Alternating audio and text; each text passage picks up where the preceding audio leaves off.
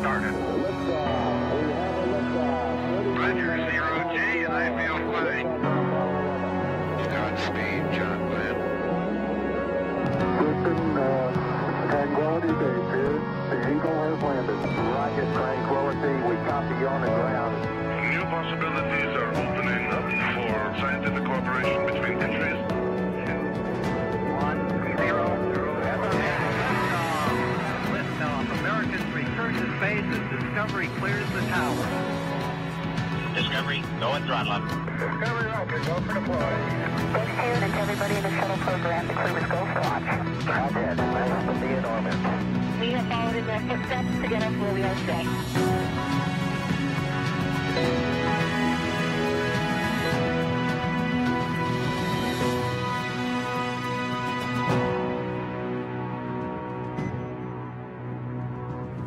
And you're looking live at the Crew Dragon spacecraft on top of a Falcon 9 rocket set to launch 4 astronauts to the International Space Station in a little less than 4 hours. But right now, they're live inside the room right here. Crew 4 astronauts getting their spacesuits on. And this is a live look inside that suit-up room where the crew of 3 Americans and 1 European astronaut are completing their checkouts of their spacesuits. Welcome, everybody, to the Kennedy Space Center in Florida for live coverage of NASA and SpaceX's launch of Crew 4. I'm Daryl Nail, and I'm with Megan MacArthur, astronaut from Crew 2. You were the pilot in that mission, so it's great that you have that experience and that you're here to share it with us because you know this mission well, but you also flew the space shuttle. Absolutely. It's always exciting to be at Kennedy Space Center on a launch day. I'm super excited to see my friends getting ready to fly. They all have big smiles on their faces, and it's going to be a great time watching them get ready tonight. Absolutely, and it all started when they woke up today at 8:37 p.m. yesterday, because we just rolled over midnight into Wednesday, but it was Tuesday just a few hours ago, and that gets everything rolling. That's right. It's we think of the day as starting sort of at launch time, but in fact they've been up for many hours going through some weather briefings, some last-minute checks, and as we see them right now, going through the suit checkout before they take the next steps to head out toward the rocket. And we'll jump back into the room here in just a second to get more of your insight on that. We want to invite you at home who are participating. You can participate really by using the hashtag AskNASA. The advanced team is in the White Room, and we are on schedule. There you'll hear the operational audio. We'll have that playing in the background from time to time. We'll try to make sure our comments are down and low when they talk so you can hear that. But in addition to Megan's analysis, we also have teams around the country covering all the action, and there you see them now. We'll get updates from SpaceX headquarters in Hawthorne, California, as well as NASA's Mission Control Center in Houston, and of course, right here in Florida. And there's Dan and Jesse mugging for the camera. I appreciate that. And of course, the rocket is on the pad. We'll talk with Crew 3 astronaut Rajachari, who is in space right now, making preparations for Crew 4. Now let's go back out live. There is the rocket and the spacecraft, and this is the suit-up room, a historic room inside the Operations and Checkout Building, the Neil Armstrong Operations and Checkout Building at the Kennedy Space Center, where astronauts have been getting ready for launch, going all the way back to Apollo 7, and then in this building, back to Gemini 3. It's it's a great feeling when you walk into the room and you recognize the history that's taken place in that room. Visually, it does look different than when we use the room for shuttle. Not tremendously different because the purpose is still the same. You're still getting into your spacesuit, making sure everything fits where it's supposed to, making sure the suit has its pressure integrity checked, and that's what they're going through right now. So this is really kind of the beginning of that buildup of excitement that's going to continue for them throughout the night. Absolutely, and each one of the Crew 4 astronauts is in a seat that is molded exactly as it is in the spacecraft, right? That's right. So the cushioning that you see can be changed out based on the size of each individual astronaut, and the idea is that seat is going to cradle you through the various dynamic phases of flight. So you want it to fit you pretty well. And you can see the SpaceX suit techs there with them, monitoring both on laptops, but then also interacting with the astronauts. Can you believe it, Megan, that you were in that room? Just about 1 year ago. It's hard to believe. In some sense, it feels like it was yesterday, but in other ways, it feels like it was a lifetime ago. Yeah. But watching them go through this now definitely brings back all of those memories and those feelings from being in that room and having that excitement build. You can see the equipment against the wall, the gray colored equipment with the dials and the switches and knobs. That's original from the shuttle and Apollo era. They left it there as kind of an homage to the era of past spaceflight. I think that's right, and it really does, having been in there before, I'm definitely a person who appreciates history, and I think it's a nice, like you said, homage to the history of that room and the achievements that started, the day started in that room. So it's neat to still see that there. The SpaceX team, of course, runs a very efficient process. They've done this now several times, and they'll continue to improve their process and get better as they learn things from every mission. I was thinking this will be the 7th time that they've launched people on a Crew Dragon. And that may seem like a big number, but in a way, it's actually still quite a small number. So we do expect to continue to learn things every single time we do it. And we are on an increase of that pace, right? Absolutely. As it's really starting to pick up. Just got that commercial crew back, and the private crew that Axiom 1 just came down. Yep. So let's get to know Crew 4 just a little bit more. This is the 4th rotational crew to fly on a commercial spacecraft, and each astronaut brings a diverse set of experiences to today's flight. And that astronaut that you see right there sitting in the chair, let's start with him. That is Dr. Kjell Lindgren. He was born in Taipei, Taiwan, but spent most of his childhood overseas in England, which he very much appreciated. You'll hear more from him about that. He was an instructor and jump master with the U.S. Air Force Academy and also has a doctorate in medicine, and he served as a flight surgeon for NASA. After he was chosen as an astronaut, Lindgren flew on Soyuz and spent 141 days in space during Expedition 44 and 45. He has a wife and 3 children, and today, Megan, he is the commander of Crew Dragon. That's right. He is going to make an outstanding commander. He's a wonderful, talented person, obviously experienced at living and working in space, but also just a really good human. He's going to be looking out for his We're at crewmates. T-minus 3 hours, 45 minutes. The side hatch is now open, and we are on schedule. And they're very lucky to have him as their leader. Up next is fellow airman Bob Hines. There he is with his visor open, communicating with his suit tech. He was born in Fayetteville, North Carolina. He has a wife and 3 daughters. He has a Master of Science in Aerospace Engineering and served 21 years in the U.S. Air Force as a test pilot. He was also a fighter pilot. He flew the F-15E. He came to NASA as a research pilot, where he flew science missions in our WB-57. Today, he's going into space for the very first time as the pilot for NASA SpaceX's Crew 4. Megan, you were the pilot for Crew 2. It's a position you know well. That's right. It's an extremely important role, Daryl, as I'm sure you know. Of course, because you did it. I first got to interact actually with Bob when he was an instructor pilot for T-38 for the Astronaut Corps.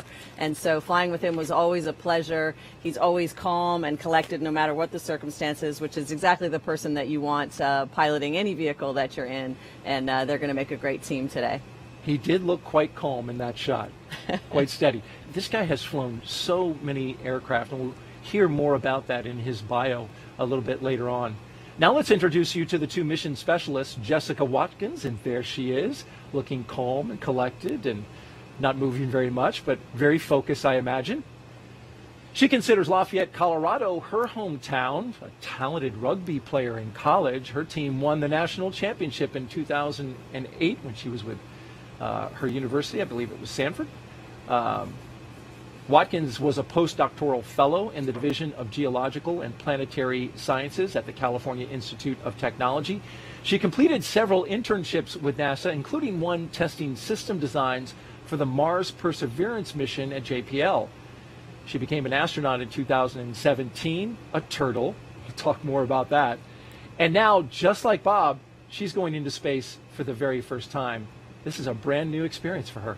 Yep, it's a bit of a turtle takeover, I think, is what we're experiencing on Space Station right now. But Jessica is an outstanding crew member. It's been fun to get to know her since she arrived with her classmates. Just tremendous amount of knowledge that she brings. can be very focused and serious on the task at hand, but boy, when she smiles, it really lights up the room. I think this crew is going to have a lot of fun together. It sure does. And as she motions towards her suit, calling over the suit tech, what are you communicating with them about? So it depends a little bit. They're going to be asking you how things fit, how they feel, how you can hear, if you're having any problems with the communications system, as well as with the cooling system. So there's a variety of things that they could be checking at this point. The second mission specialist is Samantha Cristoforetti. She was born in Milan, Italy, but now lives in Cologne, Germany with her partner and 2 children. In 2006, she earned her fighter pilot wings and flew the AMX attack fighter at a base in Italy. In 2013, Cristoforetti launched into space aboard a Soyuz for a long-duration space flight to the International Space Station, so she has quite a bit of experience aboard station. Several years later, she was awarded the Knight Grand Cross of the Order of Merit from the President of Italy, and today she returns to space and the space station with Crew 4. Another very impressive resume, but also just a great person to be around. So they're going to really work well together. They've gotten to spend several months together training and getting to know one another. And I think this mix of experience and skills is going to blend really well and make for a successful crew.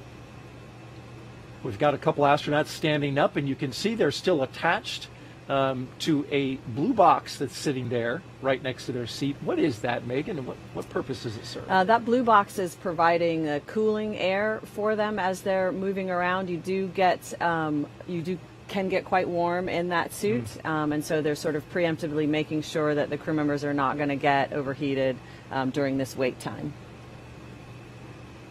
And each of these 4 crew members will be part of Expedition 67 once they arrive at the International Space Station, getting some final fit checks there for Chell, as his suit tech is taking care of it, making sure there's, as you said, Megan, no hot spots. Want to be comfortable when you're getting ready to launch. So now let's check in with our team monitoring preparations for launch at SpaceX headquarters in Hawthorne, California. We're going to NASA's Dan Hewitt and SpaceX's Jesse Anderson. Take it away. Hey, thanks, Daryl, and hi, everybody. Good evening. I'm Dan Hewitt. Thrilled to be back here at Hawthorne for another crew launch. Yeah, and I'm Jesse Anderson, a production engineering manager here at SpaceX, and per usual, super excited about Crew 4 today.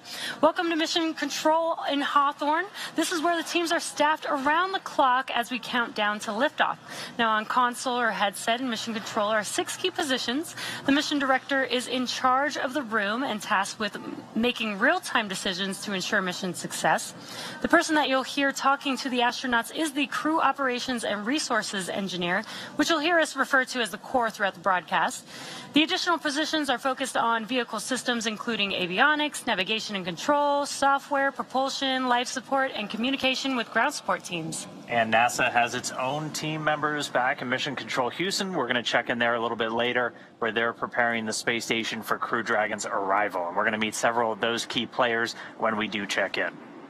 Now, today's ride to the space station will take about 22 hours, with Dragon flying autonomously the entire way.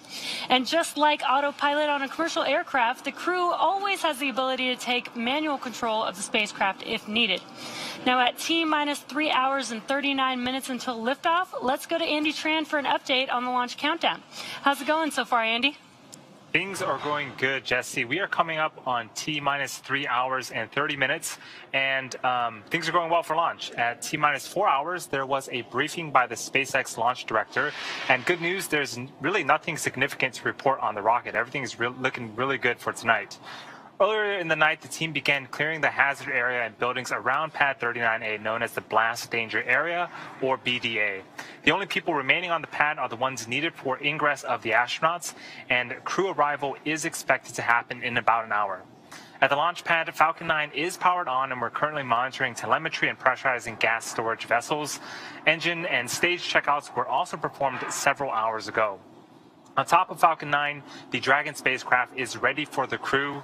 Functional checkouts were performed, and most recently, the Dragon propellant system was pressurized to final flight pressure about an hour ago. Currently, all spacecraft systems are a go. Launch range is also ready to support and working no issues at the time. The weather is cooperating as we continue to count down to liftoff. So again, everything is looking great for tonight's liftoff. With that, I'm going to send it back over to Daryl and Megan. All right, thank you very much, Andy. It's now T-minus 3 hours and 37 minutes and counting here at the Kennedy Space Center in Florida as we cruise around the desk here. The crew ate breakfast a little after 9 p.m. last night. Medical checks then followed, and then less than an hour ago, they got a weather briefing to make sure they were all good for launch. I heard from Rob Navius, PAO over at Johnson, that the launch corridor, the abort corridor, I should say, weather is good there, and that's a tough one to get because that's a large swath of area. Yes. Now, we're looking inside the room now at suit-up room at astronaut crew quarters, and you can see we're getting ready for a crew walkout. The techs are now finishing up each crew member. They're in their own custom spacesuit inside the historic astronaut crew quarters suit-up room. And in a few minutes, at T-minus 3 hours and 25 minutes, the crew will be making their way out of the famed suit-up room that we see here. They'll go down a hallway and into an elevator down to the first floor, and then outside to the families where they will be greeted by them and their loved ones and a small group of well-wishers. There'll be some media on hand as well before they head out to the pad. You see there in the upper left part of your camera there, a blue flight suit. That's Joe Acaba. He's the chief of the Vehicle Integration Test Office, and he's managing the crew schedules and all the crew quarter operations. He's the one keeping them on time in the room, right, Megan? That's right. There's a team of folks that are managing that schedule. He makes sure that the operations for the astronaut quarantine facility run smoothly, that everybody has everything they need, everything from the air conditioning to the food to, everything in between. He's making sure that runs smoothly for everybody there, which is an important job. And boy, they sure do feed us really well in that time frame. And right there is Zena Cardman. That's right. Fellow astronaut. Fellow turtle. And a turtle as well. There's another turtle in there. Yeah. She is supporting the astronauts, right? That's She's right. in the support role, wearing, as you notice, the black SpaceX ninja suit, as they call it. Yes. And there's a reason for that. Well, yeah, that's, I think, because the team is kind of one team is the idea, and she blends in with the rest of the team. But it is nice for us to have that one NASA representative, knowing that they're holding on to any messages or any information that we need to pass back and forth. So, Megan, you were on both sides of the stanchions when this walkout. Countdown 1, we're T-minus 3 hours, 35 minutes. Crew suit donning and checkouts are complete. We're on schedule. Okay, they look finished and they're all ready to go. And as I was mentioning, you were on both sides, so both on the inside as an astronaut for Crew 2, but then also on the outside for your husband, Bob Behnken, who, along with Doug Hurley, flew that historic mission, the first Crew Dragon to go to the International Space Station. That's right, and it's a different experience with some similarities. As the family member, as the loved ones, you're outside. You're very excited for them to come out. You're thinking about how they're feeling and wanting to give them, a good, bright, joyful send-off.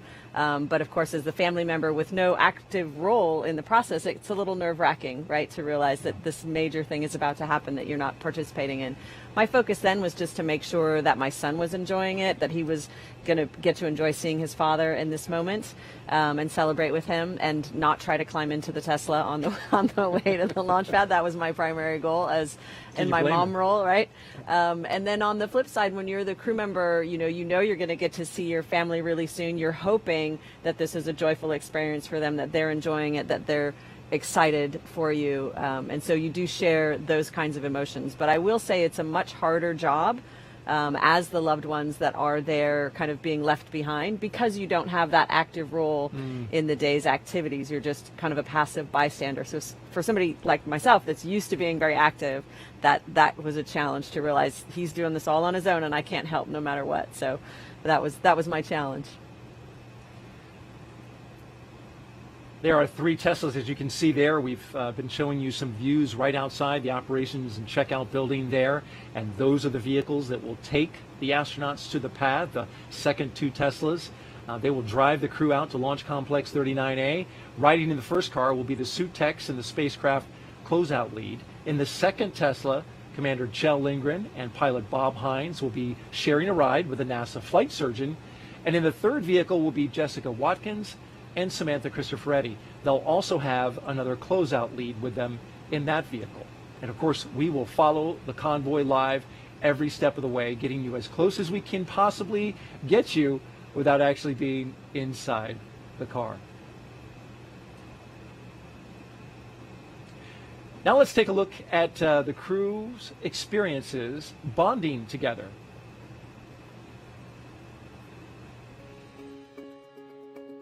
I think one of the most special things about this particular space flight are the people that I get to fly with.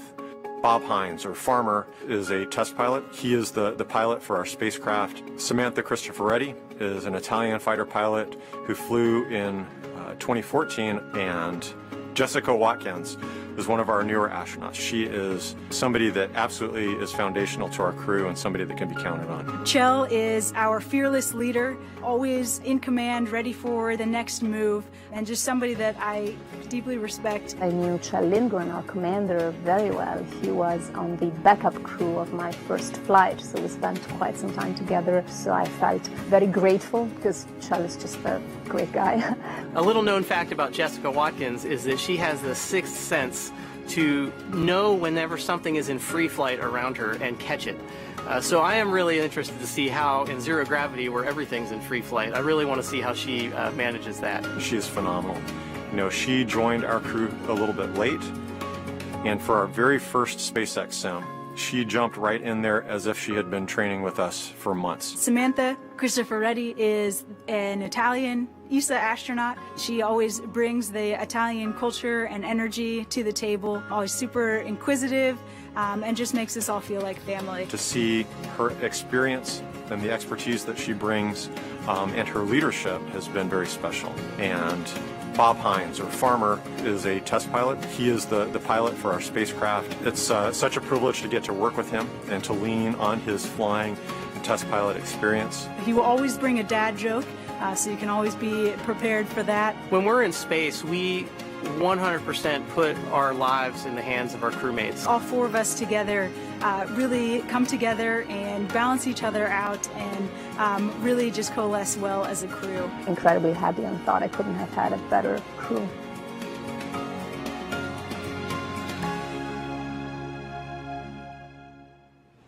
Well, you love to hear how they bond, you know, over the 2 years of training. I'm sure it was the same for your crew as well. It's the best part of the mission, really, is that How bonding. about that? Yeah. Well, this is the operations and checkout building high above from our helicopter here at Kennedy Space Center.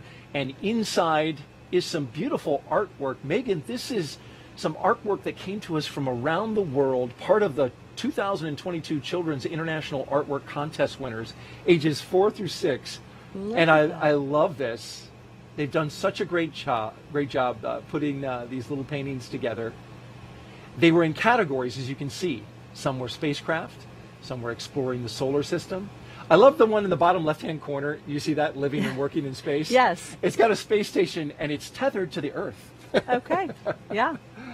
They're living in their own world there. Maybe one day we can have plants and trees like that one. Thank you to all the children who participated in our art contest. It is up on the wall, and the astronauts of Crew 4 will be walking by, and they'll see that art as they walk right by.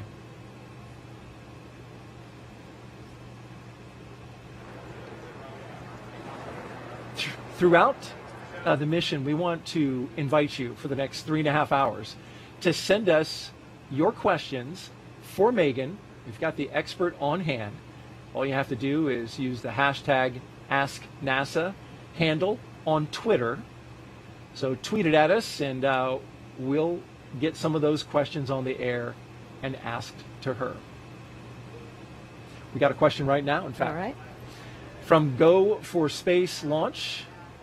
Megan, how many people can live and work on the space station at one time? That's a great question. So when I arrived aboard the International Space Station, there was already Crew 1 was there, as well as a Soyuz crew. So in total, there were 11 of us on board the International Space Station at that time. the space station is large, but that does make it a little crowded. It makes it a little crowded for some of the hardware that you need to use, for example, the toilet or the galley to prepare your food. And so it impedes our ability to work effectively when there's that many people on board, but we all live there safely, and we are teaching one another, we call it handover, to learn how to operate the space station. Takes more coordination and more planning and organization. Exactly. The size of space station is roughly, like I heard it described, as a 5-bedroom house. I mean, outside it's as large as a football field. Right. It is massive. Right. Orbiting around our Earth. On the inside, 5-bedroom house. Yes, so the living space inside is smaller than the overall size of the space station. There's a lot of external structure on the space station that, the truss that holds a lot of our equipment, power generation and distribution equipment, for example. And those are not pressurized living spaces, but they are still part of the structure of space station. So the living space inside 5-bedroom house is a closer number. Okay, very good. And about 6,000 square feet is what I heard as well. We have another social question as we are live outside of the crew quarters waiting for the astronauts from Crew 4 to walk out. What are some of the manual features on the SpaceX Crew Dragon capsule? That comes from William 46617-13744. So the manual features are designed in the event, because the vehicle is designed to be largely automated and ground controlled. So the manual features are designed in the event that the crew has to take over or has to take care of themselves in some way. So we think about manual flying as a capability that we have close into the space station should that become necessary. We don't expect that to ever become necessary, but it was tested out on the original demo mission. And as the pilot, that was something that you had to know well. We had to train, Shane and I trained that together, and in the event, for example, that we had an unsuccessful docking, we would have to make sure that the vehicle was departing the space station appropriately and safely, and if it wasn't, then there was some manual control that we would take and do some maneuvering with the spacecraft. But fortunately, we never had to do that, but that's an example of the kinds of things that we can do manually on space. Great capability. Yeah, absolutely. It's autopiloted. If nothing goes wrong, but you want that ability to jump in and take it. Great question. Keep them coming. We've got another one here. Jet for Me asks, what's the launch trajectory and visibility for the Crew 4 launch? Now, this is a little bit more of a complicated question dealing with the trajectory of this particular launch. It's the same as it was for you, where we're going up and out over the Atlantic seaboard. Right. So I didn't get to see the last one like this, but I would imagine that it's going to be a spectacular view for those in the local area because it's a night launch, and hopefully the lighting conditions will be similar and that you can see the trajectory for quite some way as it flies up along the Atlantic coast. Especially at night with the brightness that this rocket gives off. And as we look live here at one of the Teslas and members of the media and family members gathering, you can see in the left-hand side, Administrator Bill Nelson, NASA's administrator, former Florida senator here in the state of Florida. And next to him is Bob Cabana, the former director of the Kennedy Space Center and current associate administrator, working out of headquarters now, helping Administrator Nelson lead the agency. See Kelvin Manning as well to his right. And here comes Crew 4 down the hallway. All right. On the left, Bob Hines. On the right, Kjell Lindgren, giving a good wave. With those smiles. Great smiles. Jessica Watkins and Samantha Cristoforetti. And there in the elevator they go. Look at all those signatures, Megan. You can see them on the wall. Folks who have supported this program. Yes, I remember that when we got into the elevator, and it's such a good feeling. We don't often get to interact with the thousands and thousands of people that make it possible, and it's so nice to see that just tangible evidence that they're thinking of us, and it reminds us, of course, we all are always thinking of them too, but it's a nice reminder of how large and how dedicated this team is. Got the elevator closed, and now they're on their way down from the fourth floor to the first floor. And we are just now moments away as a result from seeing the Crew 4 astronauts exit the operations and checkout building. Yeah, so excitement is building. I remember waiting inside, you get down off the elevator, and then everything is timed very precisely. So you wait for just a couple moments, and then the SpaceX team will give you the cue to start walking out, and that excitement builds pretty quickly. And since you speak of that, Megan, we want to give you a little flashback. Take a look at the screen now. You might remember this. Demo 2. And there you are in the light blue Yep. with your son saying goodbye to your husband, Bob Bacon, on that historic flight. That's right. That was a really special moment, and it was great to see how excited my son was to see his father. There were no tears. It was all smiles and cheering. My son, I think, was determined to say, "Launch America," first and loudest, and so that's what he was doing. He did a great job. And then in April, Crew 2, this was your launch. And Yes. now the role was reversed. You were in the astronaut suit getting ready to go out and launch, and your husband was there with your son. That's right, and I was listening out for that Launch America, and sure enough, I could hear it from probably 20 feet away. That was a wonderful moment. And now we look at the doors for Crew 4, awaiting their moment with their families before they go out to Launch Pad 39A, a historic pad here, where their rocket awaits them, as well as their spacecraft, the Crew Dragon Freedom.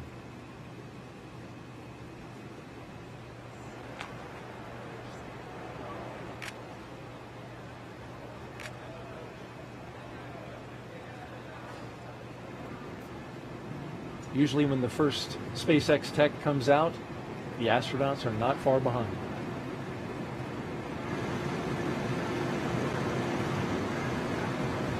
You can see on the top there the NASA meatball, the logo, and the various mission patches around it. Those have been put there by previous crews. That's right. You can actually just barely see the meatball. It's almost completely covered with mission stickers, but that's an important part of the traditions as well.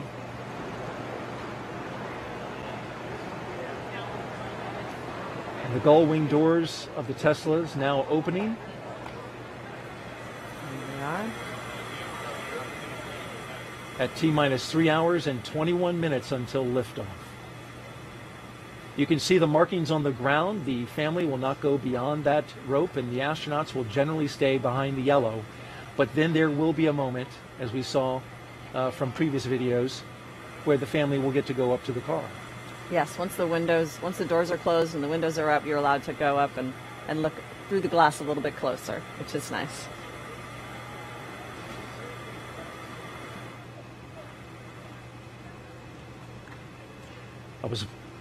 There they are. There they are. Countdown 1. The astronauts of Crew 4 getting ready to go to space, taking their first steps outside from left to right. Jessica Watkins, Bob Hines, Kjell Lindgren, and Samantha Cristoforetti. Oh, what do we got here? 1, 2, 3, 4! Nice. And a cheer before they go off to space. Very good feeling. I like the huddle. That was a nice little touch. Very nice, yes. You're going to KLI. And here's that moment, Megan. It's a wonderful moment. Just seeing the smiles on the faces of your loved ones, knowing that they're there for you, that they're excited for you. It's really special.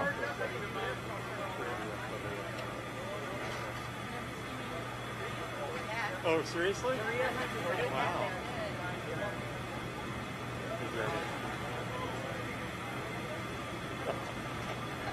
That's hard to do on command. We'll listen in for some of the comments. Maybe we'll get to hear Kjell's big booming laugh one more time. Get home and get Pippin and hand off the streets for me. After this, after I get in the car, I think you guys are going to get to memorial. That's good.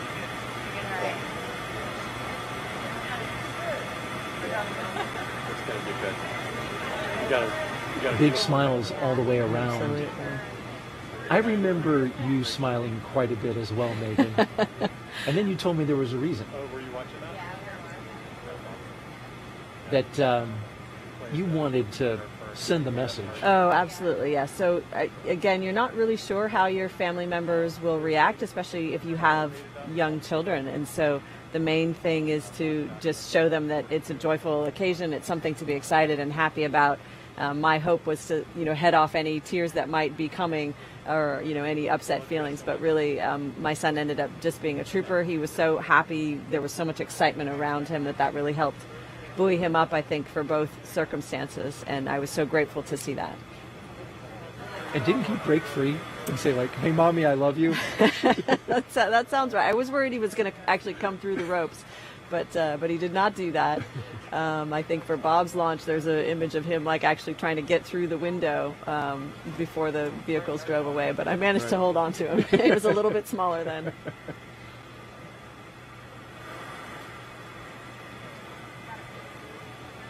One of our astronauts really soaking it in. I believe that's Joe. Yeah, I don't want to miss that picture, that perfect photo. That does look like he's posing. And the wave. Oh, thank you guys. Great shot there from our helicopter above. I think maybe that's Farmer. Sounds is that Bob Hines? I think so.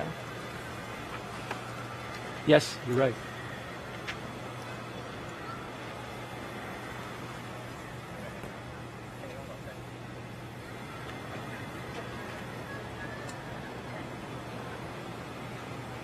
That shot from above was actually from one of our photographers, not the helicopter. I want to correct that. That is our helicopter shot. Hey, Kat. Okay. Doors closing. Our helicopter will follow the entire way as the convoy pulls out. You can see the SWAT vehicle in the background, and now the families and loved ones come in. Yes, they get that up-close view one more time with their loved ones, and that's really special. Any last little messages you want to share privately, or just hands up against the glass? It's a special moment. And Megan, the plate for on every car of the Tesla is "Go for launch."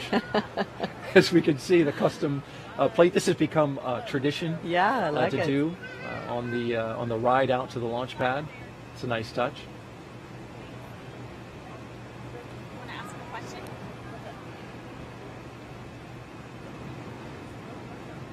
As they get ready to pull out there, I'm wondering, Megan, is there a little bit of a conflict for the astronauts seeing your loved ones, knowing you are getting ready to do something that involves risk? Right. It's something that obviously you're not thinking about it for the first time at that moment, but it's certainly present in your mind. It's something that you ideally have talked about with your family in the months and weeks, even years really, leading up to making a decision like this. And depending on the age of your family members, you do it in an age appropriate way. And so for us, we wanted to make sure our son had a chance to watch a rocket launch with both of us present. So we took him to an uncrewed cargo launch when he was maybe 3 or 4, and then kind of a build-up approach for him, and introduced it to him gradually so that he could get comfortable with the idea. And at first when I told him I was going, he said, "Absolutely not. You're not going." And then he said, "Okay, you can go, but 180 days is much too long." So it's not really a negotiation, but it's a sort of a gradual introduction of what it is. And then you try to share, obviously, why you believe it's important to do these things, even though they're risky, and that they benefit mankind, they benefit all of us. And there goes our convoy rolling out to the launch pad. The last 10 miles, a 20-minute drive.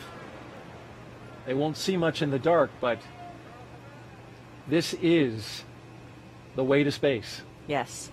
This is a nice relaxation moment. You've just gone through a happy scene, hopefully, but an emotional scene nonetheless. And this is a little bit of a time to kind of lean back in your chair a little bit. For me, it was blaring some favorite songs. And at nighttime, that was fun just because of the darkness and then the different lights that you see. It was kind of a neat visual experience. But it's just a time for a little bit of relaxation before the next phase of the journey. And now we begin the 20-minute drive with a full security escort across NASA's Kennedy Space Center and out to Launch Pad 39A. And as we follow the convoy, we'd like to take a closer look at the Crew 4 spacecraft commander and the rest of the astronauts in this convoy, help you get to know them a little bit. And we'll start off with NASA astronaut Kjell Lindgren. Why do we explore? I think venturing out into low Earth orbit and beyond helps us to better understand who we are and our place in the solar system and the universe.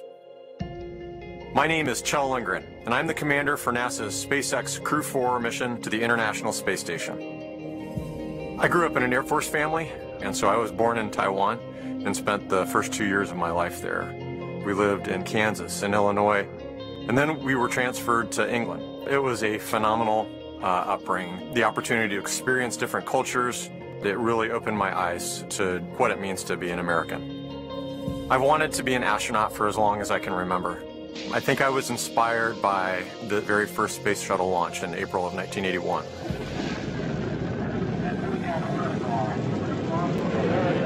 Space shuttle, and the shuttle has cleared the tower. And that, I think, is really when this dream was just burned into my consciousness. And so I charted out a path. I went to the Air Force Academy, maybe to become a test pilot and then ultimately to join NASA as an astronaut. That path took some twists and curves, and I ultimately did not become a pilot, but went into medicine. And yet, still found a path through medicine where I could serve human spaceflight as a flight surgeon at NASA, supporting our crews training for International Space Station missions. But I still had that dream that perhaps I would get to do that job someday. It was absolutely amazing to get the call that I had been selected into the astronaut office. And it felt a little bit like a culmination of the hard work that I had invested in getting to that point. What an amazing, really dream come true for me. In 2013, I was assigned to my first mission and spent 141 days living and working on the International Space Station. That truly was the realization of that lifelong dream, of all of those things in that moment and in that mission were really, really special. It was an absolute honor to get selected for the Crew 4 mission. And on top of that, to have the opportunity to command. Getting to fly with this amazing crew, with Farmer and Samantha and Waddy, they are incredible astronauts, and I feel very grateful to be on a team with them. But we're one small part of a larger team that spans the nation and the world. We truly get to leverage the best and brightest as we chase somewhat impossible goals. And so as we push forward to the moon, as we push to Mars, we are presenting ourselves with almost insurmountable challenges. By presenting ourselves with those challenges, we become better as a community, as a country, and as a species.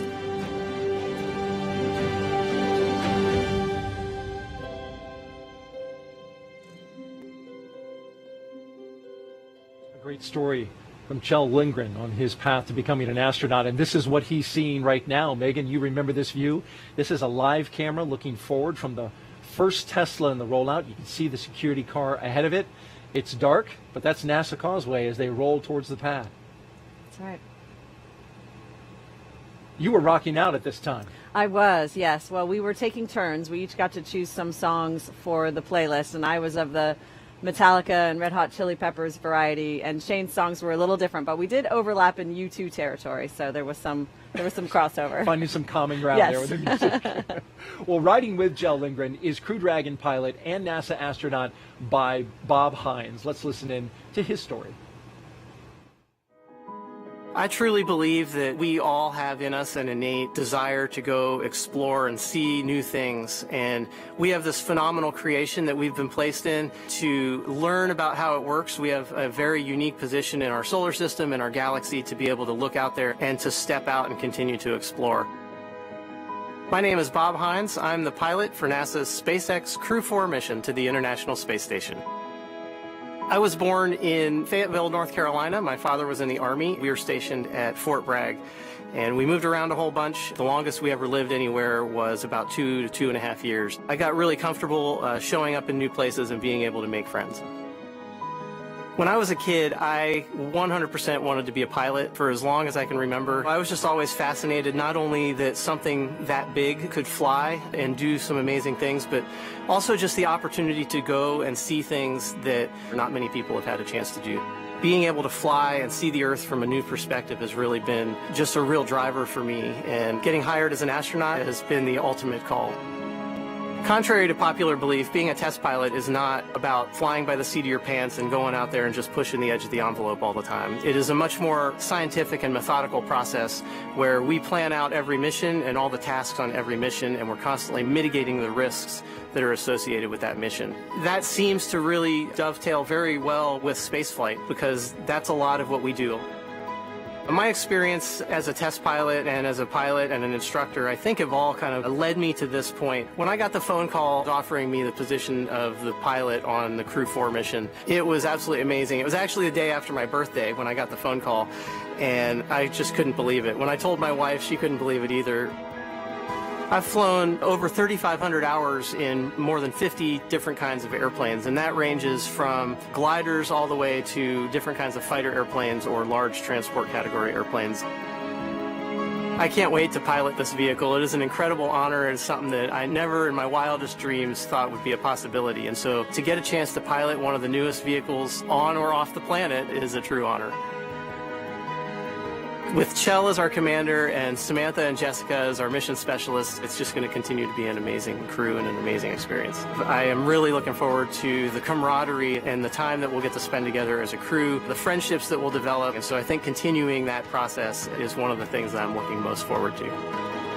On launch day, I am 100% most looking forward to the kick in the pants when those rocket motors light and we are heading off the launch pad. It is going to be the culmination of a lifehood dream, something that just spend your entire life looking for and not ever sure that you're actually going to achieve it. Our newest astronaut, Bob Hines. Being an astronaut is an incredible responsibility as well as an incredible honor. Every astronaut recognizes the honor that comes with that, but also the responsibility that comes with representing not only our respective countries, but also the world. And one of the things that we hope to show is that regardless of our nationalities or our backgrounds, when we put our mind to a single mission and we get along, we can accomplish anything.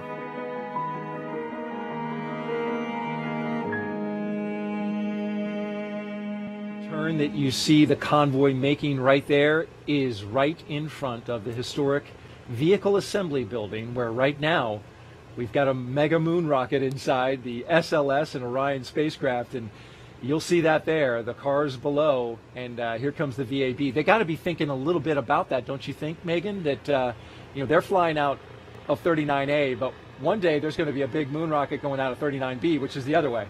Absolutely. I know they're thinking about it, even if it's just something down in the future for them. That's could be their, very well be their next ride. Beautiful shot there, the VAB, as the crew goes right by us, in fact, here at the host desk. There's our camera on the ground catching the shot, and you can hear the helicopter overhead.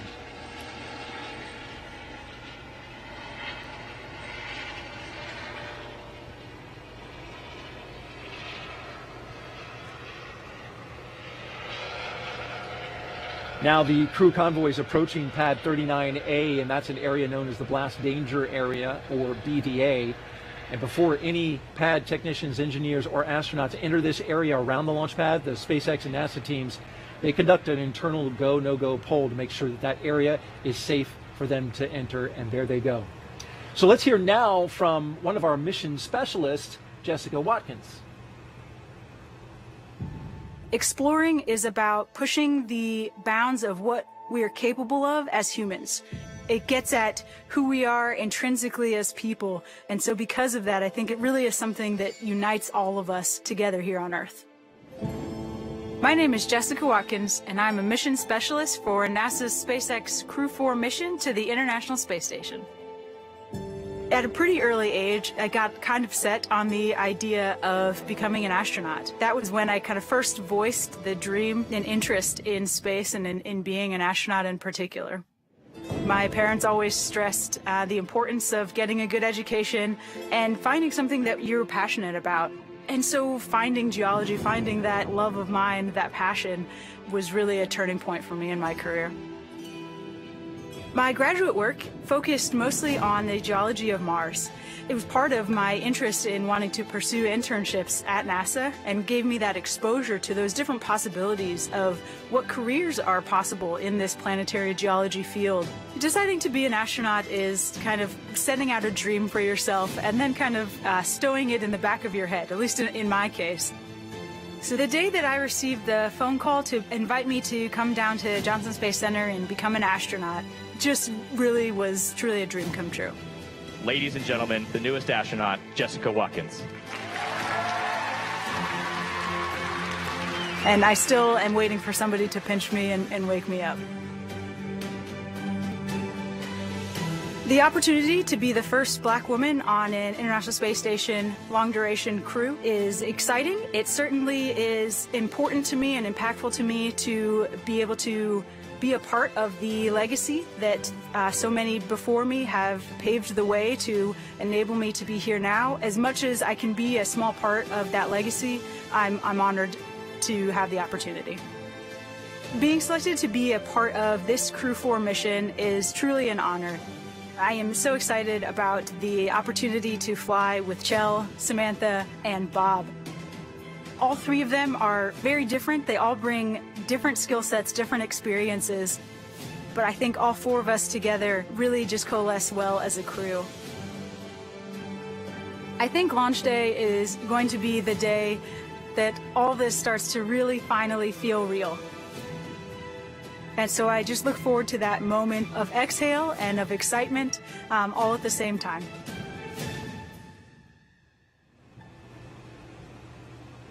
NASA astronaut Jessica Watkins there as we follow the convoy live making their way out to the pad, and we are expecting a formal announcement that the crew is on pad right around T-minus 2 hours and 55 minutes. That's the schedule. Sometimes we run a little early or a little behind, but it looks like we're right on time at the moment.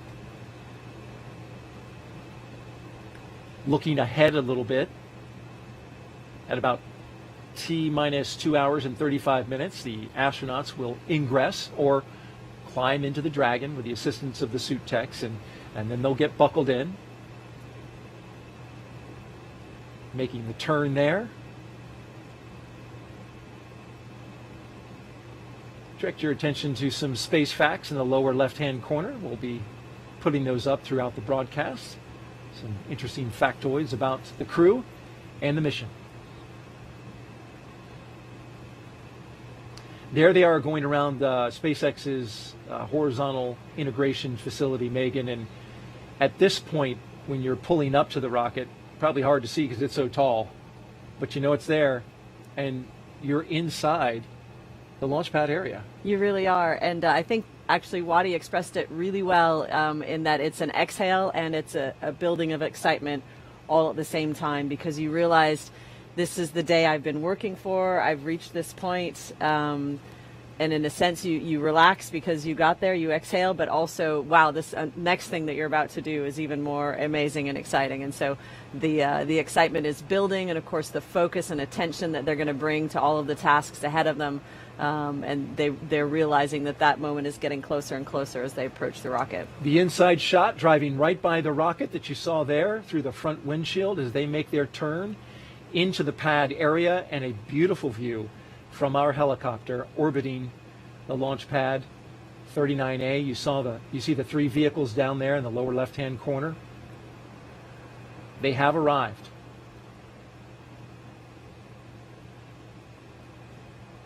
There's been a lot of upgrades to this launch pad, Megan. You flew it and flew out of there under both configurations, both as a space shuttle astronaut and as an astronaut on Crew Dragon. That's right, and we get an opportunity to tour the launch pad with a family member in the days leading up to the launch, which is really special. But other than that, we don't spend a whole lot of time on the launch pad, so getting to see it for us is always a very special thing as well.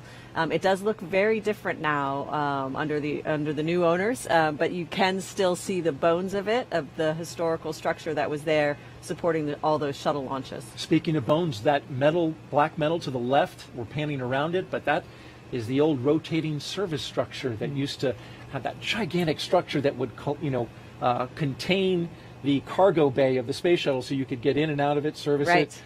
It would rotate out. Still part of it there on the pad. One, we're at T-minus 2 hours, 59 minutes. Crew have arrived at the pad. We are on schedule. There's the announcement of the arrival, and Before the crew makes their way to the elevator at the ground level of pad 39A, let's get a look at mission specialist and ESA astronaut Samantha Cristoforetti. I got the call to become an astronaut one evening. I had this feeling that the whole universe just stopped, turned around, and smiled at me. My name is Samantha Cristoforetti, and I'm a mission specialist on the NASA SpaceX Crew 4 mission to the International Space Station. I was born in Milan, in Italy, but I grew up in a tiny little village in the northeastern Alps, still in Italy. So a very rural place, small place. In the mountains, I grew up skiing and enjoying the outdoors. My parents owned a hotel, so that's what they did all their working life. We actually lived in the hotel. It was our home. I started dreaming about becoming an astronaut pretty early on. I was still in elementary school. I think it was a number of impressions that made me dream about that. The things that I was learning in school, also books that I read. I was an avid reader of adventure books. The fact that I was growing up in a place where I had an opportunity to go out and play and explore with other kids unsupervised and get that passion for adventure. So a number of those things, and I guess they were enough to kindle that sparkle of passion for space exploration. I completed my high school in Italy, and then I enrolled at the Technical University of Munich in their engineering degree, and that chose the aerospace track. And then something unexpected happened. The opportunity opened up of actually joining the Italian Air Force as a pilot. That had not been possible for me straight out of high school because back then the Italian military did not admit women. The very broad educational and training background that I had when I became an astronaut really helped me a lot. And the astronaut job is really very much about this broad spectrum of things that you have to master rather than being a specialist that has mastered very, very well for a long time this one thing. And so I was very grateful in hindsight. In 2014, I had the opportunity of flying to space for the first time, and I spent 200 days on the International Space Station.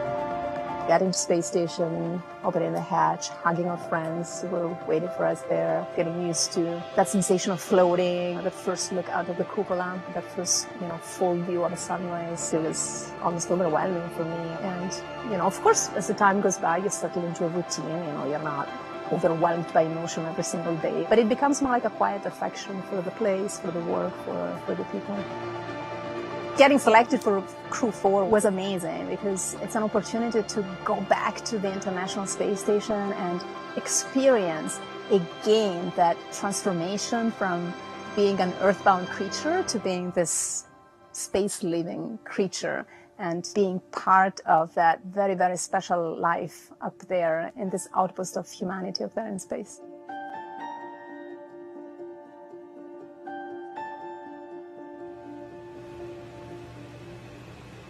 Samantha Cristoforetti, the third consecutive ESA astronaut to ride aboard the Crew Dragon.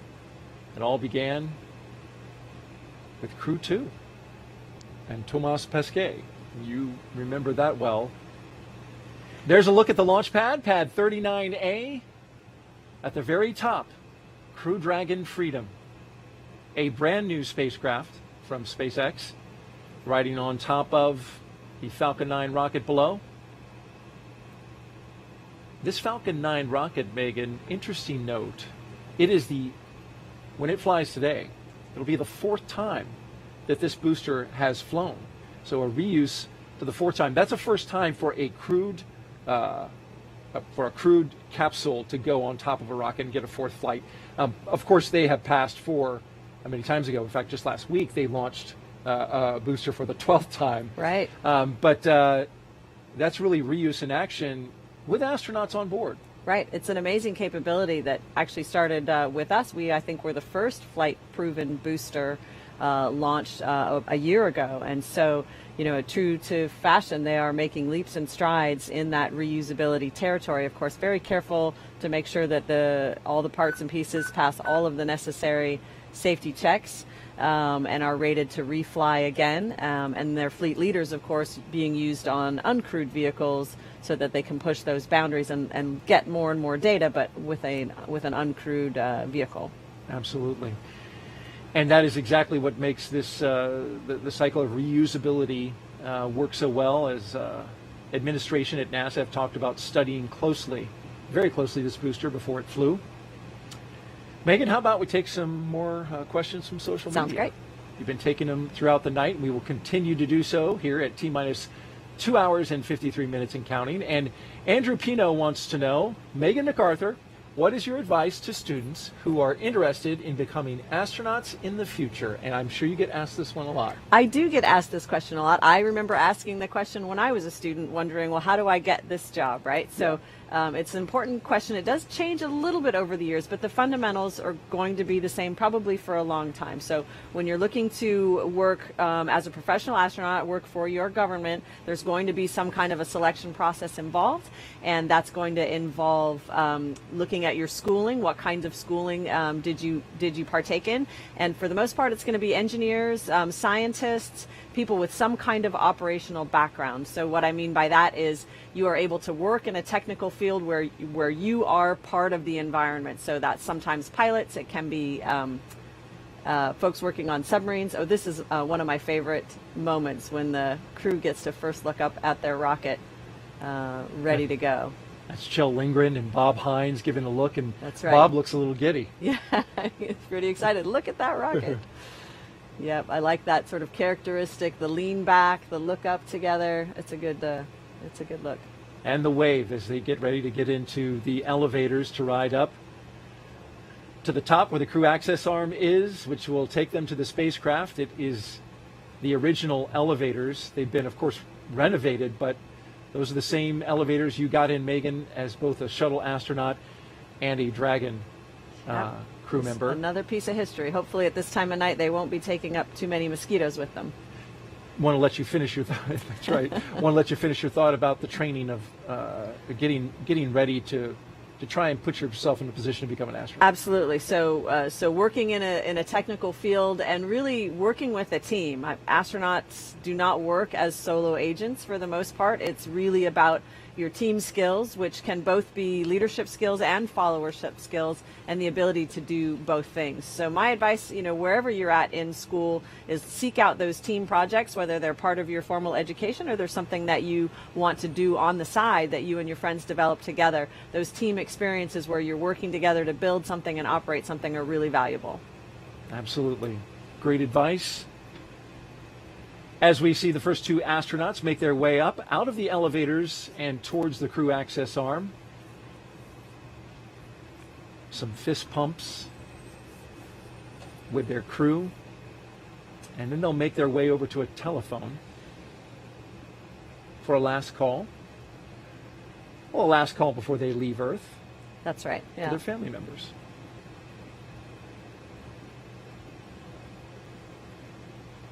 So this is about the moment when your family members and loved ones realize they really hope they've left their phone on. They haven't put it on mute, because you do hopefully get a phone call from the launch pad. There's that bend back look again. There should be a name for that move. There should be. We'll see if we can come up with one. But we should name it. Yeah. Samantha and Jessica there. How about just lean back look? You got a feather rocket in there somehow. Yeah, that's right. Yeah. I'm going to work on that, Megan. I'll get with you later. Okay, I appreciate that. Yeah.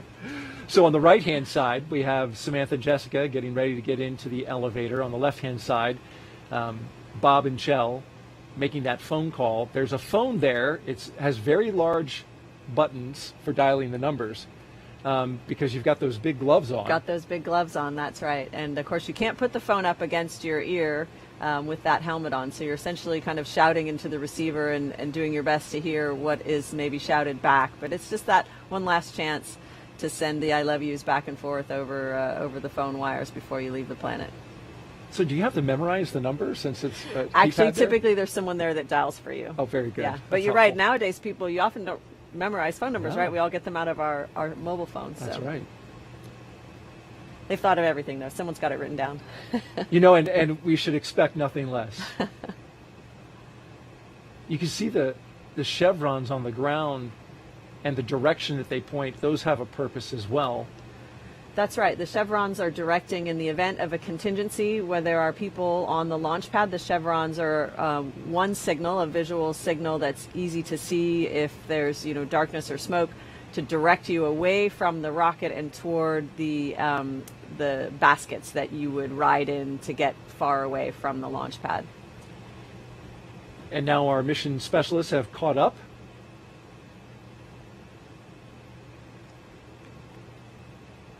So it looks like Bob Hines is having a nice little conversation there. This is a beautiful shot from our helicopter. Yes. Looking at the top of the launch tower, and the crew access arm to the right goes out to the rocket. You looked at that view. It's nighttime, and we are in a national wildlife refuge, so I imagine there's not a whole lot to see, but still. It is pretty special, and you're sort of realizing this is as close as I'm going to get to nature for a while. Yeah. And so it's a special feeling. You get a little bit of breeze on your face, and that's a special feeling as well, things that you're going to miss when you're closed up inside the International Space Station. Samantha and Jessica taking advantage of exactly what you just said, the chance to look out at planet Earth one last time before getting inside Crew Dragon.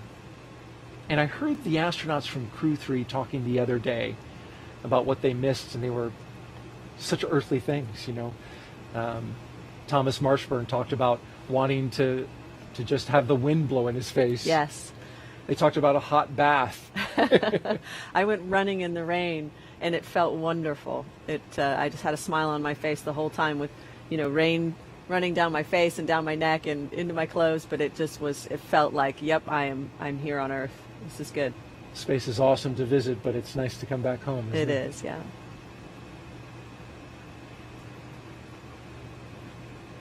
If you're just joining us, you are watching live coverage of NASA's SpaceX mission known as Crew 4. Good evening and welcome to the Kennedy Space Center in Florida. I'm Daryl Nail, along with a recent pilot aboard a SpaceX Crew Dragon, the voice of NASA astronaut Megan MacArthur. She is here and giving us great insight into the mission today. Thanks, Daryl. I just really enjoy watching them go through this and remembering what it was like for us, but as well knowing that they're going to have their own individual take on it, their individual experience, and just seeing already the camaraderie, the relationships between the crew members, and knowing that they're going to have such a fun and successful time up there. Walking down the crew access arm comes Bob Hines and Kjell Lindgren. We see them inside, and the shot to the left from the outside. Love that shot.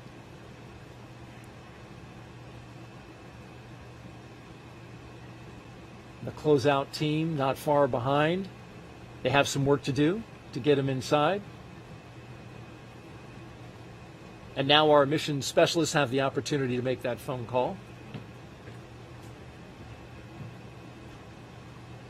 We are T-minus 2 hours and 45 minutes and counting until the liftoff of Crew 4 from the Kennedy Space Center. This is now a look inside the White Room. Kjell has arrived. Core on countdown 1. We are at T-minus 2 hours 45 minutes. The crew have arrived at the White Room and are preparing for ingress. We are on schedule. Right on schedule. You see he's got the Sharpie in his hand, and Megan, he's signing that white wall inside the White Room. He is. He's signing his name there in preparation for launch. All of the crews that have launched from there previously will have already signed their name, and so each one of the crew members will get to do that.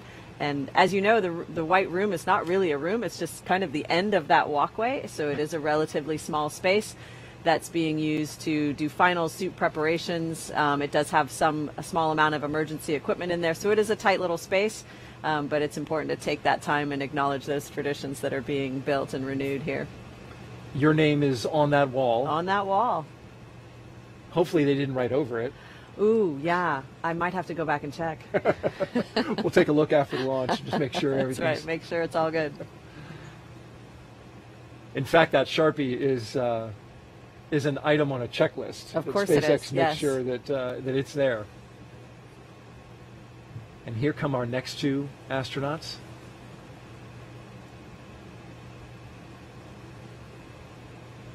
I'm finishing up one last phone call, it looks like, and then they'll probably walk together.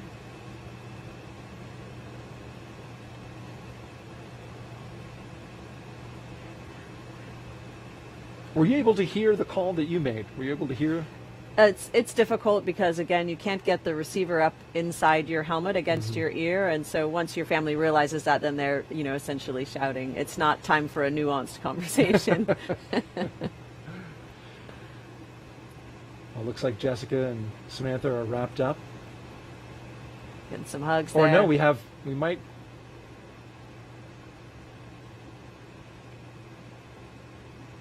I'm kind of getting juked out here. No, there they go. And here come Jessica and Samantha. They'll Big walk down the smiles. crew access arm with broad smiles. Well, Samantha is saying something, not sure what she's saying, but she is smiling. I think they could about smile their way into space. Just on the energy alone. That's right.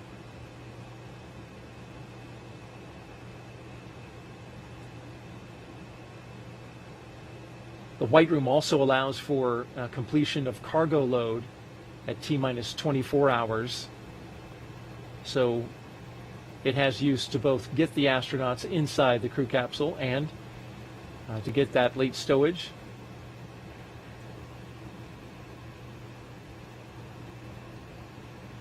This is part of the countdown that we call ingress, a milestone that we have reached at inside the 2-hour and 42-minute mark. Simply means that the astronauts are getting inside Crew Dragon. The closeout team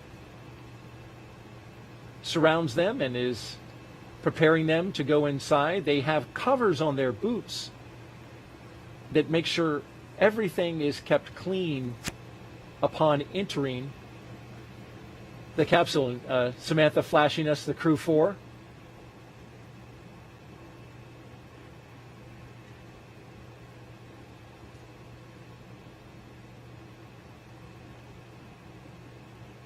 That's a great shot looking back towards the crew access arm as the closeout team does their work right there between Jessica and Samantha. And the signatures with some There fresh they are. ink. That's right.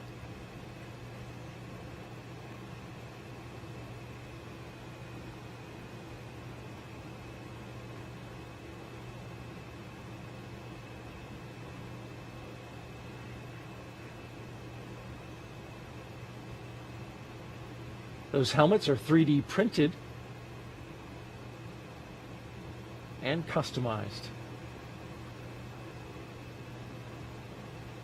All right, let's check back in with our team at SpaceX headquarters in Hawthorne, California. Send it over to Jesse and Dan. Thanks, Daryl.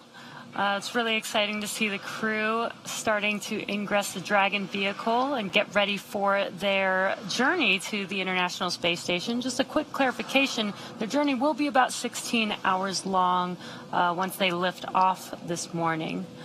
Yeah, that's right about in the middle of what we've seen for most of these missions. They can be as short as 8 if we end up getting basically a phasing angle that works really, really well. They can be as long as 2 days. So about 16 hours will be nice. But right now they're ingressing the capsule, as Daryl said. We've got Jessica Watkins still out here in the White Room. White Room is kind of their last stop on planet Earth. It's, as we said, it's the end of the access arm. There's a seal that extends from the White Room around the capsule just to help keep the Dragon interior as clean of an environment as possible, keep out all the moisture, the humidity from that Florida weather.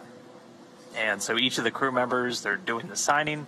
They're also getting what's known as a FOD check, a foreign object debris check, just making sure that they're not bringing any dust, debris, particles, things like that in that could interfere with the umbilicals or any of the different systems, because anything that goes in that capsule is going to space for the next 6 months. Yeah, really exciting to see Jessica Watkins and Samantha Cristoforetti signing their names.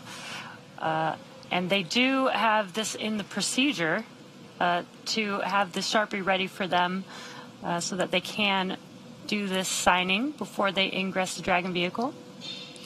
Looks like now they both have signed their signatures, and next steps is to start ingressing the Dragon capsule. Yep, we've got Chell and Bob in already, and when we get a look in through the hatch, the seats are numbered 1 through 4, so when you're looking in from the hatch, it goes from right to left. So that seat all the way on the right will be seat 1, and that's where Samantha Cristoforetti is bound. Just to the left of that is seat number 2. That's the commander's seat, and Chell Lindgren already seated there. Next to that, the pilot's seat, seat number 3, where Bob Hines is going to be riding uphill, and then Jessica Watkins will be in seat 4 all the way on the left.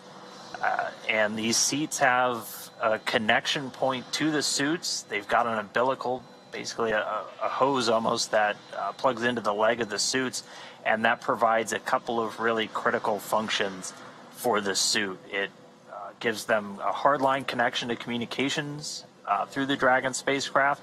It also provides the capability to flow just conditioned cabin air to help them stay cool. Performing a similar function to that blue box we saw them carrying earlier. But then one of the really critical ones that all of the different umbilical points can provide is pressurized nitrox, and that's to, if these suits need to be pressurized for any reason, we can flow that in. If they're in a depressurized cabin, if there's issue with the atmosphere or anything like that, that suit can provide a pressurized, safe environment for the crew members. You can see on your right-hand screen that all 4 of the crew members are now sitting in their seats. You can see the suit techs there helping them get strapped in or harnessed into each of their seats, and their umbilicals attached to their suits. And every part of this process is very precise. You did see as the crew ingress through the hatchway, the suit techs even put their hand over their helmet. That's a part of the procedure, again, to make sure that they don't damage anything as they enter the vehicle. Same with as they're putting together their harnessing. Again, every step of this process is very precise, and we might be able to see it in a minute here, but they do have some tablets and some pads with them where the crew can follow along with every procedure, every step of the way. And we were just looking at Chell Lindgren. He's seen this entire process from up close before. We saw Zena Cardman. She's the ASP, the astronaut support personnel for this one. Chell did it back on Crew 1 and got some internet notoriety as he was the SpaceX ninja that had 2 umbrellas as it was a rainy day. So getting a little fame from that one. But so he did that for the Crew 1. So this is not his first trip down this walkway, but this time he's going to be strapping in and heading uphill. So they're getting strapped in. They've got a 5-point harness that's going to be secured throughout the entire ascent portion. They're going to be in their suits until they're on orbit. They're going to wear these suits for all of the different, what we call dynamic phases of flight. So that's where the vehicle's actively making maneuvers. And so that's obviously going to be launch and ascent. They'll put their suits back on when we get into the docking with this, with the International Space Station. Same in reverse. They'll wear them for undocking. And then they'll wear them at the very end of the mission when we get to the deorbit, re-entry, and splashdown. Yeah, once the suit techs finish getting the crew all settled in, they will do some comm checks, then rotate their seats into launch position. Right now the seats are rotated down so that they are much more accessible, but once they rotate upwards, they'll be able to access those display panels that you can kind of see right above the pilot and commander seat there. And these Dragon seats are actually custom made for each crew member. They kind of go hand in hand with their custom suits, and the suits are basically an extension of the Dragon vehicle. So pretty cool. They get their own custom-made seats, custom-made suit, which is almost like their own personal AC system. Yeah, we'll see them get strapped in, and then there's, as Jesse said, there's a couple of events that we're gonna listen to and we're gonna see take place. Those communication checks will come up. We'll hear The core, that's essentially the voice of Mission Control Hawthorne, which for today is Arthur Berrio. So we'll hear his voice when we get ready for the communications checks. They'll call up to the crew. They'll get a quick comm check from each of the crew members. So they'll call down. You'll hear them call down as commander, pilot, or PLT, MS1, MS2 for the 2 mission specialists. And they're going to be talking to the core throughout the entire mission. And they're also going to do a communication check with a couple of other of the key team members. One, the SpaceX mission director, who here in Hawthorne has the overall authority for the mission, and also the SpaceX launch director, or LD, who's overseeing all of the pre-launch and launch preparations down there at Kennedy. And then we'll do those communications checks over a couple of different paths, both through ground sites and also through what's known as TDRS, the tracking and data relay satellites. That's what same satellites we use for command telemetry data with the space station, and same satellites that are used to get all of that to and from Dragon. So they'll do all of those checks. They're also going to do another round of suit leak checks. So we saw them do that in the suit up room a little while ago. Now that they're actually on board Dragon, able to integrate into the systems, use the umbilicals, they'll do another leak check, and then the crew will be one step closer to launch. And really exciting to see, if you're just now joining us, the Crew 4 astronauts are now in their seats. They've ingressed Dragon, and we do still have the suit techs there still assisting with getting them settled in and prepared for their mission today. The suit techs help with getting their harnessing strapped for each of the crew members, getting their umbilicals attached. And again, as Dan mentioned, they will be doing some comm checks here shortly once they are all settled in into their seats. And once we get to those checks, you'll see them using their armrests. That's where they have a couple of different buttons. One is to actually enable that communication. They can change their Vox settings, their audio communication settings, just for volume levels, things like that, inside the helmet. They're in a rotated position right now just for ingress, but after we get through a couple of more steps, we'll get to seat rotation. So we'll see their feet swing up a little bit. They rotate the seats by a little less than 30 degrees to put them in the launch position. And this is to orient them just for the best position for managing the G loads on the way uphill. It also gives them direct access to those displays. Yeah, Dan, and there's some pretty cool features about these suits as well. The helmets, you mentioned the audio attachment on their armrest. The helmets themselves have the audio basically designed into them. And the helmets are 3D printed, which is pretty cool. The suits are flame resistant, and the gloves, as Dan mentioned, they will be using that display, those display screens above the pilot and commander seat. Those gloves are actually designed to be able to use on that touchscreen. And that touchscreen's where Kjell Lindgren and Bob Hines have basically all of their direct insight into Dragon's systems. They can dig down into all of the different subsystems, and the alerts or alarms will show up there. And that's also the means of manual piloting for Dragon. There's no control sticks, there's no flight sticks, anything like that. It's all done via touchscreen. In fact, SpaceX had a really cool interactive where you could do it on the Webb when we did Demo 2 about 2 years ago. And it's very similar. They use that touchscreen to take control and command Dragon if required. Again, the flight designed to be autonomous the whole way, but those touchscreens can be used should the crew need to step in. Both Kjell Lindgren and Bob Hines, both trained, both capable to jump in and pilot Dragon. And there's also a row of buttons. You can just see them at the top of your screen that sit below those touch screens. Those are hardline buttons to a couple of just really critical items.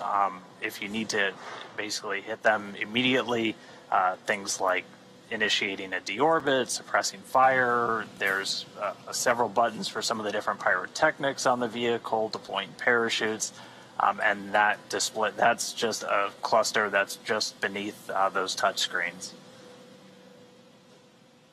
Looking like we're getting close to getting the suit techs out of there. Yeah, looks like we had some fist bumps, and the suit techs are now egressing or exiting the Dragon capsule. All right, well, with the suit tech starting to get out of there, we should be coming up now on those communications checks and suit leak checks. So we should be getting some call outs from the core, the crew operations and resource engineer, coming up in just a couple of minutes. So again, we've got a couple of those milestones coming up. We're going to do those communications checks. They're going to do leak checks. And then after we get through all of those, we'll be a little bit closer to closing out some of the final pad ops. That closeout team will be responsible for closing that side hatch on the Dragon spacecraft, which will get its own leak check. And once that side hatch is closed, and once we pass the leak check, it doesn't open again until Dragon is splashed down at the very end of the mission. Yeah, we've got some really cool views of the pad on your left-hand screen with the crew 4 crew inside of the Dragon capsule there. So far, we've had a pretty on-time schedule today. The crew, we did watch live as the crew they were all in the suit-up room doing their suit leak checks. We followed them as they got into their Teslas and rode to the launch pad as they climbed the fixed service structure. And now the crew is all settled into their seats. The suit techs are out of the Dragon vehicle. And now are prepping for the next steps, as Dan mentioned, getting ready for the hatch closure, as well as the comms checks that we should hear coming up. SpaceX, Freedom, we are ready for comm checks.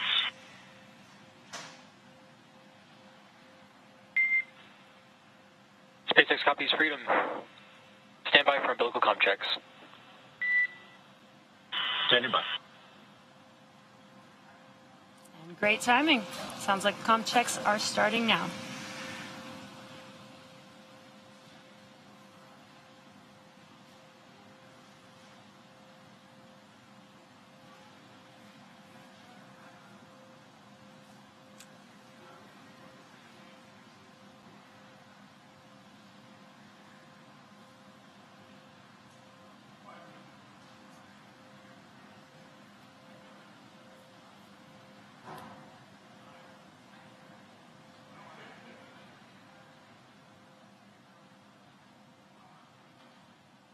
We're just standing by for those communications checks to pick up. That's the core, the crew operations and resource engineer, Arthur Barrio. On the left side of your screen, he's sitting just behind us in MCCX here on Hawthorne. Again, we're going to hear him give a call up to the crew. He'll get comm checks from the commander and the pilot first. CDR, PLT, MS1, MS2, comm check. Freedom, CDR, loud and clear. Freedom, PLT, loud and clear. Freedom, MS1, loud and clear. Freedom, MS2, loud and clear. Core copies loud and clear. Umbilical comm check is complete. Stand by for ground station comm check. Freedom, standing by.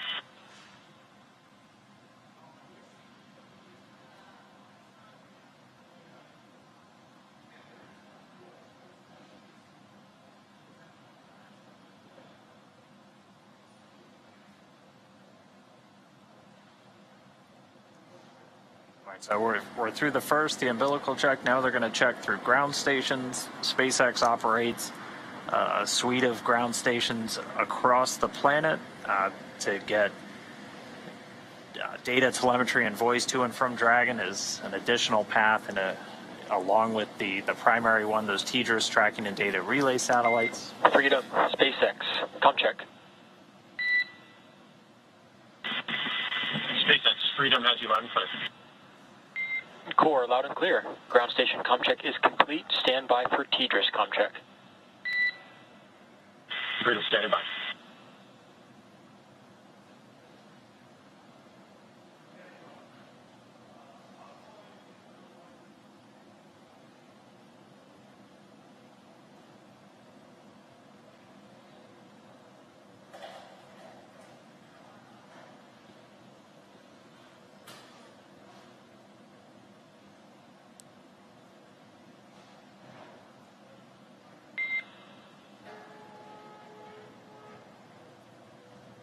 Freedom, SpaceX, comm check.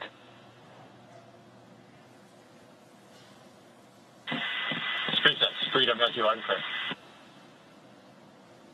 Core, loud and clear. Teacher's comm check is complete. Stand by for comm checks with MD and LD in the launch configuration. Dragon MD on Freedom, countdown 1, comm check. MD, Freedom has you loud and clear on countdown 1. MD, loud and clear. Stand by for comm check over Dragon to ground.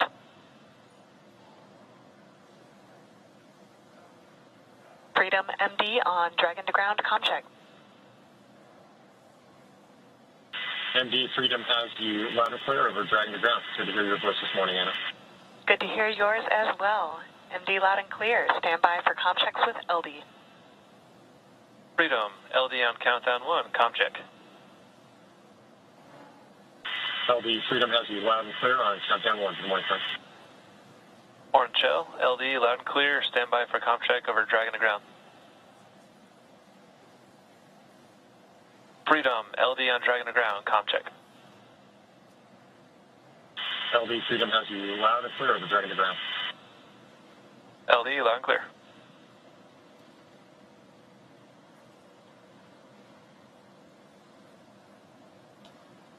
Freedom SpaceX, with that shell, launch configuration comm checks are now complete. Please report when ready for seat rotation per section 2 of 4.100. Freedom copies. Woke up.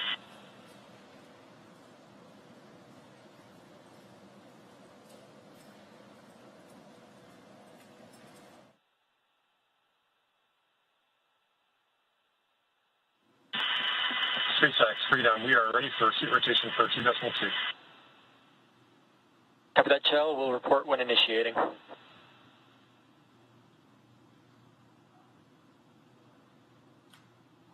So we're just hearing that the comms checks have been completed successfully, and we're about to get into seat rotation here in a couple of minutes. Really no issues in work as the countdown continues smoothly. We heard updates from the team that things are on schedule several times, which is always a good thing for liftoff. The Dragon launch ops team has completed their major activities to prepare the spacecraft for the astronauts. The Falcon 9 team is also located Dragon, in SpaceX firing initiating room seat rotation. 4 in the Launch Control Center at Kennedy Space Center. And you just heard the call out that we are beginning seat rotation. And if we get this, if we keep this camera view, you should see the astronauts start to tilt back and be in their launch configuration. And there it goes. Some waves to the suit technicians as they continue to rotate up. Now this does a couple of things. This gets them first and foremost ready for when we do ignite the Merlin engines on the first stage for ascent, but it also gives the pilot and the commander access and better visibility to the LCD screens that you see in front of them.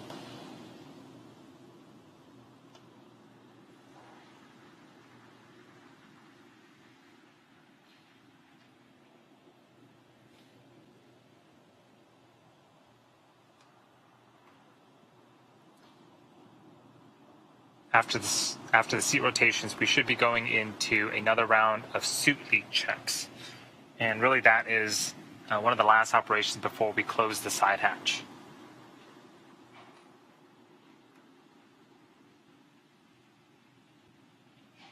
Freedom SpaceX, seats are in the launch position. Freedom copies, concurs. There was a confirmation that we did successfully rotate the seats. Just a quick update on range and weather. Both are really looking good. We look at weather not only at the launch site but around the world. We need to make sure conditions are acceptable if Dragon has to splash down in the Atlantic in case of an escape. We're also monitoring contingency splashdown locations if the crew had to come back to Earth before docking at this time, with the I can give space you a station. go for Section 3, suit leak check preparation. Okay, we copy. We are go and 4.103.1 for suit leak preparation.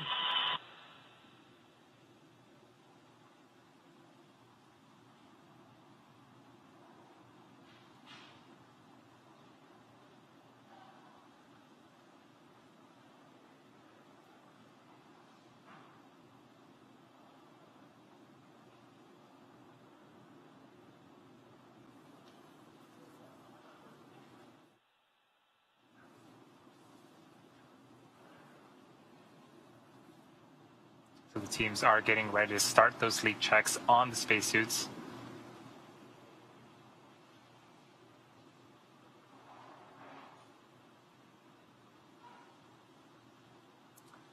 So the clock continues to count down. We are at T-minus 2 hours and 18 minutes until liftoff. But as this continues to count down, we're going to check in with Chelsea at Johnson Space Center in Houston, Texas.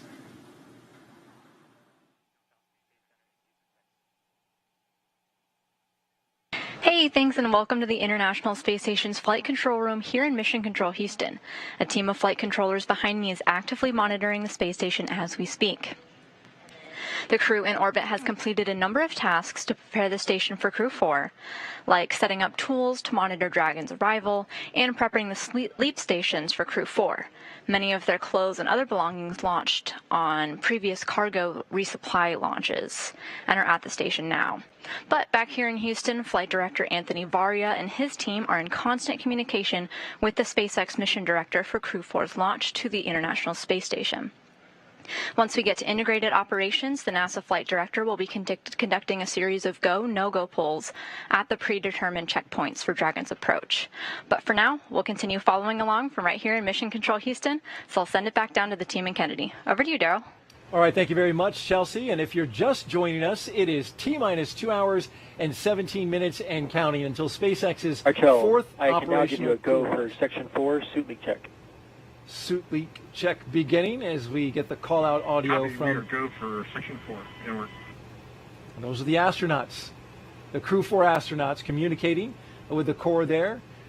We are ready for another beautiful crew launch. Got Megan MacArthur here, the pilot from Crew 2 and a space shuttle astronaut. We're so grateful that you're here sharing your insight and your stories. Thanks. It's really fun to be here and watch them go through all of these activities step by step, and excited to see everything that comes up. Brings back memories, doesn't it? It sure when you were does, sitting yeah. in that seat? Yeah. Remember you were playing a game. We were playing a game, yes. There is a fair amount of time where nothing specific is happening, and so, of course, you're taking your job seriously. You do review some things that might happen and how you would respond, but you also just have some time to kill. So we did have some games that Thomas Pesquet was in charge of keeping us entertained during that downtime. Thomas was great for that. He was. He was like our cruise director. Right. Brought a lot of levity. And as you look live inside the Freedom capsule there, closest to us is Kjell Lindgren. And right next to his right is Bob Hines, has his arms up on the display screen. The seats have been articulated up into launch position, and it looks like they're on their back from the orientation of the shot there. And is that pretty accurate? That is accurate. So when they first climb in, the seats are in a lowered position that it's a little bit easier to ingress, but it is difficult from that other position to see and interact with the screens. And so with the seats raised like that, they are tilted a little bit more onto their backs, and they're raised so that they're just able to look directly across at those touch screens to monitor their position and their data. All right, as we watch the astronauts go through their final checks and look at the display screens, let's take a minute to learn more about what Crew 4 astronauts will be doing after they arrive on station.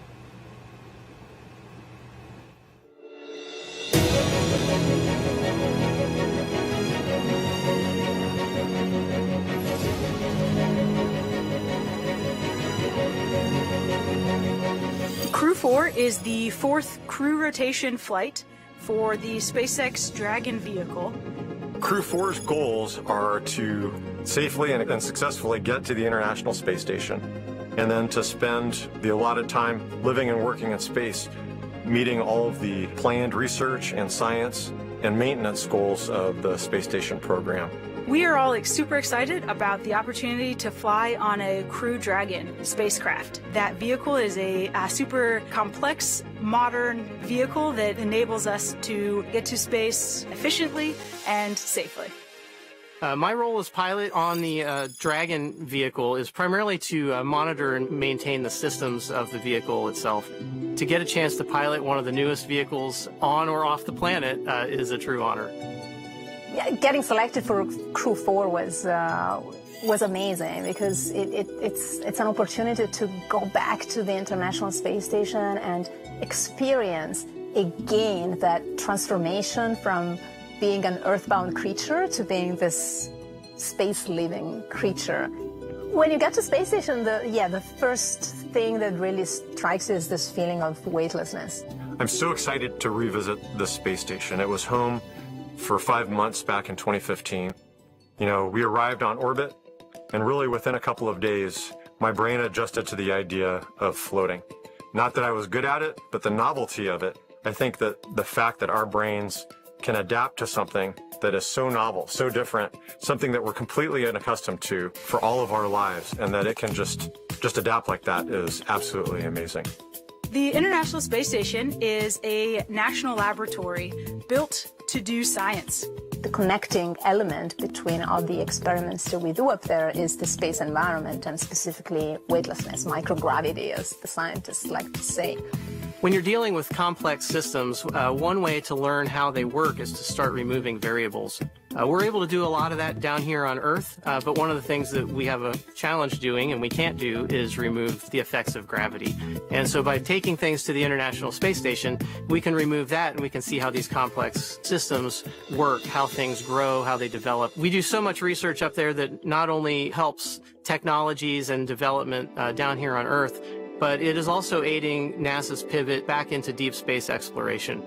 The work that we do every day helps us to better understand how the human body changes in weightlessness, and to understand how to do the operations like spacewalks and robotic arm activities that are necessary for us to be successful in lunar orbit, on the lunar surface, and on our way to Mars. We get this awesome opportunity to be representatives of humanity, of all of you, and we don't take that lightly. We're super honored to have that responsibility and are excited about sharing the journey with all of you.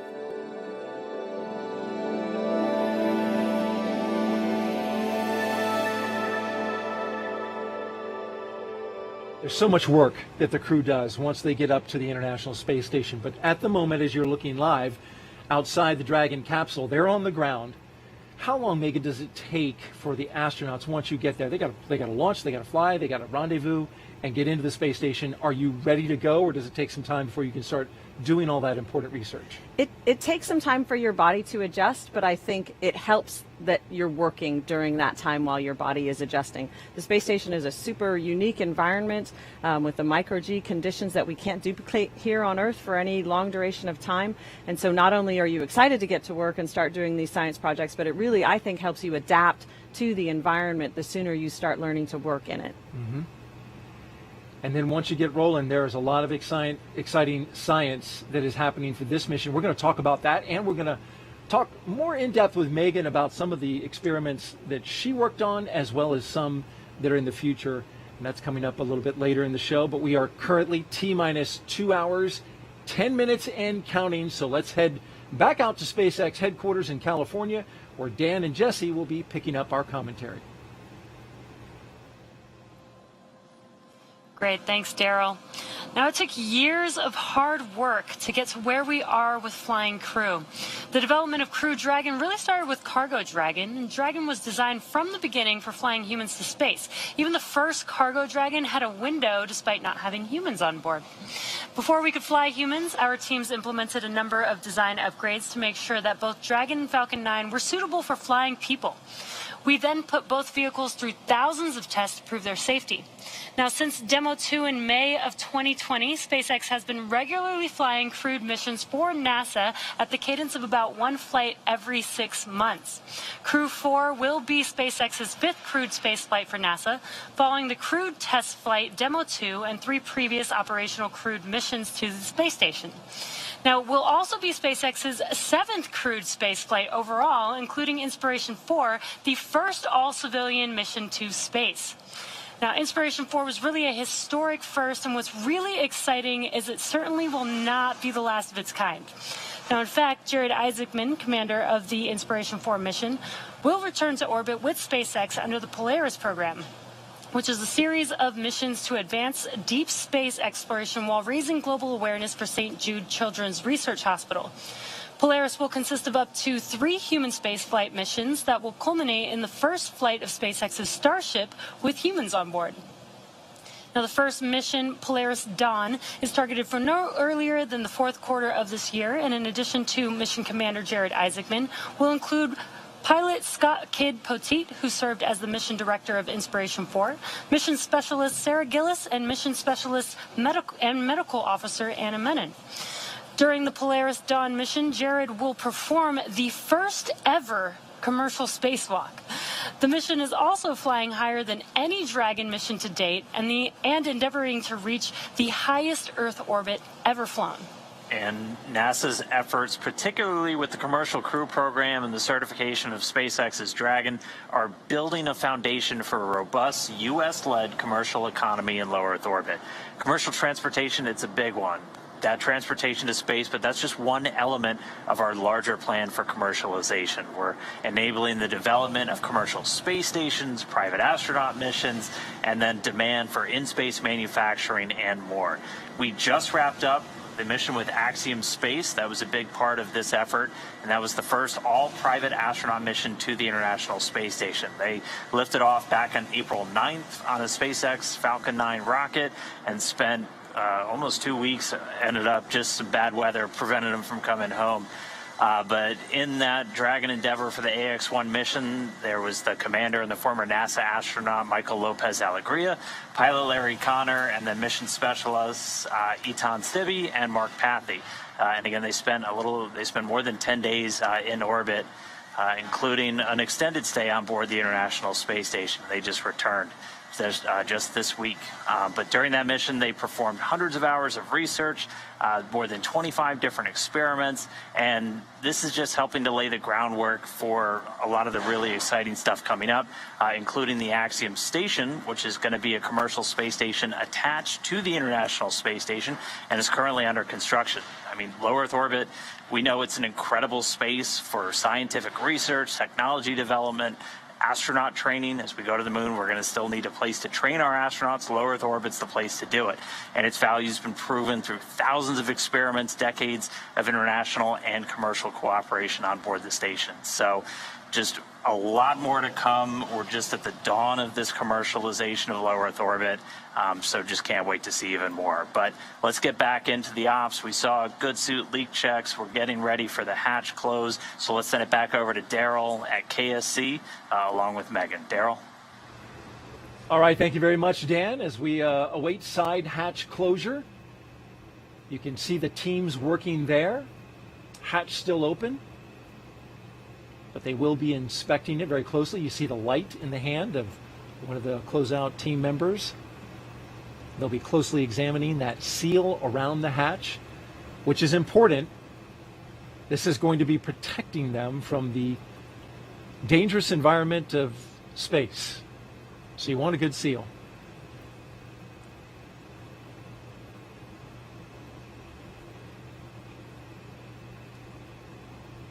And as we await for them to continue their work, let's reintroduce you now to the Crew Dragon commander. His name is Kjell Lindgren. Here he is. My name is Kjell Lindgren, and I'm the commander for NASA's SpaceX Crew 4 mission to the International Space Station. I've wanted to be an astronaut for as long as I can remember. I think I was inspired by the very first space shuttle launch in April of 1981. And that, I think, is really when this dream was just burned into my consciousness. It was an absolute honor to get selected for the Crew 4 mission. And on top of that, to have the opportunity to command.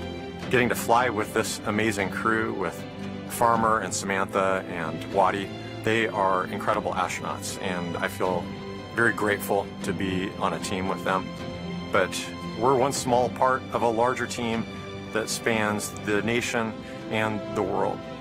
We truly get to leverage the best and brightest as we chase somewhat impossible goals.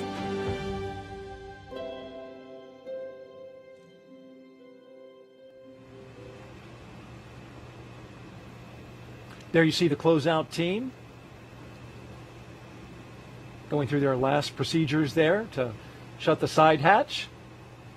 Seated next to Kjell Lindgren is Crew Dragon pilot and NASA astronaut Bob Hines. I truly believe that we all have in us an innate desire to go explore and see new things. We have a very unique position in our solar system, in our galaxy, to be able to look out there and to step out and continue to explore. My name is Bob Hines. I'm the pilot for NASA's SpaceX Crew 4 mission to the International Space Station. When I was a kid, I 100% wanted to be a pilot. Being able to fly and see the Earth from a new perspective has really been just a real driver for me, and getting hired as an astronaut has been the ultimate call. When I got the phone call offering me the position of the pilot on the Crew 4 mission, I just couldn't believe it. I can't wait to pilot this vehicle. It is an incredible honor. It is something that I never in my wildest dreams thought would be a possibility. On launch day, I am 100% most looking forward to the kick in the pants when those rocket motors light and we are heading off the launch pad.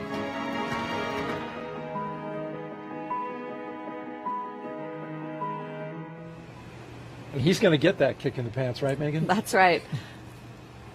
In seat number 1 today is mission specialist and NASA astronaut Jessica Watkins, who will be making her first trip to space today.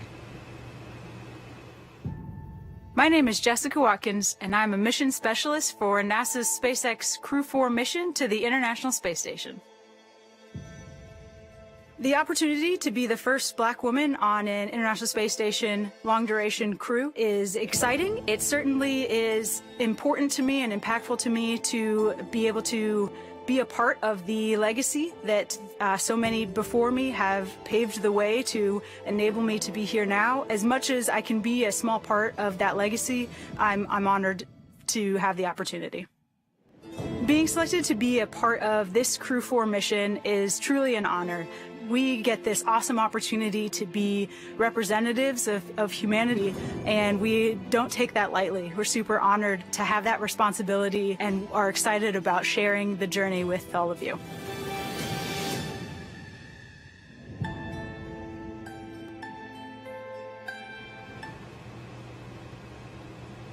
And last but not least, in seat number 4 is Crew 4 mission specialist and European Space Agency astronaut Samantha Cristoforetti. I got the call to become an astronaut one evening. I had this feeling that the whole universe just stopped, turned around and smiled at me. My name is Samantha Cristoforetti, and I'm a mission specialist on the NASA SpaceX Crew 4 mission to the International Space Station. I started dreaming about becoming an astronaut pretty early on. I was still in elementary school, and the astronaut job is really very much about this broad spectrum of things that you have to master rather than being a specialist that has mastered one thing.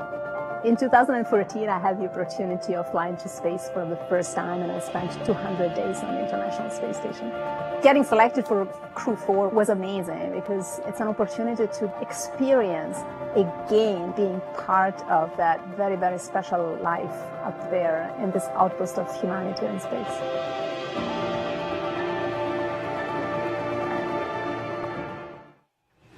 And those are your astronauts from Crew 4. A lot of 4s in this mission, Megan. It is, of course, Crew 4, the 4th operational flight.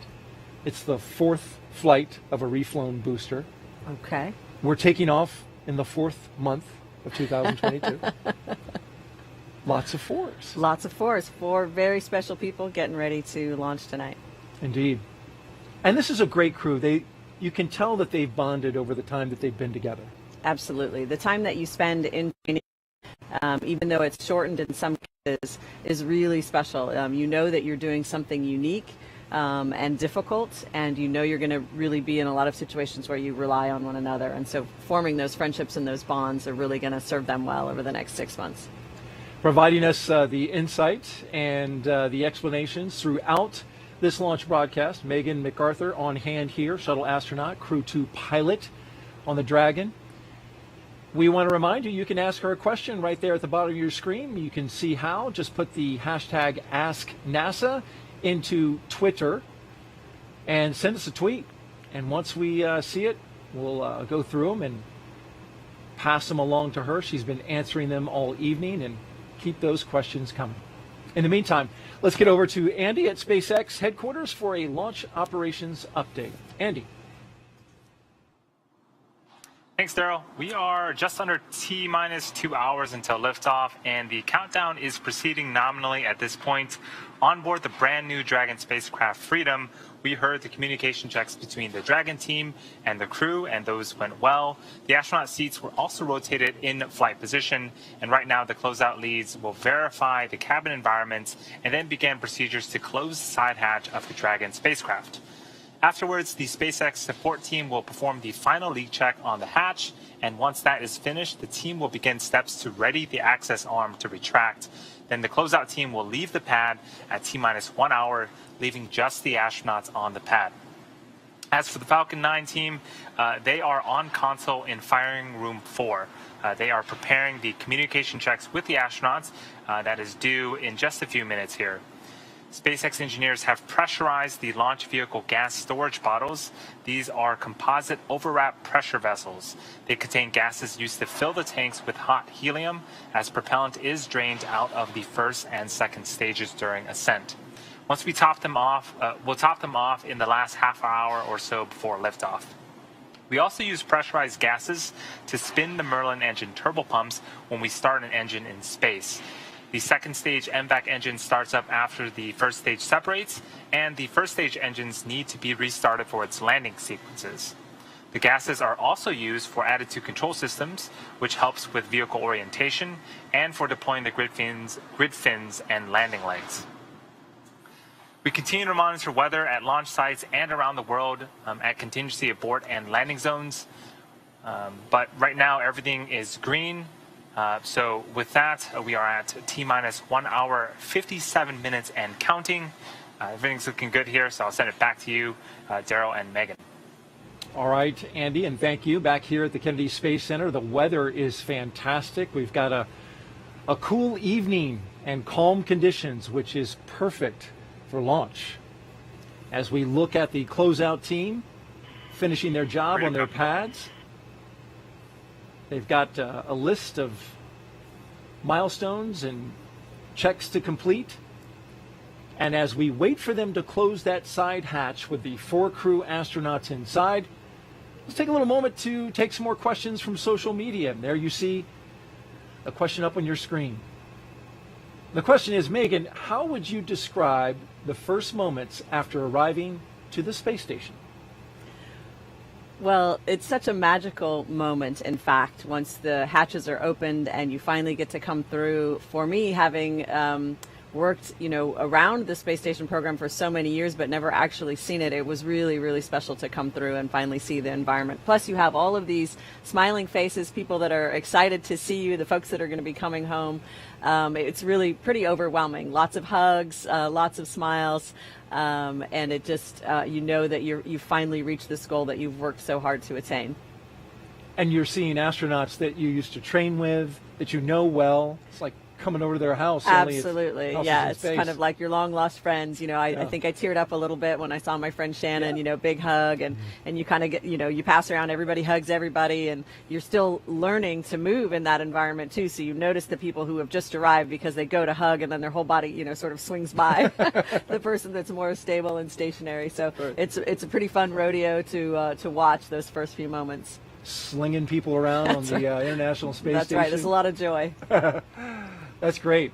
Great question. Thank you very much for that one. And Go for Space Launch asks, how long will the Crew 4 and Crew 3 astronauts be on the space station together? Well, that's a great question. So this is what we call a direct handover, meaning that the Crew 4 astronauts will arrive and spend several days with the Crew 3 astronauts before we check the weather and make sure it's okay for the Crew 3 astronauts to come home. So typically that's designed to be about 4 or 5 days, but it will, of course, depend on the weather conditions. They're going to be looking for good weather to bring home the Crew 3 astronauts safely. Now, you didn't get to hand over with the crew that followed you. With Crew 3, no, we did not. But there's a reason you pass along a lot of knowledge and experience, yes. On to them. Handover is really, really important between crews. There's so much that you can learn, from the books, if you will, or from the simulation, but there's so much more that you're going to learn in the real environment. And we have the luxury of, Mark Vande Hei, of course, was up there. He did an entire year in space. He's a superhero. And so we were able to leave to take advantage of the good landing weather, knowing that he was going to to be there to show everybody the ropes that was arriving on Crew 3. Of course, we would have loved to be there to enjoy their company for a few days, but it does get pretty crowded. Especially at the line to the bathroom. Yes, that's a long line. Even in space. How about we take another question? That was a great one. Florida Hurricane asks, does the crew participate in any pre-launch traditions? That's a great question. So individual crews might have their own specific pre-launch traditions. And so spending time at the beach house here at Kennedy Space Center with your loved ones is a big part of that tradition. For my family, we were able to go boogie boarding. We had some nice weather, spend some time at the beach. That was a really great tradition. Other traditions that are more common have to do with things we touched on earlier, putting your zap or putting your crew sticker in certain places, signing those things. And they'll do that on board the International Space Station as well. Whenever there's a new vehicle coming or going, we like to put our stickers on everything. And so those are some other traditions that are ongoing. And special for this crew, they actually got to go out and see the SLS rocket, which was on the pad. It just recently went back into the VAB, so we haven't seen it tonight. But that was a special opportunity for them, which not a lot of crews get to see. Yes, not many crews will get to see. Well, eventually we'll get to see more of That's that. right. But that must have been a special moment going to visit the Mega Moon together and thinking, hey, this could be a next ride for some of us. So that had to be pretty special. Absolutely, and they got inside the gate as well. So a great opportunity for them. Well, thank you for those social media questions. Keep them coming. Shuttle Gravity asks, why have many of the SpaceX crewed missions launched at night? That's funny. You and I were just talking about that. I'm not sure that we came up with the answer. It certainly is the case that launch, orbital mechanics are complicated. That was my answer, yeah. I think, we definitely came to the agreement that it's a beautiful... it's certainly orbital mechanics. Where the space station is important, and I think also probably weather might be, in general, the winds might be calmer at night by the ocean, but that's really just a guess. It's not something that I've tracked closely. I don't know if you guys have talked about it internally. It is, and the conditions are better at night, but it's exactly as you say. It does come down to where the space station is going to be and how they need to catch up with it. And so when we land at night, the launch ends up happening at night. It's just the way it is, and that's why we're spending our entire overnight getting ready for this launch. Which it's interesting that they noticed that, because Demo 2 and Crew 1, Crew 1 I'm a little fuzzy on, but I think those were daytime. But Crew 2, Crew 3, Crew 4, all overnight. All overnight, that's right. But you notice that the Axiom 1 mission, which was just about 2 weeks ago, that was during the day.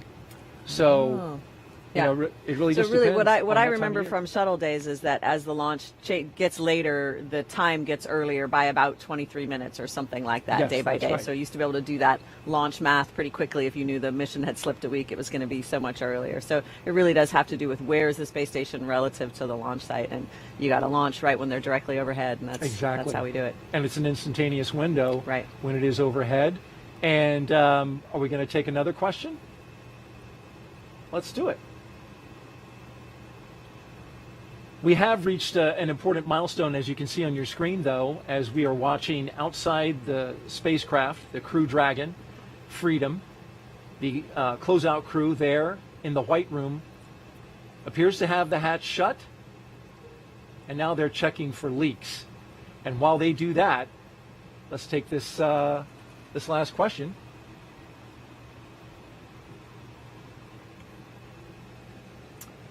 What kind of food will the astronauts have on the International Space Station? So food is so important, as you can imagine. And Freedom SpaceX, with the side hatch now closed, we're going to be commencing health checks for the launch escape system. Expect momentary flight computer state change, followed by transition back to pad hatch closed. And there's your confirmation.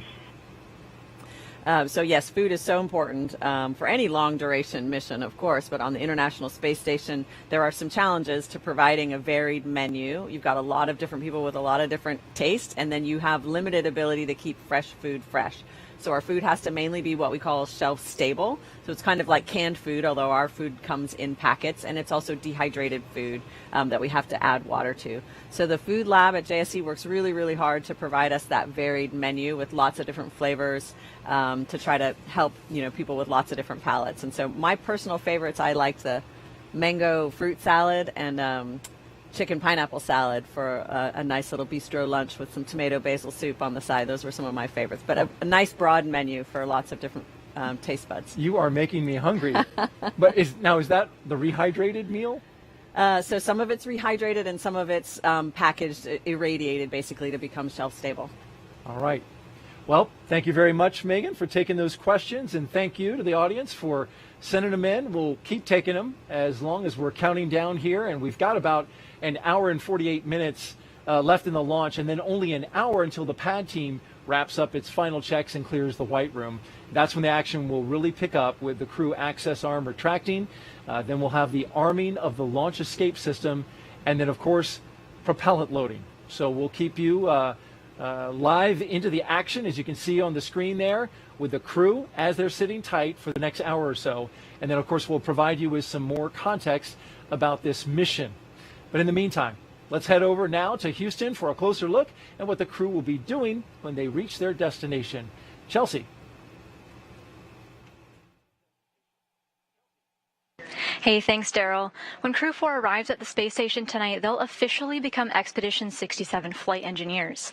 Once on board, they'll do something known as a direct handover, just like what astronaut Megan MacArthur was talking about, basically saying that Crew 3 and Crew 4 will be aboard the space station all together until Crew 3 comes home sometime next week. Crew 3 will be able to give Crew 4 an orientation, show them the ropes, which might be particularly helpful for first-time space flyers Jessica Watkins and Bob Hines. A direct handover also helps ensure a continuous U.S. presence on the space station, a record that we've held for almost 22 years. But the space station is an orbiting laboratory, and they'll jump right in on research investigations. So I'll toss it over to Megan Cruz, who can tell us a little bit more about those exciting experiments the Crew 4 will work on. Chelsea, thank you so much. Yeah, I want to introduce everyone to David Parker here. He's the European Space Agency's Director of Exploration. How are you? I'm great. Good morning to you. You are very excited. Well, I do know why you're excited. This is your first launch from here at Kennedy. It is. It's incredible. I've been working in the industry for 30 years, and here I am, the first launch at Kennedy. That's so exciting. And you're going to watch Samantha Cristoforetti's second trip to the International Space Station once she launches from here. When she gets there, she'll be working on a lot of science experiments, right? Yeah, that's true. She'll be working in our European lab aboard the space station. That's called Columbus. Mm-hmm. And she'll be continuing many experiments that have been started, but some really interesting ones for her mission. For example, she's working on DNA research and related to aging. And that's related to one of our own interests, which is osteoporosis, the effects of aging back here on Earth. So it's linking what we're doing aboard the space station to the research that's really relevant to us back here on Earth. Yeah, and that's important because we do know that there is bone loss that happens while we have astronauts in space. Now, you know, something that's really interesting is that NASA and ESA aren't just partners when it comes to our commercial crew program. You guys are playing a critical role in our return to the moon, NASA's Artemis program. Yeah, that's super exciting to us. I had the lovely opportunity yesterday to go into the VAB behind us here and see the SLS rocket. We're super excited to be part of the Artemis program because right at the top of the rocket is our first of our European service modules, the power and propulsion for the astronauts to take them back to the moon. And so the first one was on top of that rocket. The second one is already delivered to the States, and we're building more, maybe up to number 7, 8, and 9.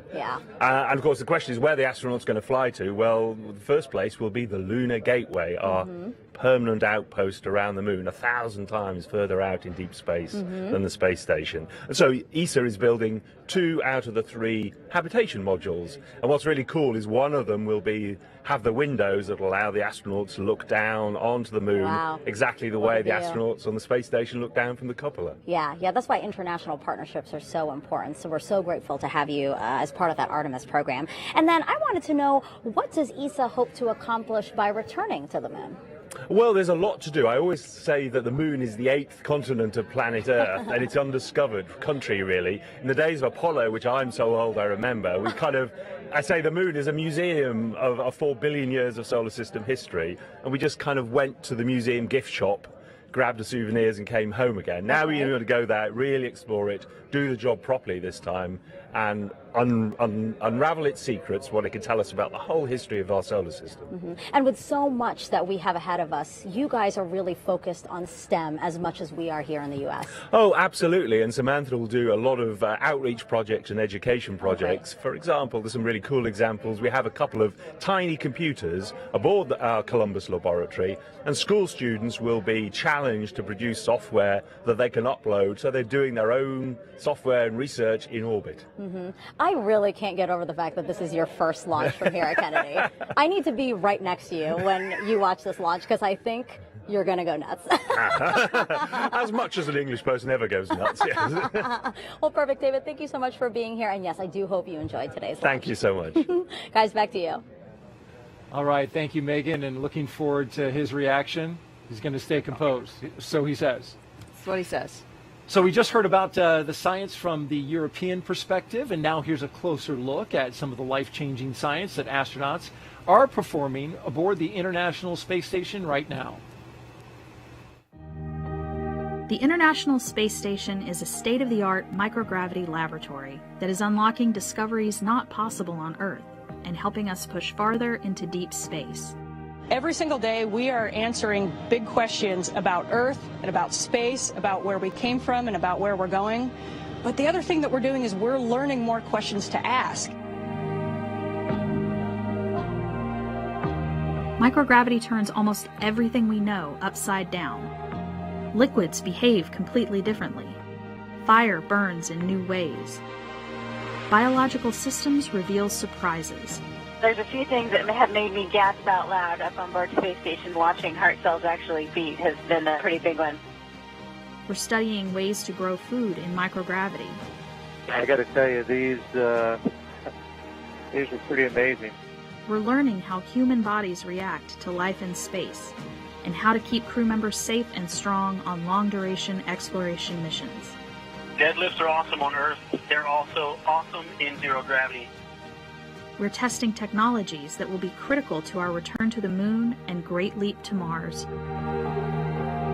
Our research has contributed to medical and social benefits on our home planet, allowing us to find new ways to combat disease back on Earth and develop technologies to deliver clean water to remote communities in need. The spectacular vantage point of more than 200 miles above our planet supports our monitoring of Earth's climate, natural disasters, and plant life. Our planet Earth is absolutely stunning. To me, it doesn't matter where we are in the world, I just see beauty in different ways. The growing new space economy, so vital to our continued progress in space, is flourishing in low Earth orbit. We're inspiring future generations from a platform that is one of the largest international collaborations of our time. We're doing science at 17,500 miles per hour. Come along for the ride.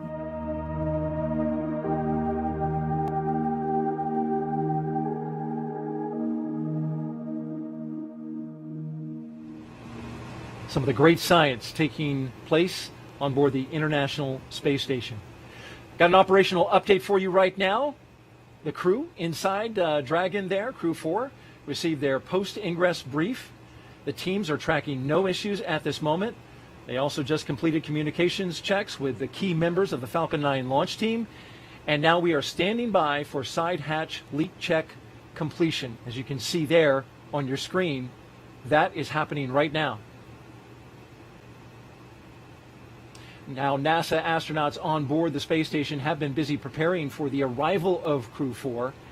I recently spoke to astronaut Rajachari, who is in space right now, about how they're getting ready and the special connection he has with two Crew 4 astronauts.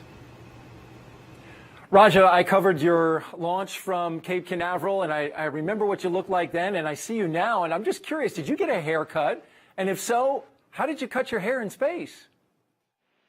Yeah, so we've done a few haircuts. We use clippers with a vacuum hose attached to it, and so I can do about the front half of my head, basically just in the mirror, and then usually use a crewmate to do the back side of my head.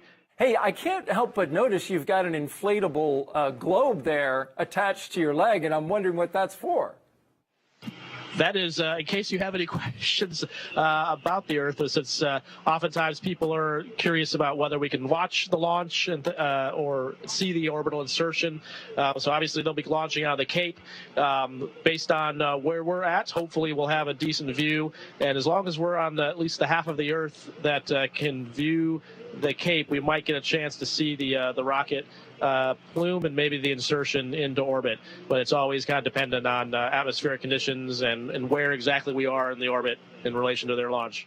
We're getting ready to send Crew 4 to you. How are you getting ready for their arrival? Well, it's funny you ask, because actually just yesterday we caught the visiting vehicle Cygnus, the SS Pierce Sellers, and brought it on board the space station. And on board that space vehicle is a whole bunch of supplies for Crew 4. So yesterday evening and today we've actually been unpacking it, and part of the supplies that it's brought up are food, clothes, and other items for Crew 4. So we've been starting to distribute those around the station, pre-position them for them, and then when it gets closer in time to them showing up, we'll actually start to unpack those bags and set up their crew quarters for them. Tell me a little bit about your experience, what you remember most about your launch day when you guys launched from Cape Canaveral and went up to the space station, a little bit about 6 months ago.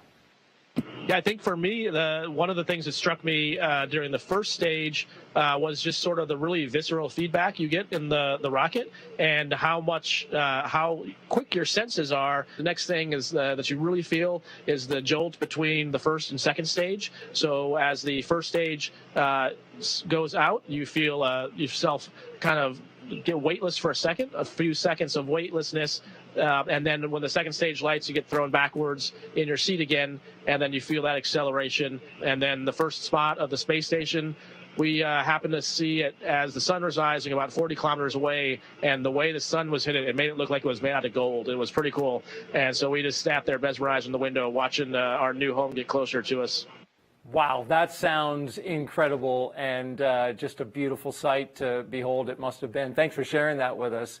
So, what experiments that you've been working on for the past few months have really stood out and you've enjoyed working on? I'd say one of the ones I personally enjoy working on is some of the combustion experiments. And I think because just the idea of fire in space are generally things you don't want to mix. And so you have to spend a lot of time and energy when you design these experiments to contain the combustion, because you don't want, obviously, that to get out into the atmosphere here. But the rewards of that research have led to things discovering cool flames and some potential to have much lower carbon emission processes on the ground for combustion, whether it's for cars or factories. And so the promise of it is pretty amazing. Rajachari, Expedition 66, NASA astronaut, thank you so much for joining us. We really appreciate it. Yeah, thank you guys, and have fun watching the Crew 4 launch. We'll be watching from here and can't wait to welcome Chell and the crew on board. Well, thanks to Rajachari and the team at JSC for making him available. T-minus 1 hour and 35 minutes and counting as you look out at the Falcon 9 rocket with the Crew Dragon Freedom at the very top, ready to launch in a little over an hour. Update on Rajachari, by the way, he has grown a very thick mustache. So when you see him again, he has taken the time, and apparently it's an Air Force thing. I think mustache March is what he called it. Yeah. Pretty sure March is over, though. Yeah, so that's true. We'll see where he's gone with that. Yeah, apparently he missed a couple weeks, and okay. So he's on catch-up. But the other thing is he talked a little bit about watching a launch from the space station, which I just think sounds really cool.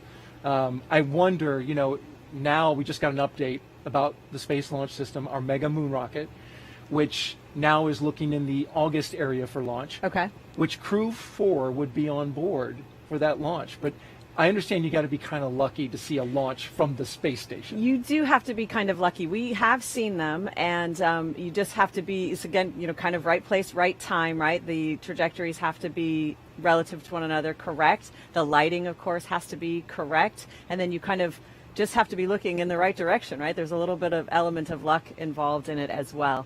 And then also you can see some deorbit burns of vehicles going home again. And my crewmate Thomas Pesquet did capture Crew 1's deorbit burn really beautifully well in some photographs in one of the very first nights that we were up there. So kudos to him, because I had not figured out how to even find a camera, much less take night photography of a moving object. But so you do have some unique viewing opportunities. They don't always work out, but the team on the ground will usually tell us what they think those will be.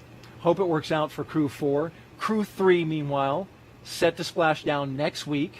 Megan, it seems like yesterday that you and your fellow Crew 2 astronauts splashed down, and I want to take a look back and take you back down memory lane. Oh, yes. Remember that? Yes.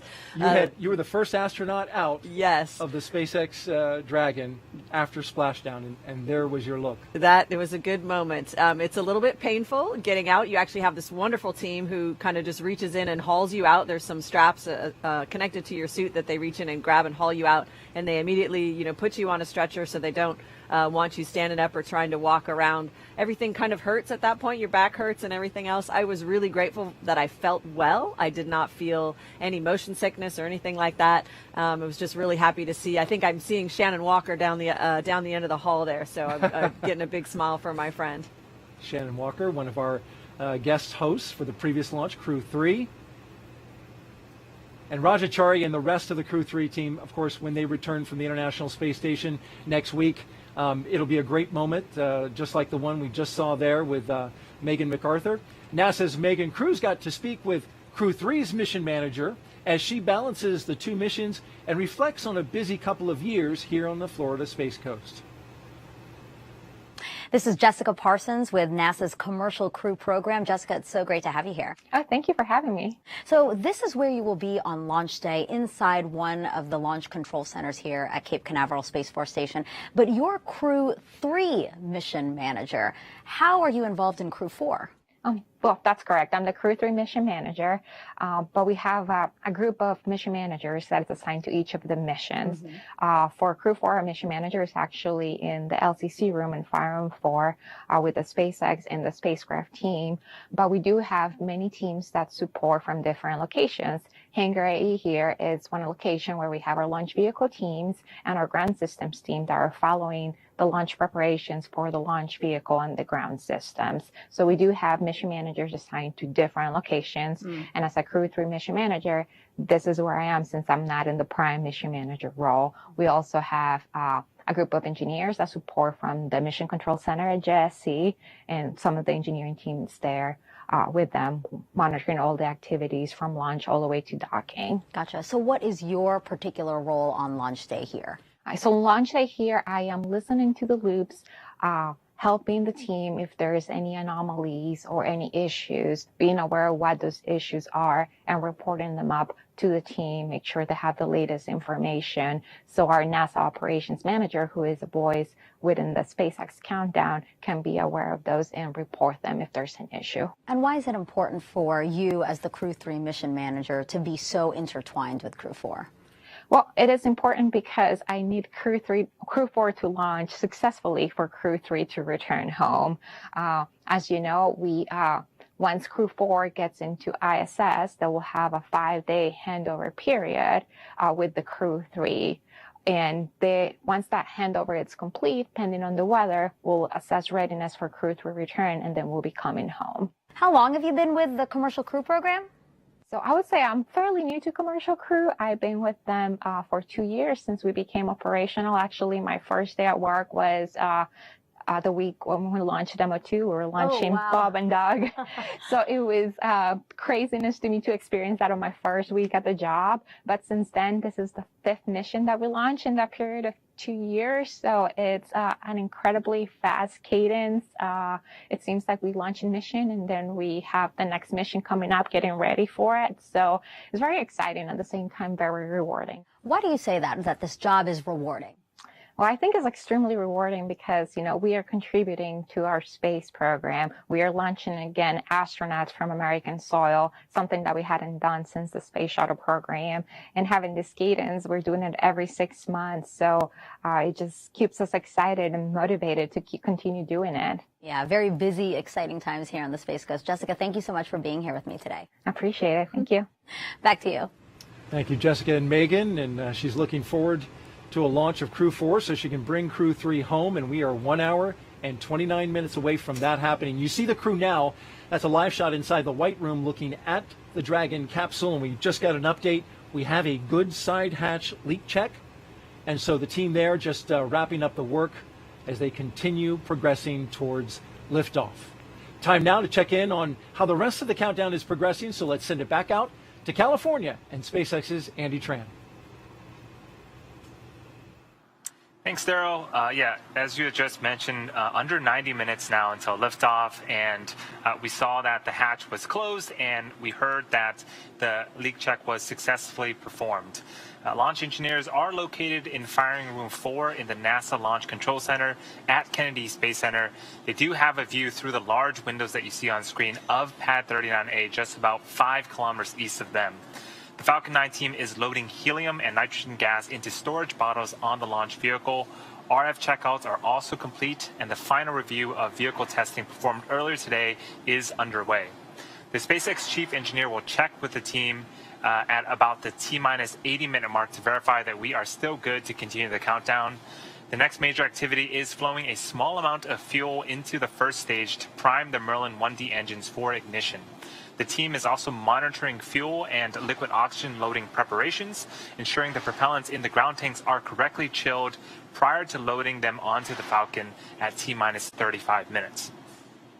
Weather and range continue to be green. They have been green all night. So things, again, are looking great, as we've had really just a great and smooth countdown so far.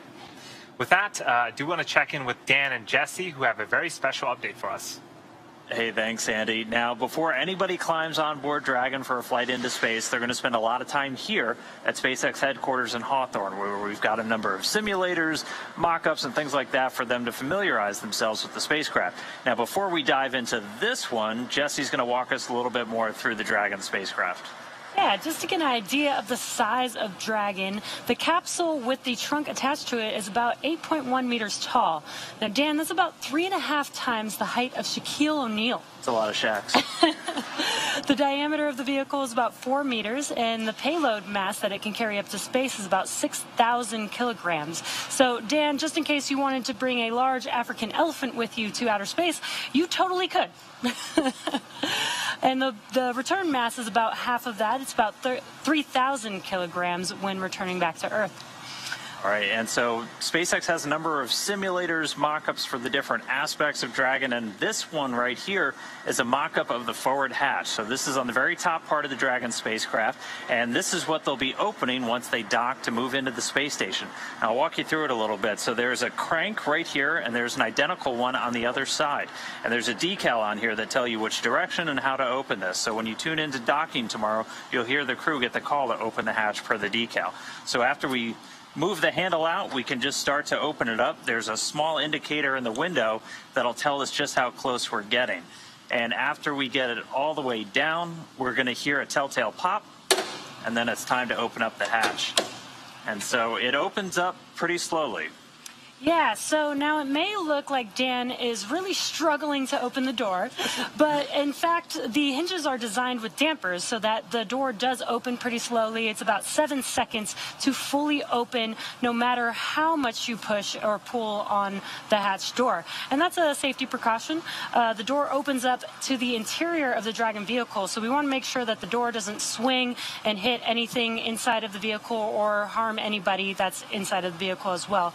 And same with closing. Again, it may look like Dan is struggling, but this is per design about 7 seconds to fully close the hatch door. And so not just practicing how to open the hatch and close it, they can also practice attaching seals and covers to the hatchway. There's also a window here that you can look through out of the forward part of Dragon, and there's a pressure equalization valve that can be used to manually equalize pressure between Dragon and the space station. Yeah, and this is just one of the many components that our teams here get to do and be able to train the crew on. So if you're interested in any of the work here at SpaceX, please take a look at spacex.com/jobs and check it out.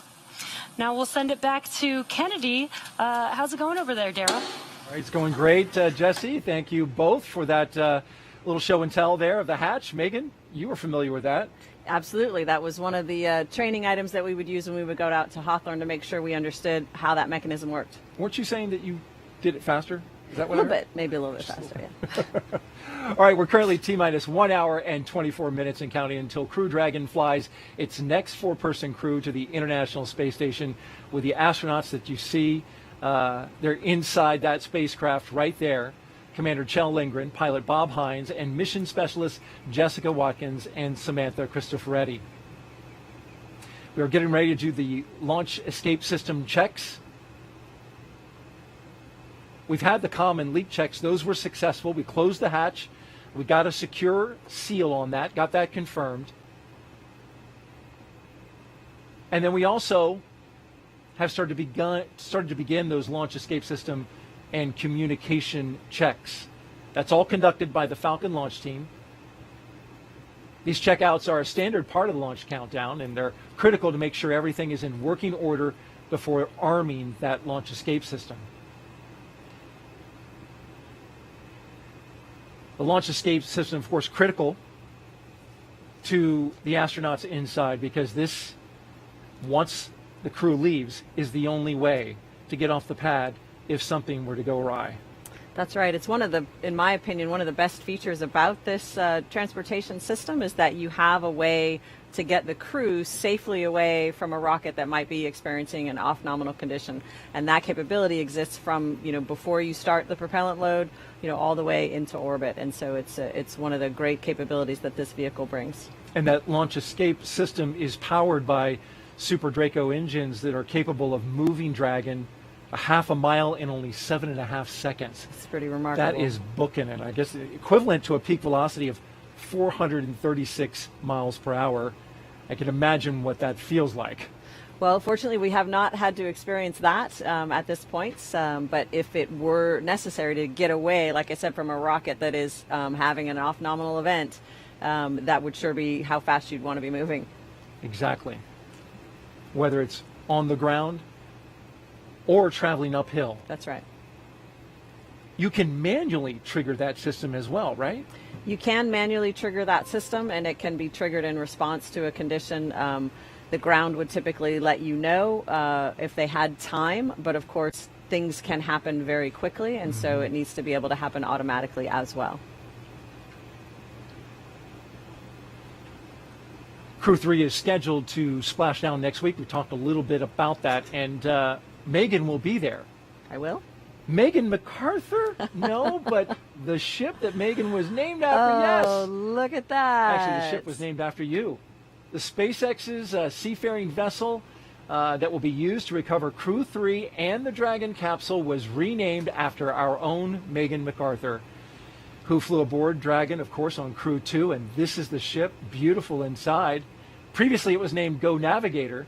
SpaceX renamed the ship Megan as well. They have another ship. They renamed it Shannon in honor of Shannon Walker, the first woman to fly on Crew Dragon. And look, Megan, your name is even on the life preserver. On the life preserver. That's fantastic. What an honor. I have not seen it in person yet. Of course, I have heard about it, and I feel like that's a real honor. It's funny to me as an oceanographer that I flew in space, and that's what got a ship named after me for doing. But it's a tremendous honor, and I'm really happy to be just a little part of that history. And hey, listen, the good ship Megan already picked up a crew. They took the ship out there and picked up the Axiom 1 crew, which landed just off the coast of Jacksonville. So already hard at work. Already an experienced ship. That's awesome. Yep. Well, hopefully you get to see it and get a selfie with it. Definitely. That's on my list. Speaking of history-making astronauts, we now have a special message, Megan, from one of the astronauts who flew Crew Dragon's first test flight. And the message is for our guest host, Megan MacArthur, and for the 4 astronauts of Crew 4. Take a listen. All right. Howdy, Megan. It's your husband, Bob. I didn't want you to miss the melodious sound of my voice while you were down in Florida giving commentary for Crew 4. I did want to wish you all the best and let you know that Theo and I are thinking of you and really looking forward to reliving both the Crew 4 launch and watching the Crew 3 splashdown together as a family when you return. For Crew 4, Kjell, Bob, Jessica, and Samantha, I wish you all the best. I know that you've trained really hard in preparation for this mission, and I'm expecting great things from y'all while you're on board.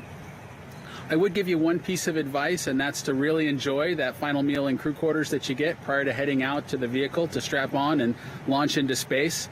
Doug and I really enjoyed ours, and I'm looking forward to hearing a little bit about what you selected to eat prior to strapping on a rocket ship. You know, for me, it's hard to believe that it's been nearly 2 years since I launched on the Demo 2 mission to the International Space Station and had the opportunity to stay on board for just a few short months. It almost seems surreal, but I'm reminded every day by the great accomplishments that I see with the crews on board the International Space Station that we achieved something, that it is real, and I'm just really looking forward to seeing what you guys, Crew 4, accomplish while you're on orbit. I wish you all the best and good luck. Bye, Megan. Wow. That's a great message. Thank you so much for surprising me with that. That's awesome. That's right. We were looking forward to this moment. Of course, that was Bob Behnken, Megan's husband and history-making astronaut from Demo 2 there with a nice message for you and for Crew 4. Yes. The funniest part was when he said, I know you missed the melodious sound of my voice. The melodious sound of my voice, yes. People often ask me, you know, since I flew on the same vehicle in the same seat after Bob in that Crew Dragon Endeavor, you know, did he leave something for you on the spaceship? Did he leave something for you on the space station? And what I like to tell people is he left me a fully functioning, safe spacecraft to get me to space and home again. And there's really no finer gift than that when you're in the spaceflight business. I would greatly agree with that. Let's now join Megan Cruz, who is with Phil McAllister. He is the director of the Commercial Spaceflight Division at NASA headquarters. Y'all take it away. That's right, Phil McAllister. Thank you so much for being here today. Thank you. So talk to me about this being the 4th crew rotational flight to the International Space Station. What kind of milestone does this represent? Well, it represents that we've been working on these vehicles for, it was 10 years in development. So now after all that development, we're actually flying, and it's very gratifying. And to have 4 missions within 2 years, it's really kind of amazing, and it's really picked up the pace, and it's just what we were working for. Yeah, you know, reliable, irregular cadence. It's really amazing to see that, again, this program has only been around for about 10 years. Yep. So then, you know, just a few weeks ago, we also saw Axiom 1 launch from the same launch pad that Crew 4 is about to launch from, you know, the first all-private crew to the International Space Station.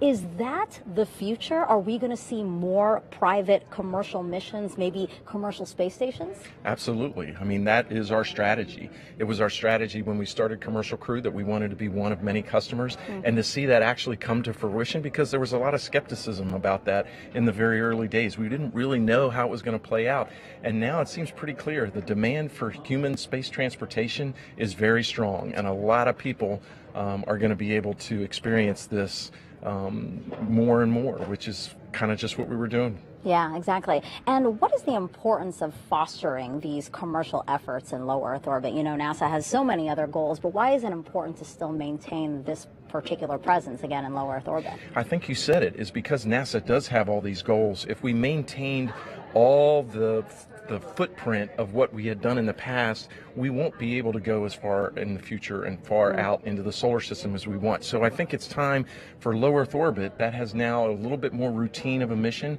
It's time to turn that over to the private sector. They've shown, the U.S. aerospace industry has shown both technically and financially that they are capable, with NASA's help, of doing that mission, and so that we can direct our resources towards the moon and Mars. Can you remember a busier time on the Space Coast? I really cannot.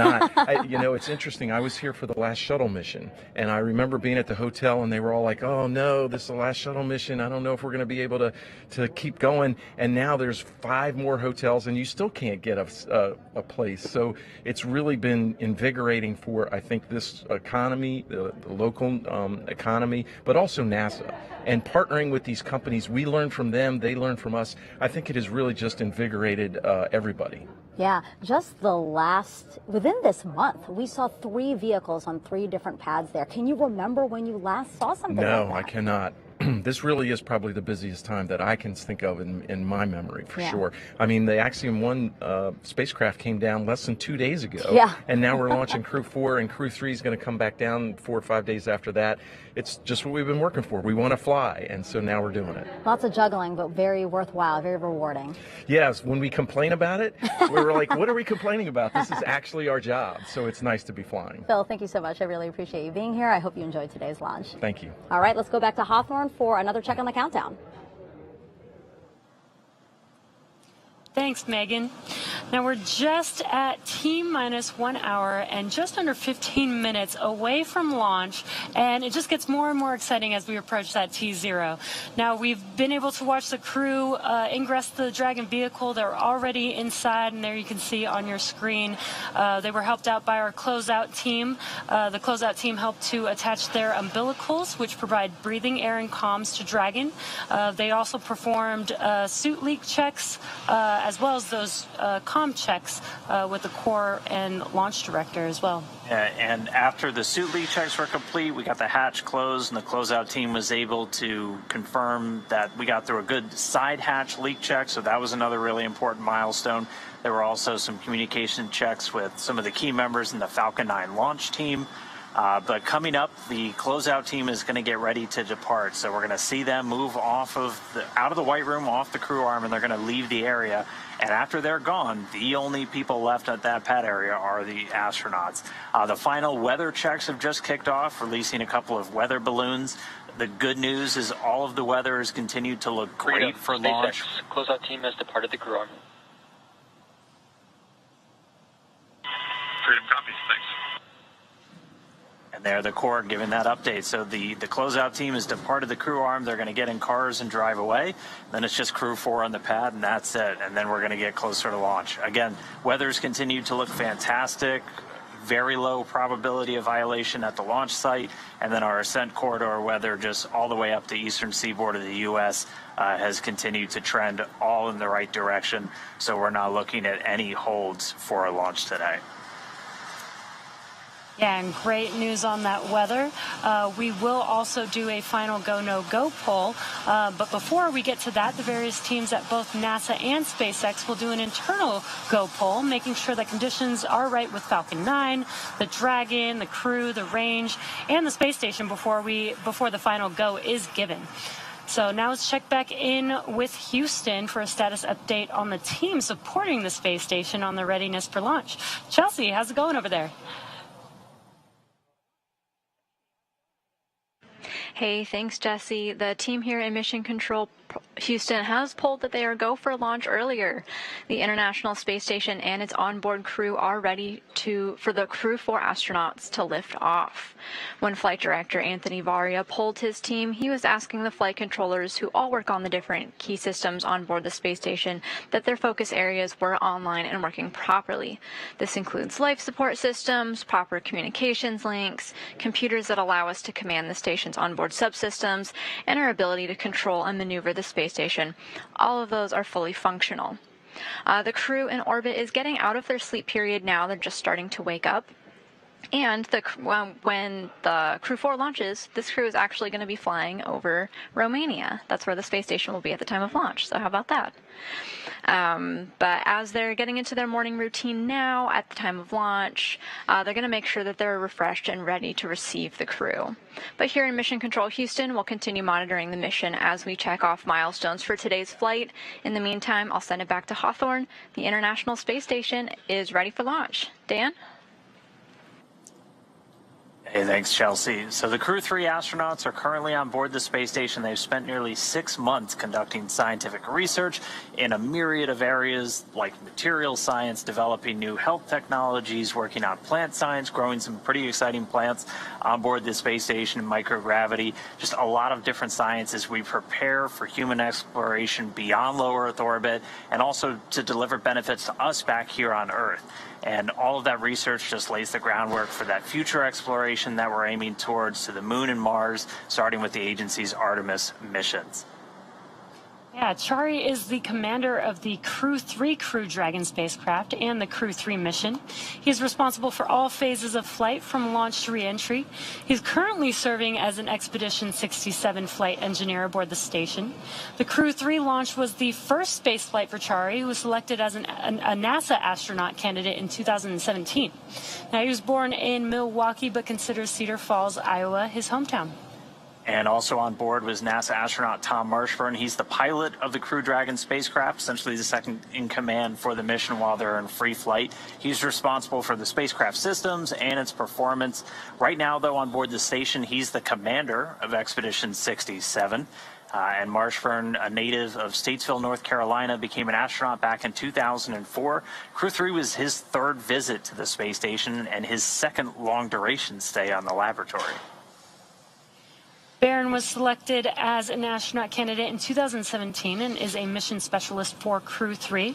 She works closely with the commander and pilot to monitor a spacecraft during the dynamic launch and reentry phases of flight. She's currently serving as a flight engineer for Expedition 67 aboard the station. Barron was born in Pocatello, Idaho, but considers Richland, Washington, her hometown. And rounding out Crew 3 was Matthias Maurer, who was also a mission specialist for the Crew 3 mission, and again working with the commander and pilot to monitor the Dragon spacecraft during all of those different dynamic phases, launch and re-entry, docking and undocking.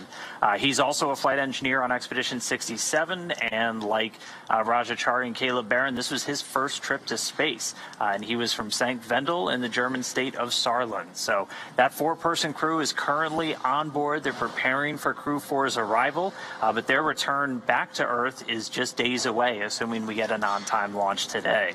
So looking forward to seeing all of them on board the space station together. Let's get back to the countdown now. We'll head over to Daryl at the Kennedy Space Center. Daryl? All right, thank you very much, Dan and Jesse. And if you're just now joining us, welcome to coverage for the mission known as Crew 4, NASA and SpaceX's 4th flight of astronauts to the International Space Station. We are currently at T-minus 1 hour and 8 minutes until liftoff. Liftoff time still holding, Megan, for 3:52 Eastern time, 3:52 and 55 seconds. That's where the 5's come from. And we're tracking no issues with Falcon 9 or Dragon. The range is green, weather is cooperating, and over the last 3 hours, our crew of Jell Lindgren, Bob Hines, Jessica Watkins, and Samantha Cristoforetti have donned their SpaceX space suits in the historic crew quarters suit-up room. Then they walked out of their crew quarters building, as every NASA astronaut has done since Apollo 7. Then they were transported to the pad, where they climbed inside the SpaceX Crew Dragon Freedom, and now we are seeing them live on that rocket that you see on your screen right there, awaiting liftoff. And so, Megan, as they wait for this, what is the crew doing in these moments? Right, the closeout crew is leaving, and so it's just the astronauts inside the spacecraft. Yes, you certainly realize as that hatch closes and you get the call that everyone's left the pad, that you're getting very, very close to launch.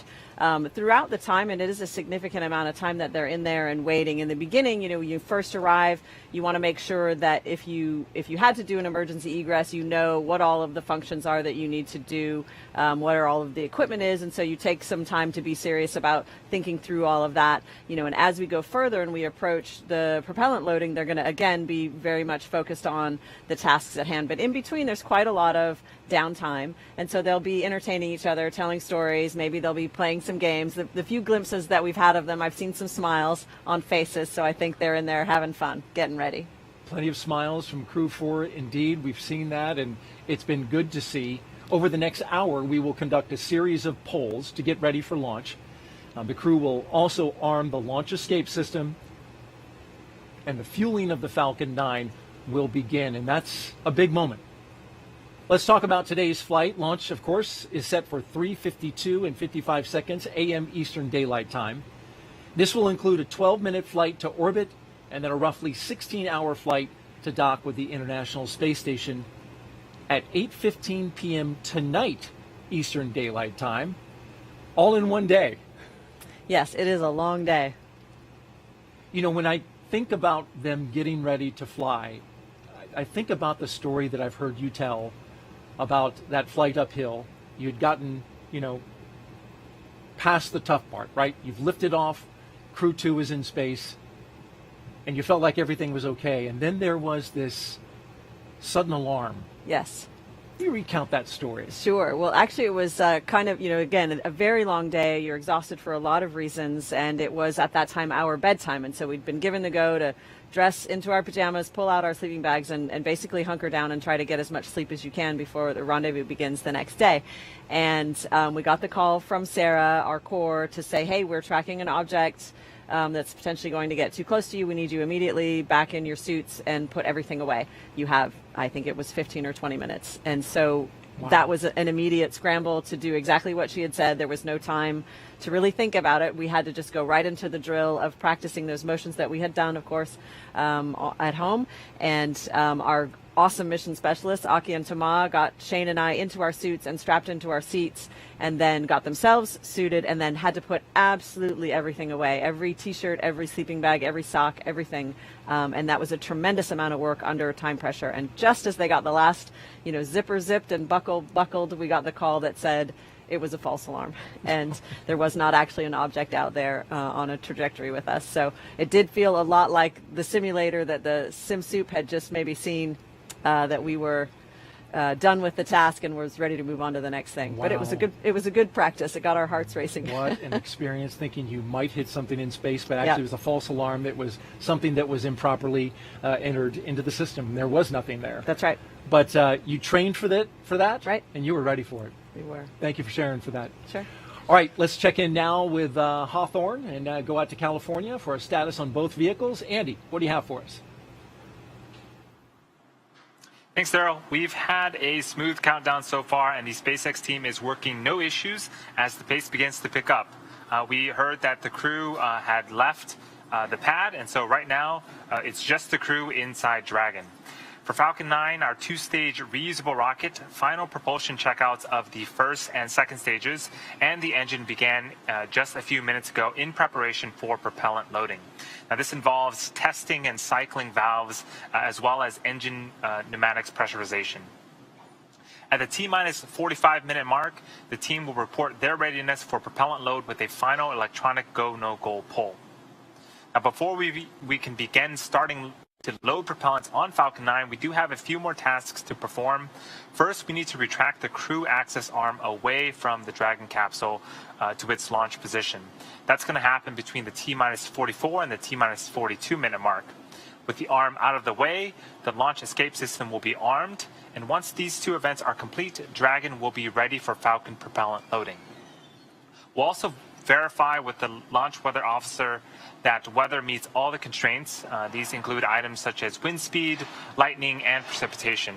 We do expect acceptable weather conditions for launch at both the surface level and upper altitudes, though. Range is currently clear for launch from historic launch pad 39A. Worldwide network of ground stations and the tracking and data relay satellites are ready to support Dragon as it heads into orbit. Today, we do have an instantaneous launch window at 3:52 a.m. Eastern Time. Once we begin loading propellant, there is no opportunity to change to T0. The timing for Dragon to rendezvous with the International Space Station is very precise, down to the second. So we do only get one chance at it today. The good news is we are at T-minus 1 hour and 1 minute and counting. Everything is looking green, so I'm going to send it back over to Jesse. That's great news, Andy. Thanks for the update. Today's launch marks the fourth time a rotational crew will fly on a commercial spacecraft, and each of our crew members brings a diverse set of experiences to today's flight. Kjell Lindgren is commander of the Crew Dragon spacecraft and the Crew 4 mission, responsible for all phases of flight from launch to reentry. Kjell spent most of his childhood abroad and returned to the U.S. to earn a doctorate of medicine from the University of Colorado. Board certified in emergency medicine, Kjell served as the deputy crew surgeon for STS-130 and Expedition 24. He also flew on Expedition 44 and 45, logged 141 days in space, participated in 2 spacewalks, and more than 100 different science experiments on station. And Bob Hines is the pilot of Crew Dragon Freedom today, and he's going to be responsible for spacecraft systems and performance, and he's second in command for the mission. He's also going to serve as a flight engineer for Expeditions 67 and 68 on board the station. He was born in Fayetteville, North Carolina, earned a Bachelor of Science degree in Aerospace Engineering from Boston University. After he graduated from there, went to the U.S. Air Force Test Pilot School, where he was awarded a Master of Science in Flight Test Engineering, and then went on to complete a Master of Science degree in Aerospace Engineering from the University of Alabama. A lot of school. In 2012, he was selected as a research pilot at NASA's Johnson Space Center, and then in 2017, got the call to become an astronaut candidate. Jessica Watkins is a mission specialist for Crew 4. This will be Jessica's first trip to space following her selection as an astronaut in 2017. As a mission specialist, she will work closely with the commander and pilot to monitor the spacecraft during the dynamic launch and reentry phases of flight. Jessica earned a bachelor's degree in geological and environmental sciences from Stanford University and a doctorate in geology from the University of California, Los Angeles. At the time of her astronaut selection, she was a postdoctoral fellow in the Division of Geological and Planetary Sciences at the California Institute of Technology, where she collaborated as a member of the science team for the Mars Science Laboratory rover Curiosity.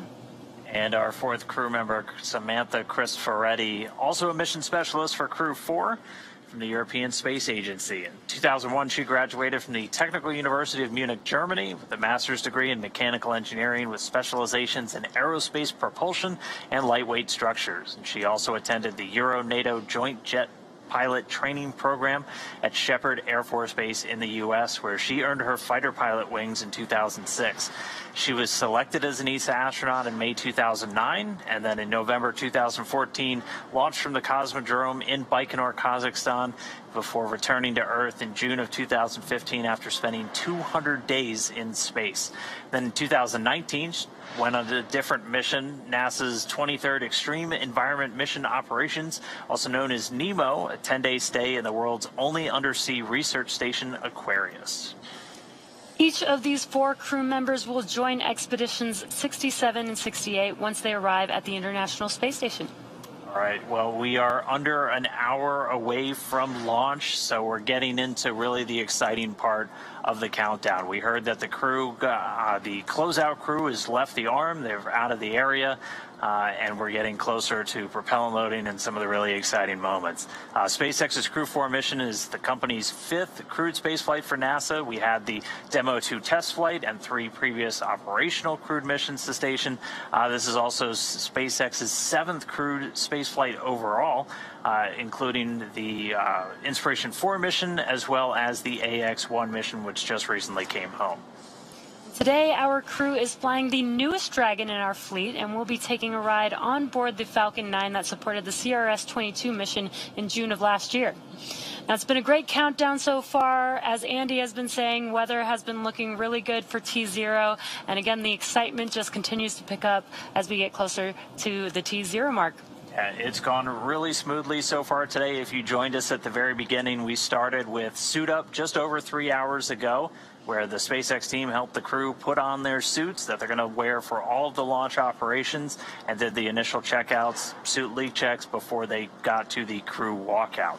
And that's where Chell, Bob, Jessica, and Samantha gave some final goodbyes and some waves to folks gathered outside the operations and checkout building before they climbed into the Teslas and began that roughly 20-minute ride out to pad 39A.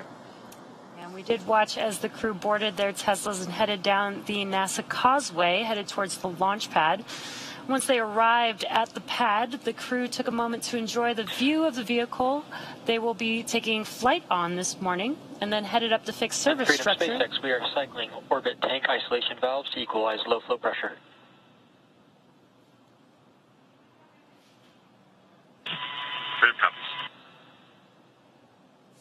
Just some comms there between the crew and the ground. And again, as they headed up the fixed service structure, they began the process known as crew ingress, and that's where the astronauts entered the Dragon spacecraft. The SpaceX team then performed a series of checks to ensure the suits, seats, and vehicle interactions were all functioning properly. Yeah, they made their way 2 at a time down that crew access arm, and then getting in 1 at a time into the Dragon spacecraft. We saw Chell and Bob make the walk down first, followed soon after by Samantha and Jessica.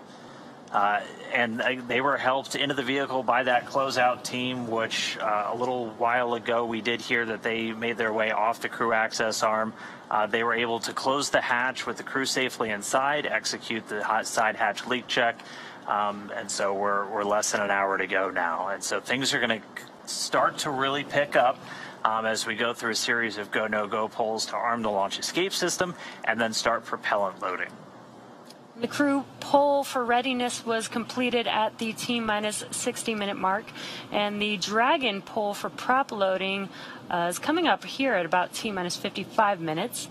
And then after that, we'll be at T-minus 45 minutes. There will be an internal mission control Hawthorne poll. SpaceX, at this time, you are go for Section 6. When you're ready, please report go for launch.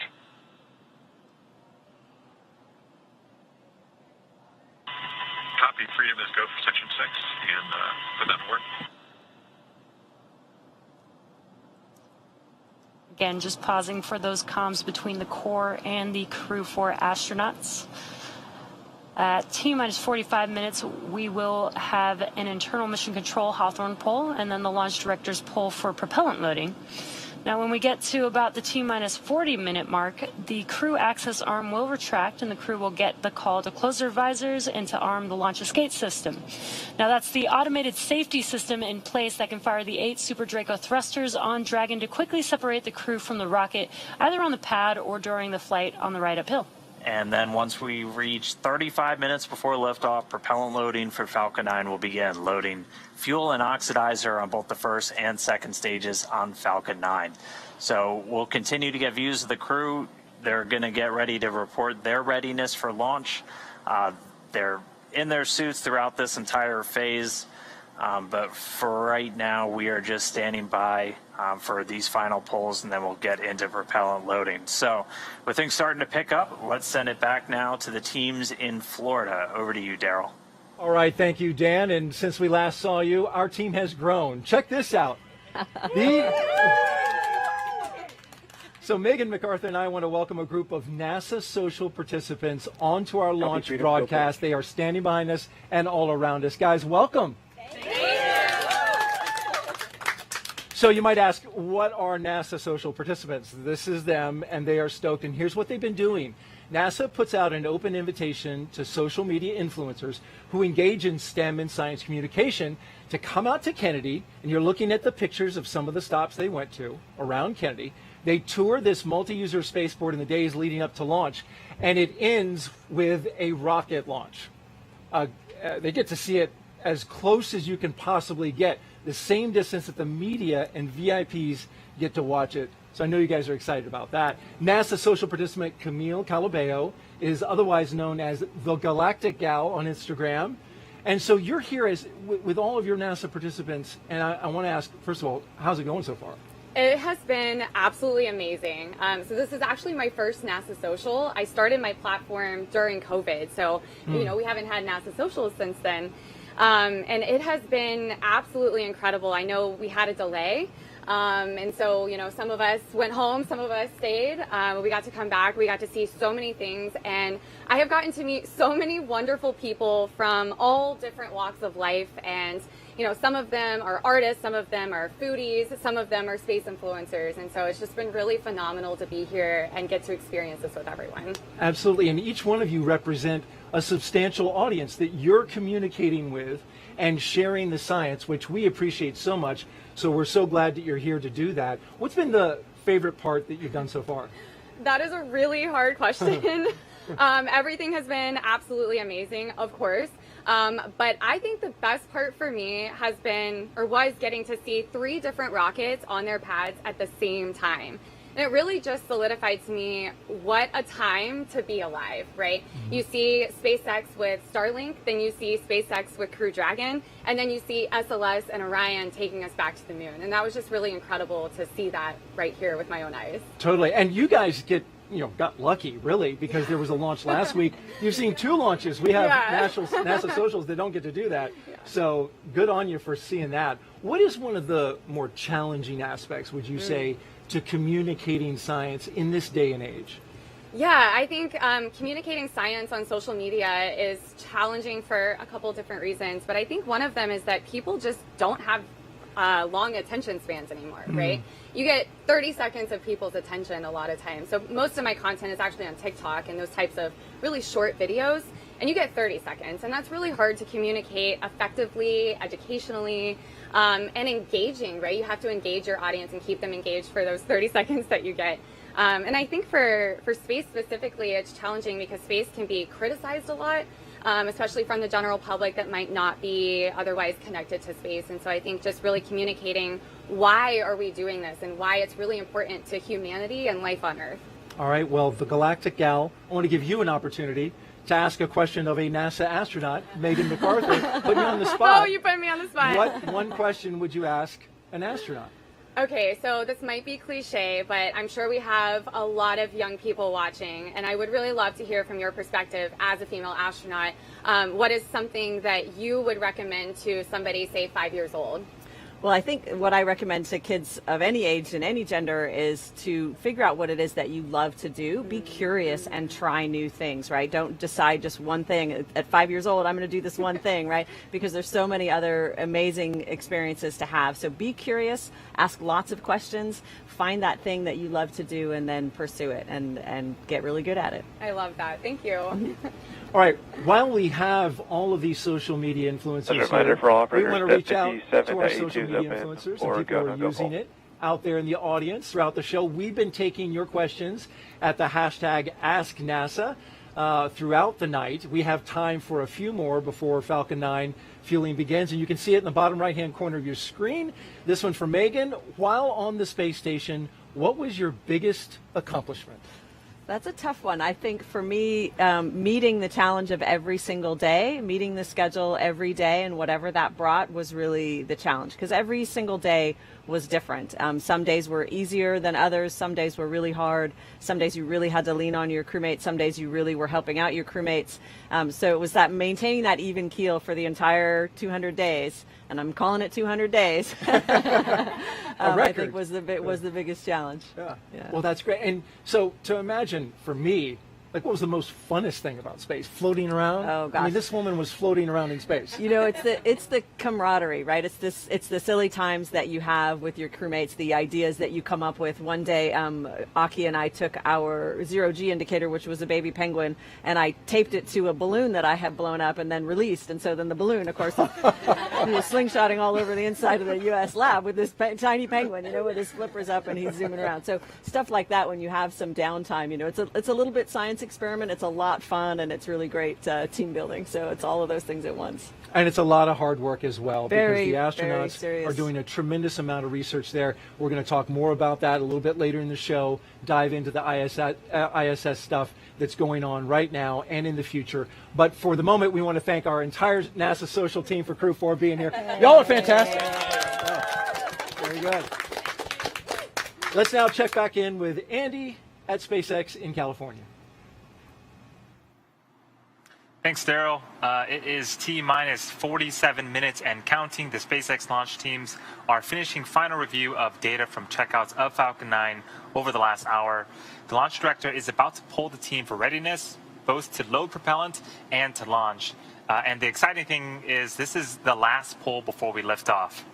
The 7 SpaceX engineers indicate they are go by electronically voting on the online countdown procedure.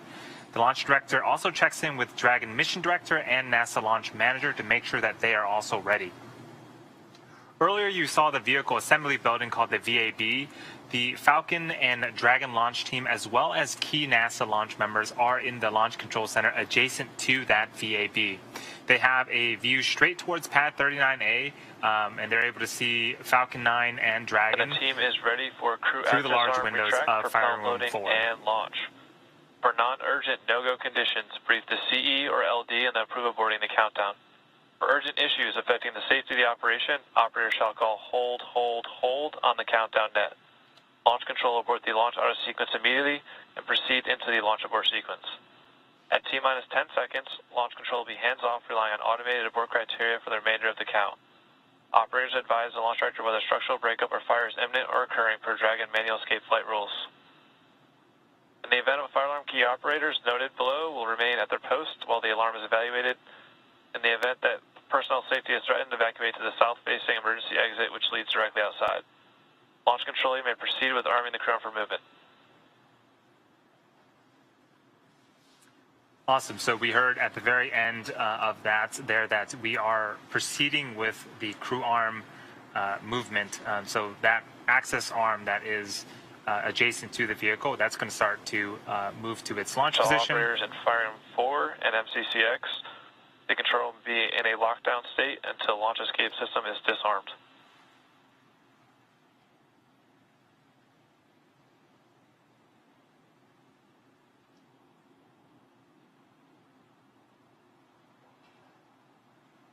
It does take a few minutes for the crew access arm to fully retract, and after that, we'll be arming the launch escape system. So on screen, you can see the Dragon capsule with the crew access arm still in the surface position. The crew is on board. Crew access arm retraction has started. So great, we got an amazing shot of the crew access arm retracting away from the Dragon capsule.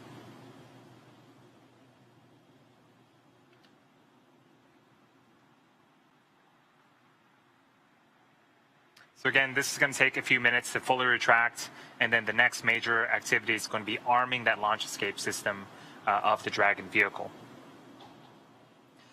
So far, weather and range continue to be go for launch. We are monitoring the clearance area around the launch pad as well as air and sea space around the flight corridor.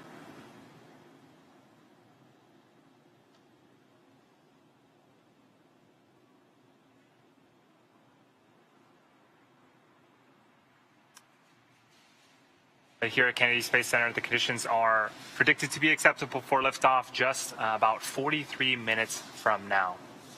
So with that, again, everything is going smoothly on today's countdown. So I'm going to send it back over to you, Daryl. How are things going? All right, thank you very much, Andy. And the countdown clock continuing at T-minus 43 minutes and counting. Want to recap a few things here for you. The closeout team. They have left the White Room and exited the blast danger area. They are no longer in the picture there that you see. Also, SpaceX teams have pulled go for the LES arm and prop load. That's the launch escape system. And SpaceX Dragon Freedom reports go for launch. And so here we are at T-minus 42 minutes and counting. We're standing by for the next major milestone. We saw the crew access arm retract, and that's one of the last major visual milestones that we'll see in preparation for liftoff. And then shortly thereafter, we'll hear crew access arm retraction is complete. And there is the call out that the crew access arm retraction is complete. And so now we're looking towards propellant load.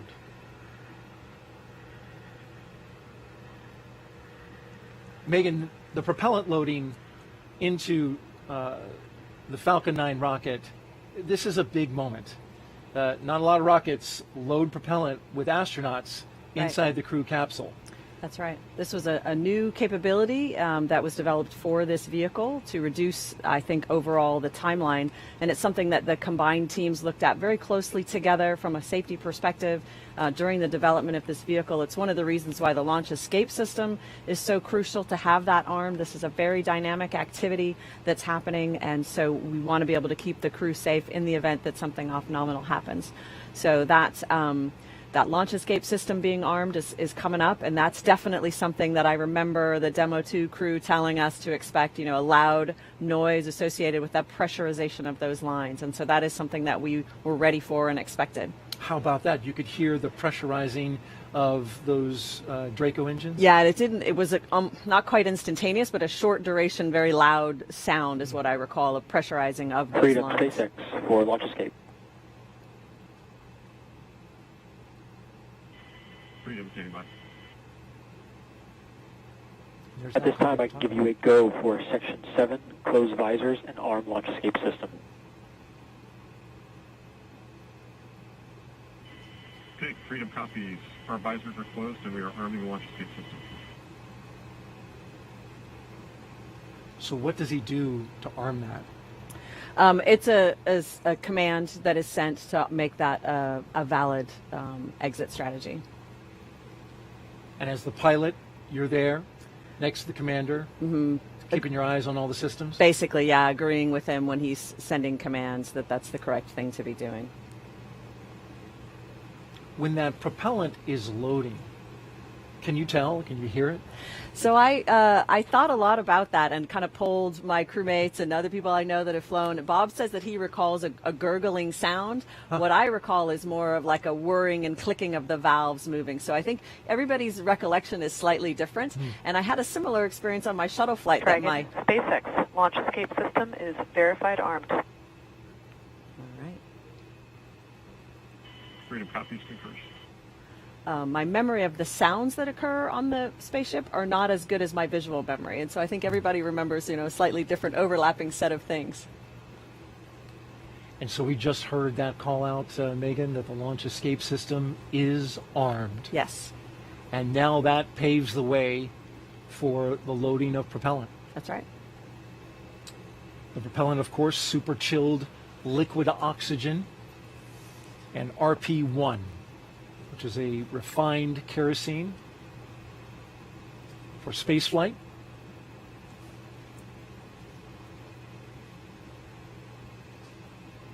A look from high above, from the launch tower down onto the Crew Dragon spacecraft and rocket below. That booster getting ready to fly for the 4th time.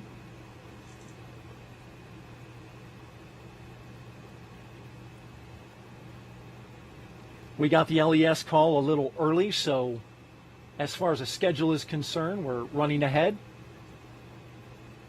But we're in a good place because propellant load starts at T-minus 35 minutes.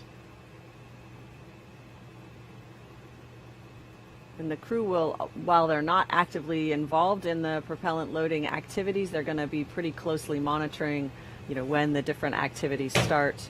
Loading the specific tanks with the specific propellants so that they can have a sense of where the vehicle is at every moment. A live look there at the base of pad 39A, the launch tower, and the strongback, which is part of the transporter erector. It is in the foreground. The rocket is just Falcon 9 behind propellant it. tanks will be venting for propellant load in approximately 1 minute. Okay, there you heard in 60 seconds. Venting those tanks in advance of the propellant load.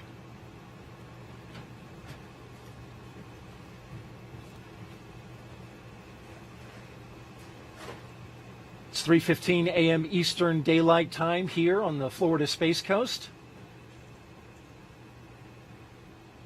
The overnight launch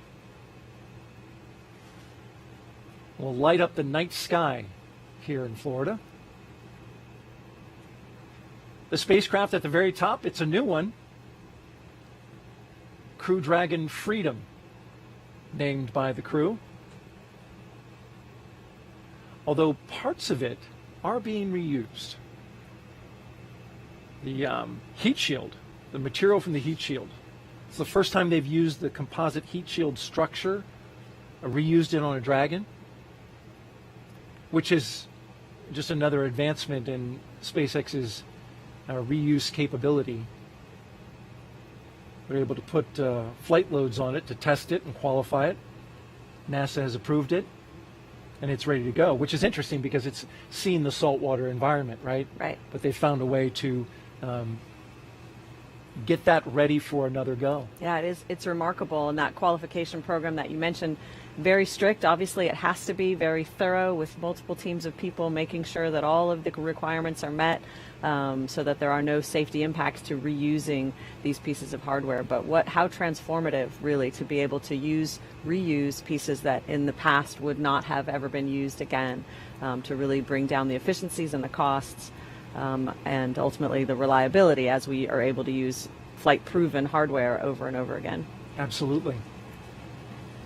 And now here we are just a few seconds away from propellant load.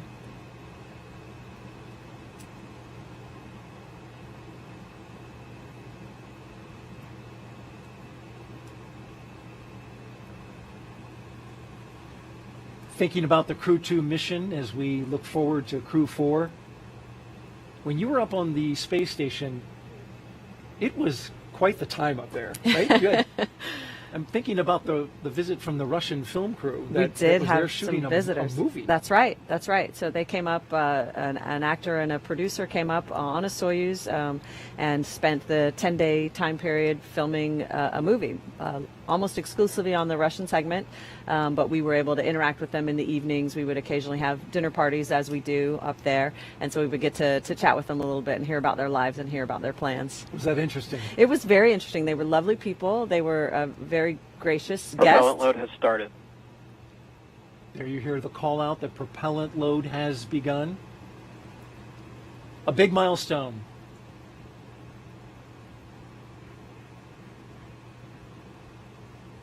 As we are sitting at T-minus 34 minutes and counting. But you were saying, Megan. Yeah, so it's nice to have some new faces, quite frankly, Yeah. and to hear some new stories. And like I said, though, we really did not work with them. They worked exclusively on the Russian segment.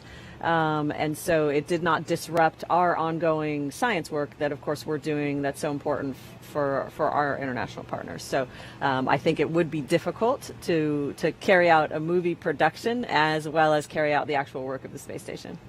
Just another example of the continued private use of the International Space Station, and I guess you didn't photobomb their shot? I did not. No, I stayed safely behind the camera or in the other room entirely. We are now T-minus 33 minutes, 57 seconds and counting away from the second launch of a Crew Dragon with people on board in 2022. Today will begin the next 6-month rotation mission to the International Space Station. The launch escape system is armed. That happened just before we started loading the propellant onto Falcon 9. The Dragon capsule, though, it was loaded with its propellants about a week and a half ago, just a few miles down the road at a facility SpaceX calls Dragonland. In order to fly, Dragon needs a fuel and an oxidizer. So for the fuel, SpaceX uses monomethyl hydrazine, or MMH, and nitrogen tetroxide, or NTO, for its oxidizer, and together those propellants feed the Draco engines that maneuver Dragon on orbit, as well as the 8 Super Draco engines that would power the launch escape system in an abort scenario. And now that fueling for Falcon 9 is started, that means the 8 Super Draco engines inside Crew Dragon are ready, if needed, to pull this capsule away from the Falcon 9 rocket in an instant, should there be any kind of emergency associated with a rocket on the pad, or if there was a problem with the pad. The NASA and SpaceX teams have trained extensively for exactly that type of contingency, and they are ready. Now let's head over to SpaceX headquarters in Hawthorne for an operations update. Andy? Thanks, Daryl. We are continuing to count down those final minutes, and everything is still looking good for Falcon 9 and Dragon for an on-time liftoff just about 32 minutes from now. At the T-minus 35-minute mark, we heard that propellant loading began on Falcon 9. This is going to continue until about the T-minus 2-minute mark. The first and second stages of Falcon 9 are each loaded with 2 liquid propellants. One is fuel loaded into a tank at the bottom of the stage, and the other is an oxidizer loaded into a tank at the top of the stage. The fuel we use to power the Merlin engines is a refined kerosene referred to as RP1. The oxidizer loaded on each stage is a densified liquid oxygen. We also refer to that as LOX.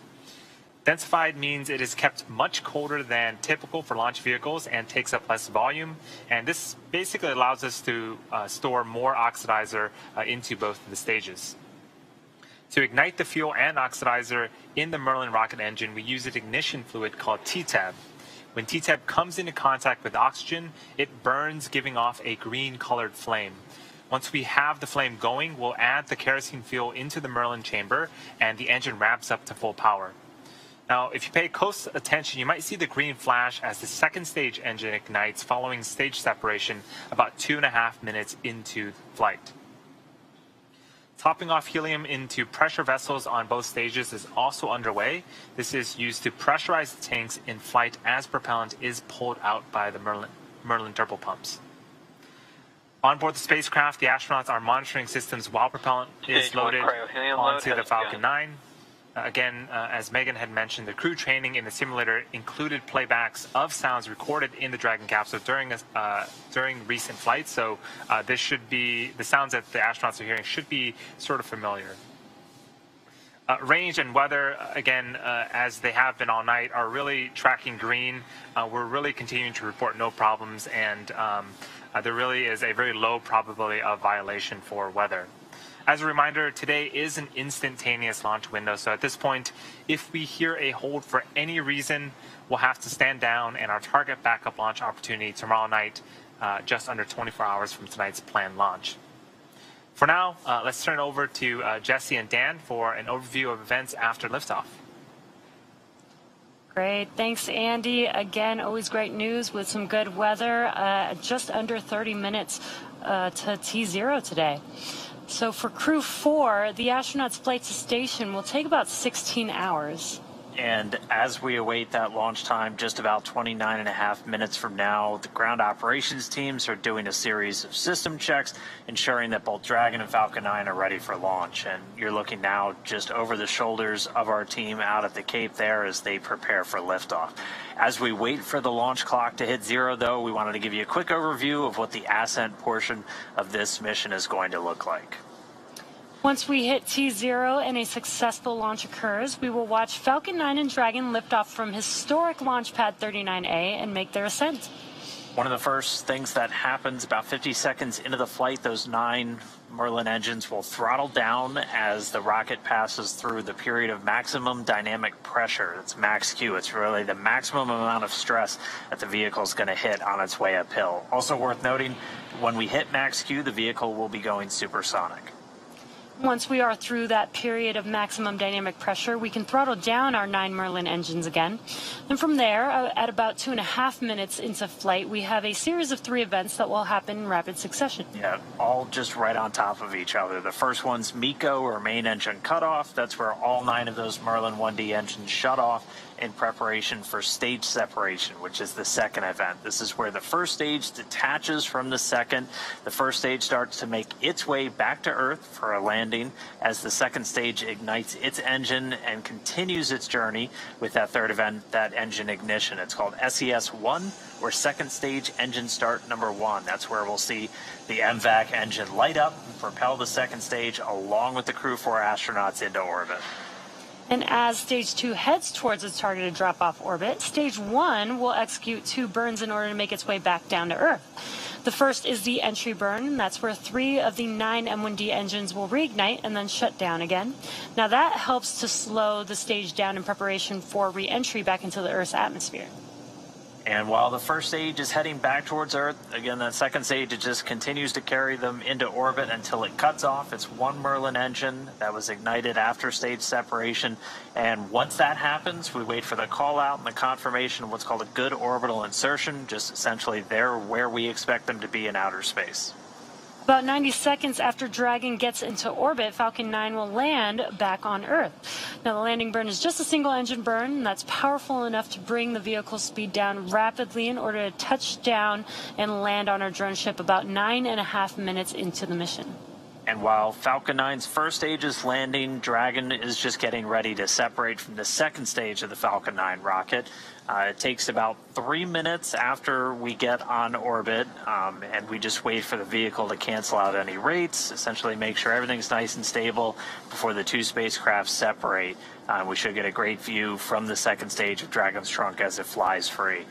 Once Dragon is a short distance away, it starts going into a number of checkouts immediately, looking at some of those Draco maneuvering thrusters. There's 12 around the service section of Dragon. Those are the first ones that get checked out.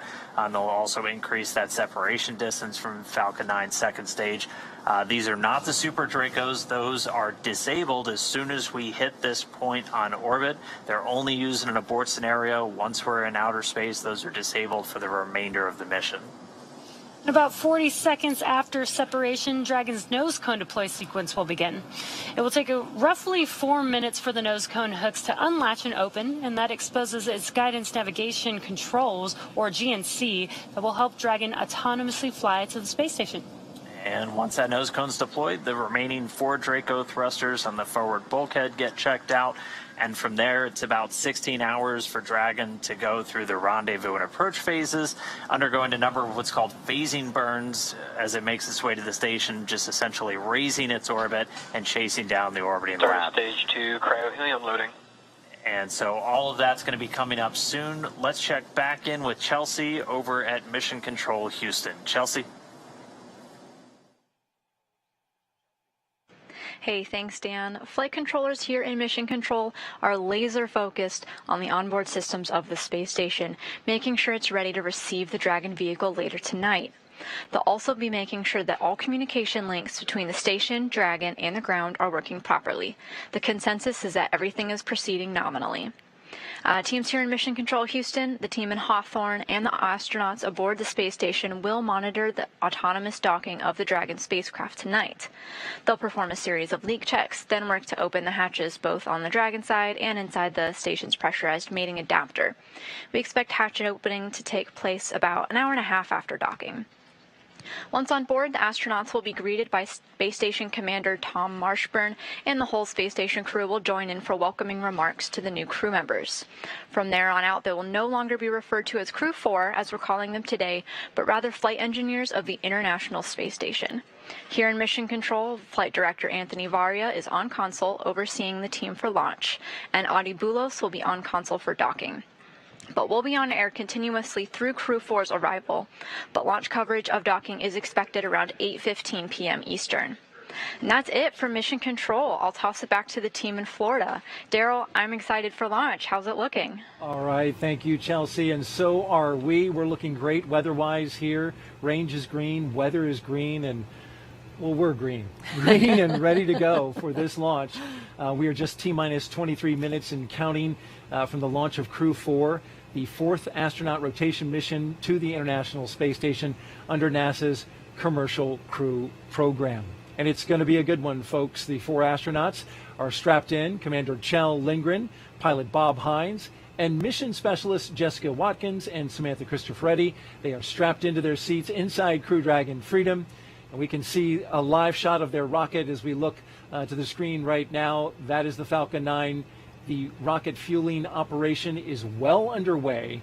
The launch escape system is armed, and that means Crew Dragon is prepared to launch itself away from the Falcon 9 rocket in case of an emergency on the pad or even after liftoff. So far, operations look and sound as expected. We are counting down to that liftoff at 3:52 and 55 seconds in the morning, Eastern Daylight Time. And so far, everything has looked right on. It has. It's wonderful to see just 22 minutes and 32 seconds remaining on the clock. I'm starting to get really excited. When you were sitting inside that spacecraft, how did you feel? Well, at that point, you are really focused. You are, you've sort of stopped with the chit-chat and the storytelling, and you are very much watching the progress of the propellant loading, knowing that the time is counting down, and you're just really starting to get your head in the game and be ready for what's happening next. That's a very serious part of the countdown, is that propellant flowing in. You can see those systems as you're looking on your screen and monitoring them. The mission is the continuation of rotational crew flights to the International Space Station from U.S. soil on private rockets and spacecraft, and this would not be possible without the success of NASA SpaceX Demo 2, the test flight 2 years ago, if you can believe it, the safe delivery and return of Crews 1 and 2, and of course, Crew 2 back on Earth 6 months ago, and that's why we have with us the pilot from Crew 2, Megan MacArthur. Appreciate you being here. Absolutely. It's hard to believe it. I've been home for 6 months already and launched almost a year ago, but time travels. Flying. Yeah, it keeps moving. It was 6 months that you were up in space. Do you notice that you were in space like now? Have you, the symptoms of having been up in space for that long completely passed? Or? I would say they're 90% back to Earth normal. And, there's some lingering things like back pain and, some joint pain and things like that will pop up that, I go, well, am I just older now or is Earth just harder? But for the most part, back to normal. Very good. Well, you've done a wonderful job for us tonight, and we appreciate it. As we continue to count down, we're looking for the next call out, which should be stage 2 RP1 load complete. It'll be followed by strong back chill has begun, and then we'll start loading stage 2 with liquid oxygen.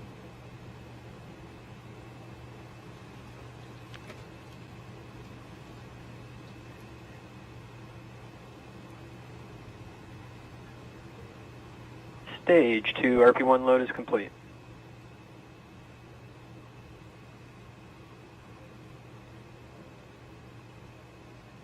You can see the condensation coming off the rocket, that super chilled LOX, chilling down everything, including the skin of the rocket, so that it condenses the humid Florida air. And you see there, the clouds are coming off, but at the very top, it's also venting.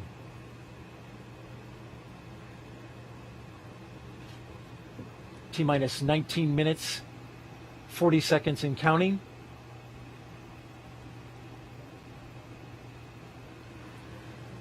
It's an impressive sight. I forget that I can also look over my shoulder and see it in real life. In fact, you just did that. We can't see you on camera, but Megan turned and wanted to see that it was the same thing she's looking at on screen. And indeed it is.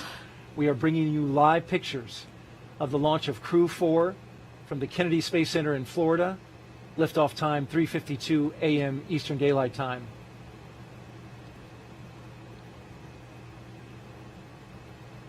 If you're just joining us, we want to tell you a little bit about the crew on board. Dr. Kjell Lindgren is the commander. He was born in Taipei, Taiwan, but spent most of his childhood overseas in England. He is married with 3 children. He was an instructor and jump master with the U.S. Air Force Academy, and he also has a doctorate in medicine. He served as a NASA flight surgeon and then as an astronaut aboard Soyuz, where he spent 141 days in space during Expedition 44 and 45. And as I mentioned, today he is the commander of Crew Dragon. Sitting next to him is his pilot, Bob Hines, who was born in Fayetteville, North Carolina. There he is. He's married with 3 daughters. He has a Master of Science degree in aerospace engineering and served 21 years in the U.S. Air Force as a test pilot and as a fighter pilot in the F-15E. He came to NASA as a research pilot, but today he's the Crew 4 pilot for Crew Dragon Freedom. A fine commander and pilot. You understand the role of pilot very well. You served it in Crew 2. That's right. The pilot's role is largely to help the commander keep track of what's going on with the systems, any off-nominal conditions, while the pilot is monitoring where the vehicle is and where it's going. So you work very closely together. Jessica Watkins is one of our 2 mission specialists, and she considers Lafayette, Colorado her hometown. Her college rugby team won the national championship in 2008. She's a geologist who completed several internships with NASA, including one testing system designs for the Mars Perseverance rover. She became an astronaut in 2017, one of the many turtles that are going around here at the NASA astronaut crew team. She's going up into space for the very first time as a mission specialist. The second mission specialist is Samantha Cristoforetti. She was born in Milan, Italy. She has 2 children. She's a fighter pilot, and in 2013, Cristoforetti launched into space aboard a Soyuz for a long-duration spaceflight to the International Space Station. Several years later, she was awarded the Knight Grand Cross of the Order of Merit from the President of Italy, and today she returns to space with Crew 4, 2 fine mission specialists. Now, each of these 4 crew members will be a part of Expedition 67 once they arrive at the International Space Station. If you are here locally and watching this broadcast and want to step away from the screen, Stage 2 lock load has begun. Just heard the call out for Stage 2 prop load. As I was mentioning, if you're listening to the radio, you can find the launch coverage on the frequencies you see at the bottom of your screen. VH radio frequency 146.940 on the megahertz scale, and UHF radio at 444.925 in the FM mode on the megahertz scale. All of that can be heard rather, here on the Space Coast. Megan, let's talk a little bit about your science. Your team spent 199 days in space, a record, you call it 200, a SpaceX record for an entire crew of astronauts. With all that time spent on board Space Station, can you explain how Space Station acts as that orbiting laboratory where Crew 4 is heading right now?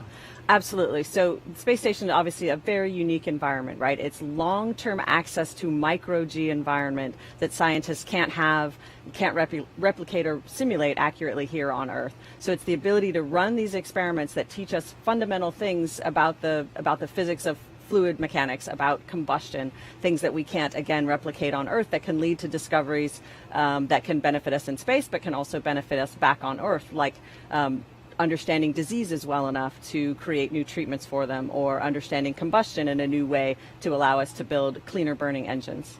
You mentioned some of the science that you've worked on. What was your the most impressive and stands out to you in your mind? Well, it's hard to choose a favorite, but of course one that is always popular is one you get to eat. So we got to participate in the Plant Habitat 4 experiment, where we grew chili peppers that hailed from Hatch, New Mexico. And so we got to monitor them over a period of many months. It was a fruiting plant that took a long time to germinate and to fruit. And for long duration missions will provide an important vitamin C and other minerals for crews on long duration missions. And they were also just really tasty. So that was a lot of fun. That's a bonus. And, you know, growing plants in space is part of deeper space exploration, especially growing them in mass amounts, right? So that you can feed a crew. Absolutely right. It'll be an important part of those future missions.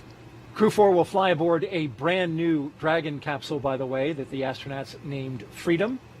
But the booster has flown 3 previous times, and there you can see it there with the sooty-covered NASA meatball right above them. That's Crew 4 below, standing next to their booster. This flight will be the 4th for that booster, which is a first for NASA and ESA astronauts. Now, at the time that booster lights and takes that crew into space, the International Space Station will be 260 miles over western Romania. We talked a little bit earlier about chasing down station. Well, when this thing lights, Crew 4 will then spend the next 16 hours chasing down the International Space Station for a rendezvous at 8:15 this evening. And there's a special guest there. That is an Apollo astronaut, Harrison Schmitt. He is a moonwalker, you may recall.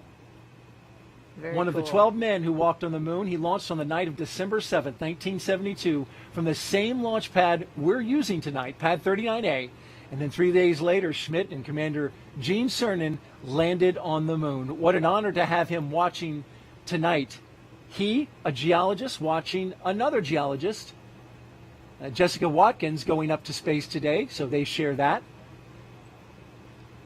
And Harrison Schmitt, one of the 4 surviving astronauts who walked on the moon. Buzz Aldrin, David Scott, Charlie Duke, and Harrison Schmitt. And they are a national treasure. Megan, we are T-minus 12 minutes and counting. Some final thoughts as we get ready to light this candle for, by the way, Samantha Cristoforetti's birthday was yesterday. Yes. What a big birthday candle. That's right. It's a pretty good birthday celebration, I think. She's going to enjoy that. But what will they experience the moment of liftoff? The moment of liftoff is really, it's hard to describe. I've heard it described as lots of different things. A kick in the pants, someone hits your chair with a baseball bat. It's almost indescribable because you start moving so fast and you're accelerating so fast the whole time that it's just a sensory overload. You're really, really moving fast. And on our crew, people enjoyed that very much. There was a lot of hooting and laughing basically in response to that. And as the rocket changes its speed, it accelerates down and then back up again. You feel all of that, and it's a tremendous ride. Astronauts from Crew 4 getting ready to experience that. We're about to watch this launch. So at T-minus 11 minutes and 25 seconds, let's toss it to Andy at SpaceX in California. Daryl, Megan, thank you so much. It's getting more and more exciting here as we are just about 11 minutes until liftoff. Things are still looking great for both Falcon 9 and Dragon. Falcon 9 began loading propellants at the T-minus 35-minute mark. We should finish around the T-minus 2-minute mark. Right now, densified liquid oxygen is loading and continuing on the first stage. And again, this is going to wrap up around the T-minus 2-minute mark. The Dragon mission director and team are reporting no issues. Communication checkouts are complete. The crew access arm is retracted. The launch escape system is armed, and the crew is strapped in and ready to go. Final instructions to the crew come in at the T-minus 10-minute mark. The crew displays will be configured for launch. This setup gives the crew insight into how the launch is proceeding and provides constant update on vehicle health. At T-minus 5 minutes, we'll be in terminal count, and the Dragon will transition to internal power. And we'll hear continued call-outs on the countdown nets as we get closer and closer to liftoff. Range and weather are both green. Right now, I am joined by Dan. Dan, after ascent, we're going to hear some call-outs for different types of abort modes, right? Yeah, that's right. On the way uphill, you'll hear. SpaceX, please confirm crew displays are configured for launch. Freedom confirms. Displays are configured for launch. SpaceX copies Crew 4, and on behalf of the entire SpaceX team, we're honored to have you aboard Dragon Capsule Freedom today. It has been a privilege working together to prepare for this launch to the International Space Station. We wish you a great mission, good luck, Godspeed, and time to let Freedom fly.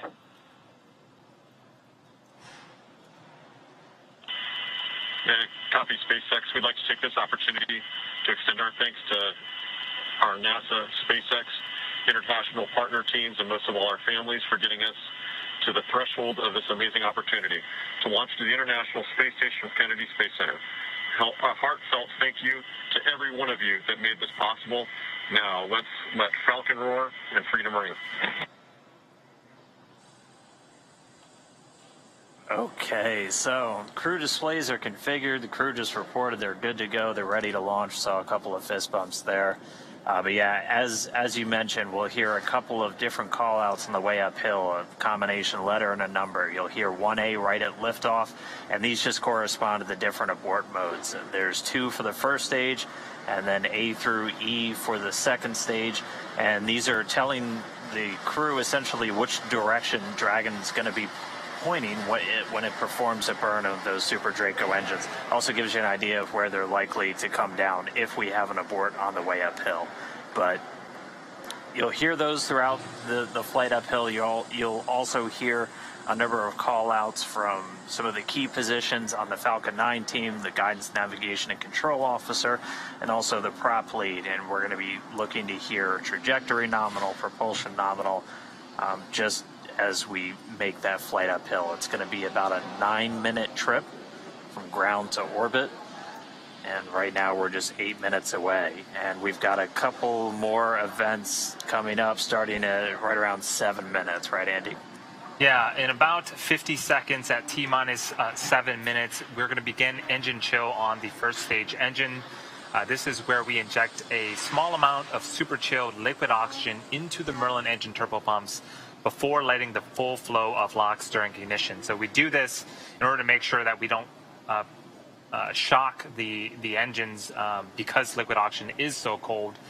We actually do the same exact things for the second stage engine. That happens during ascent, but we should hear the call out after liftoff for that as well. And again, that is coming up in about 15 seconds, and we should hear the call outs over the nets.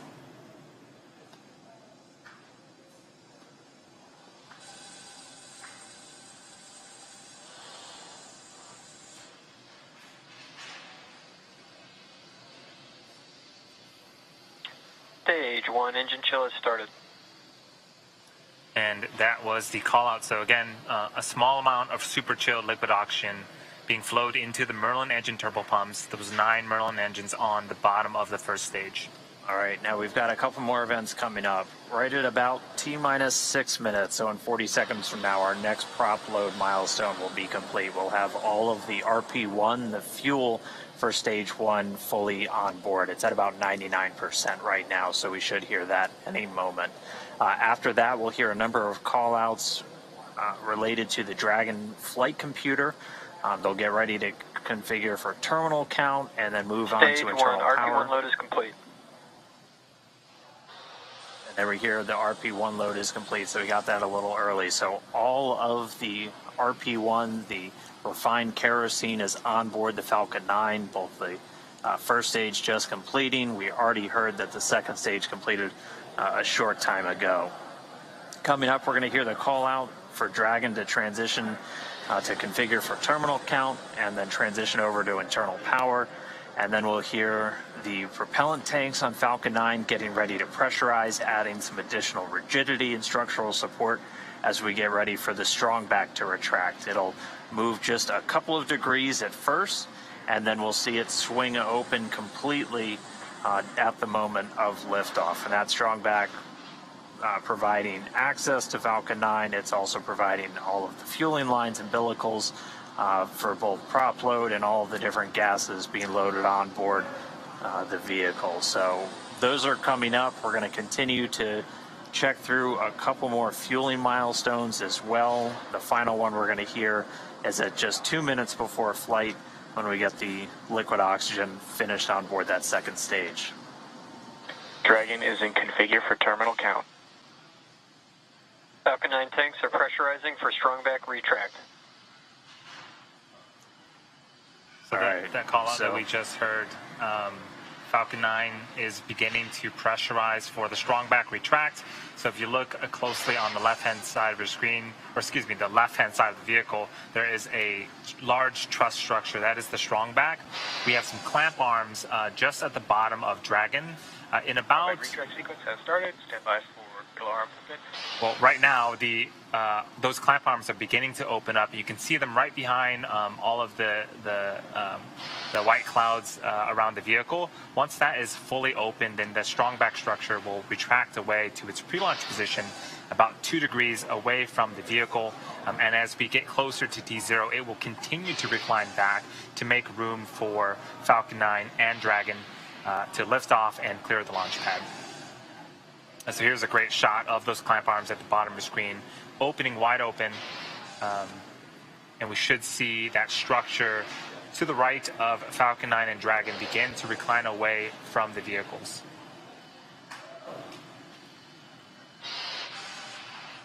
This whole sequence takes about a minute, a little over a minute to fully complete, and we expect this to complete in about 15 minutes. 15 seconds. So you can see on screen that strong back is beginning to recline away from Dragon and Falcon 9.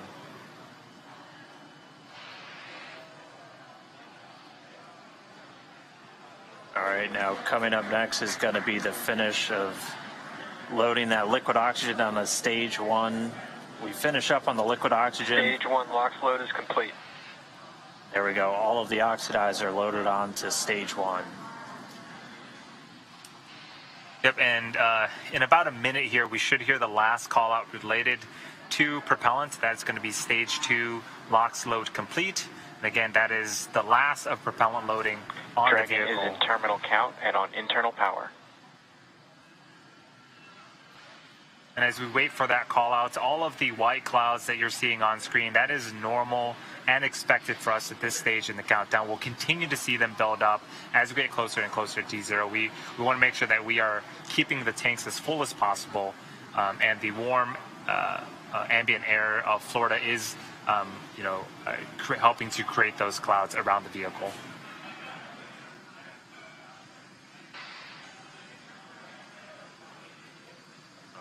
Coming up on 2 minutes until liftoff, standing by for stage 2 LOX load being completed.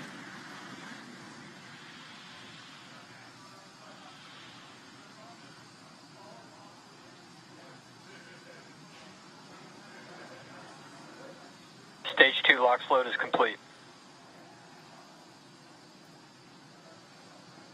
Dragon is in auto idle. All right, Dragon's flight computer and auto idle. Next, it'll flip Gas over to countdown. Expect loud venting. Gas closeout is started, so we're now isolating all of the feed lines for the different gas systems from the Falcon 9 rocket. They're going to then get vented. You hear that venting start. They're going to get vented overboard through umbilicals and through the strong back itself. Coming up at T-minus 1 minute, we're going to hear Dragon is in countdown. Its flight computer will switch to countdown mode. We'll also hear that the flight termination system on Falcon 9 is armed. Falcon 9 will move into startup and take over control. FTS is armed. Falcon 9 is in startup and is now controlling. Dragon Dragon is in countdown. Dragon's flight computer in countdown. The FTS, that flight termination system on. Freedom, SpaceX, go for Crew 4 launch. Freedom is go for launch. SpaceX, reports go. Crew, reports T-minus go. 30 seconds. You heard it there. 30 seconds away from liftoff. T-minus 20. T-minus 15 seconds.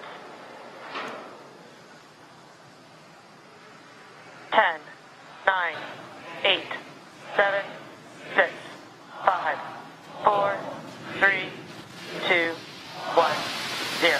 Ignition. And liftoff. Go Falcon. Let freedom ring. Godspeed, Crew 4.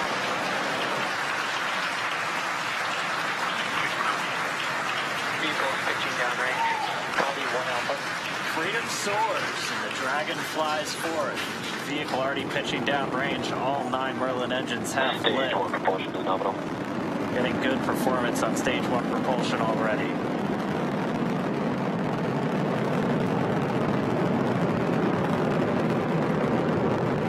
We are T plus 35 seconds into the 4th rotational crew mission on board Dragon and the Falcon 9. The 9 Merlin 1D engines on the first stage are beginning to throttle down. Throttle down. In preparation for max Q. This is where the vehicle will experience the highest amount of aerodynamic pressures, so we'll throttle down the engines in preparation for that event. Vehicle is supersonic. All right, so we've passed the speed of sound. We're already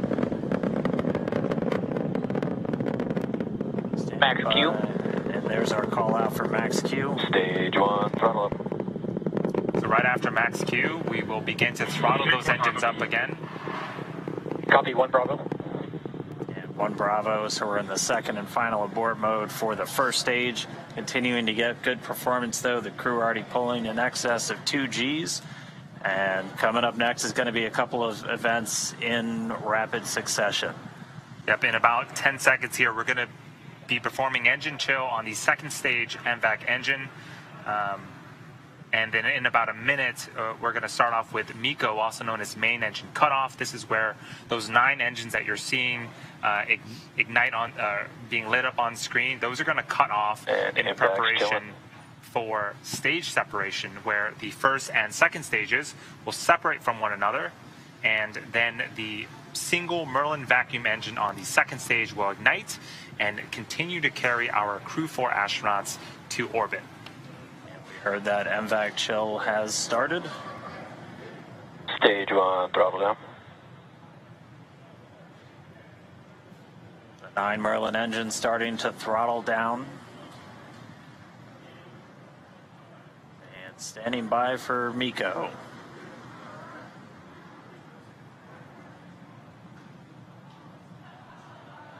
And MECO. Stage separation confirmed. So MECO, stage separations confirmed. Stage 2 Alpha. And ignition. We see that second stage engine light. We're in 2 Alpha, the second abort mode. The second stage is lit, continuing to carry the Crew 4 astronauts onto orbit. And this is a fantastic view. On the left-hand side, this is the first stage, now separated from the second stage, but it's still being illuminated by that single Merlin vacuum engine on the second stage on the right-hand side of your screen.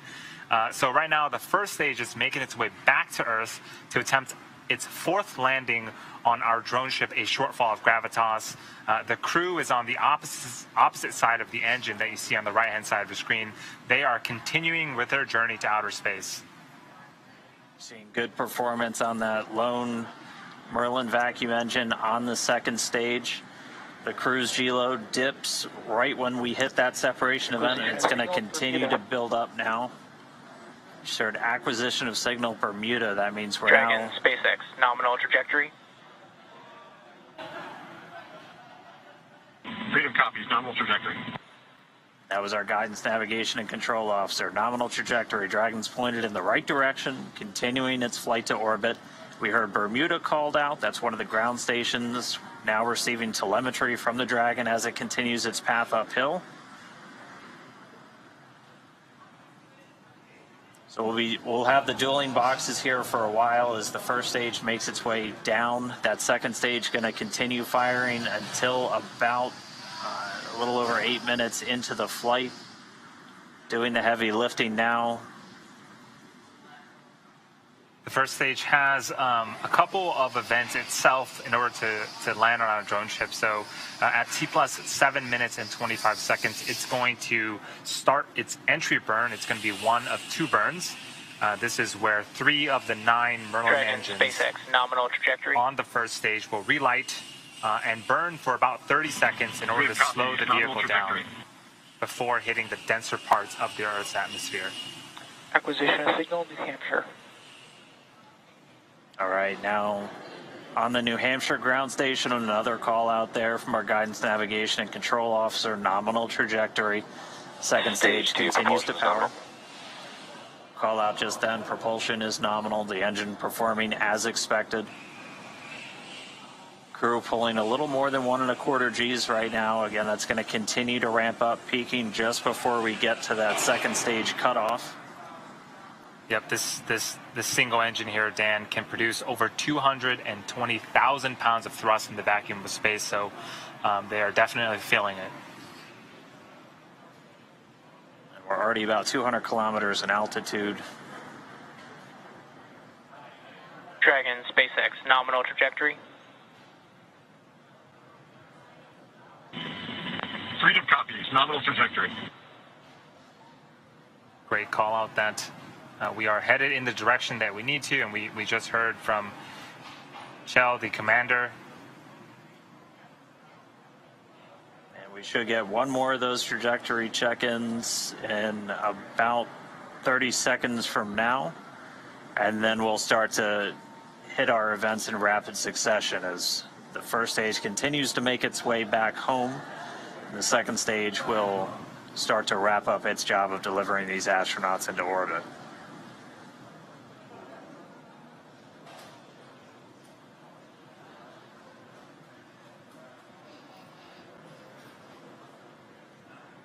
Yeah, we don't see it on screen right now, but the first stage is making its way back to our drone ship in about... Dragon, SpaceX, nominal trajectory.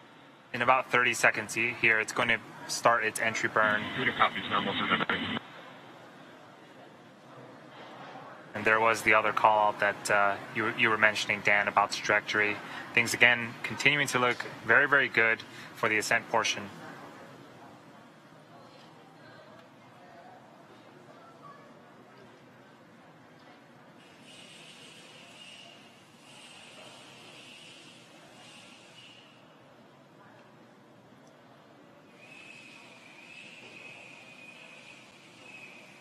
Stage 2, flight termination system. So for those just joining us, we are just under 8 minutes into flight. We have 4 astronauts as part of the Crew 4 operational mission. You can see on the left-hand side, this is our first stage with 3 of 9 Merlin engines reignited and slowing down the first stage before we hit the denser parts of the Earth's atmosphere. So this first stage has one more burn left. Burn shutdown. That's going to happen just before the T plus 9 minute mark, and then we'll attempt landing for the 4th time on our drone ship that's currently parked in the Atlantic Ocean.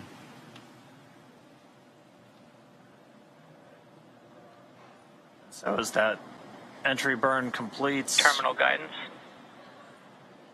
we're in the final stages of the second stage's flight into orbit. We're about to pass through several of the different abort phases, which essentially correspond to areas along the very northeastern seaboard of the U.S. and then across the Atlantic and off the coast of Scotland. But continuing to get call-outs that Stage 2 propulsion is nominal.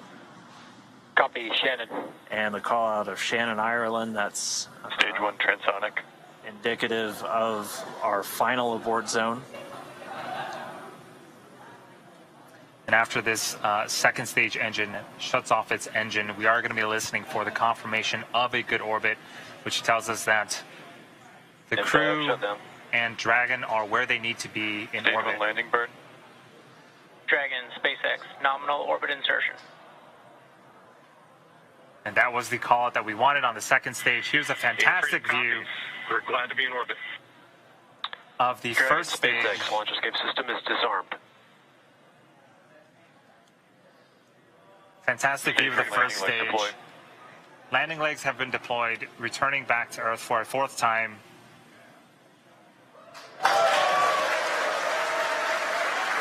just like that, a fourth landing as part of the Crew 4 mission. You can hear the applause behind us.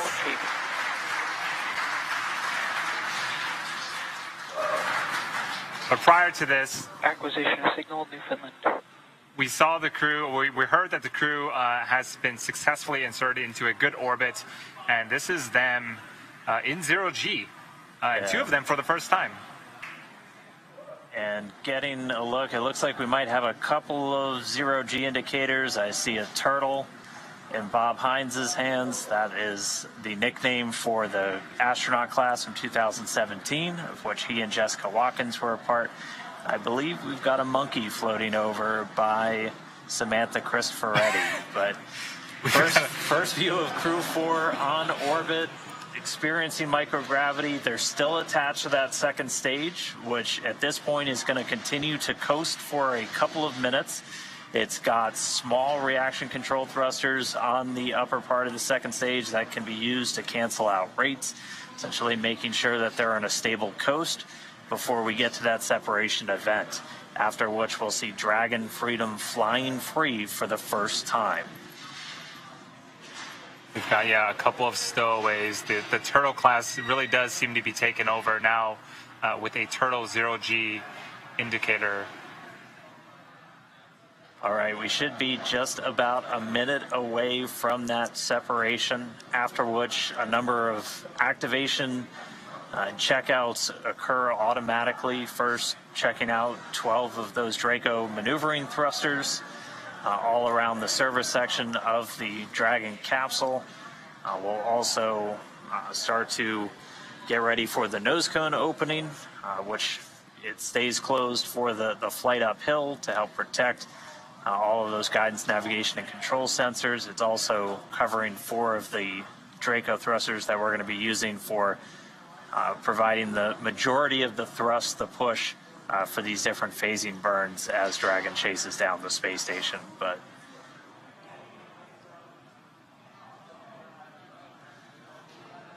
all right, standing by for separation.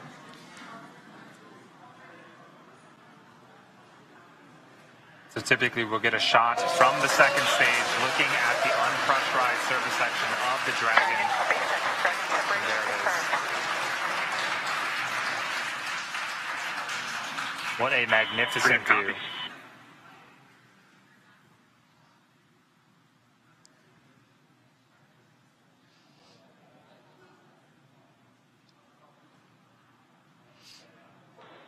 And looking like a good separation, good rates. Dragon Freedom flying free for the very first time. So again, now those Draco checkouts are starting, and pretty shortly we'll get to the nose cone deploy, and that's when they'll start to open up hooks that are holding the nose cone in place, and it sounds like that has begun. And expected loss of signal, New Hampshire.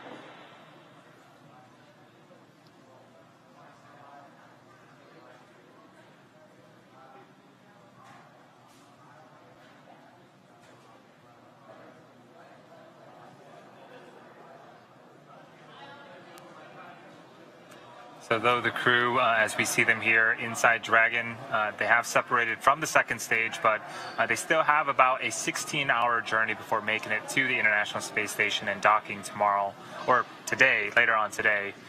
But it is so great to see them flying free in space. And we did get confirmation that that nose cone deploy sequence has started. So again, those 6 hooks that hold the nose cone in place during the launch and ascent portions have to retract, and then the nose cone will be able to start to swing open and deploy, and that will uncover a number of critical systems for Dragon's flight up to the space station, not the least of which Freedom, LD, I hope you enjoyed your ride. It's been an honor flying with you, Chell, Farmer, Samantha, Jessica. Have a safe journey to the space station. Say hi to Crew 3 for us, and we'll look forward to seeing you when you get home. Indeed, the dream is alive. Some words from our CE.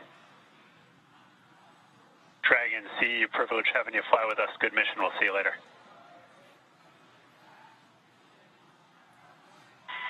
Hey, and from Freedom, we want to thank a big thank you to SpaceX, the Commercial Crew Program, and specifically the Falcon 9 team for a great ride. It is a privilege to get to fly this new vehicle, the Crew Dragon Freedom, to orbit. Huge thanks to the teams that assembled and prepared her for flight. We're feeling great and looking forward to the view.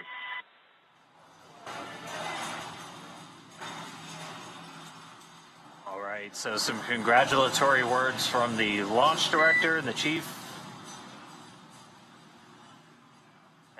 engineer up to the crew on board Freedom.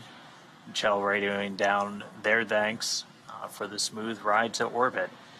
So, as Andy said, we've got about 16 hours. And Freedom, SpaceX can confirm nominal dehumidifier activation and service section Draco checkouts.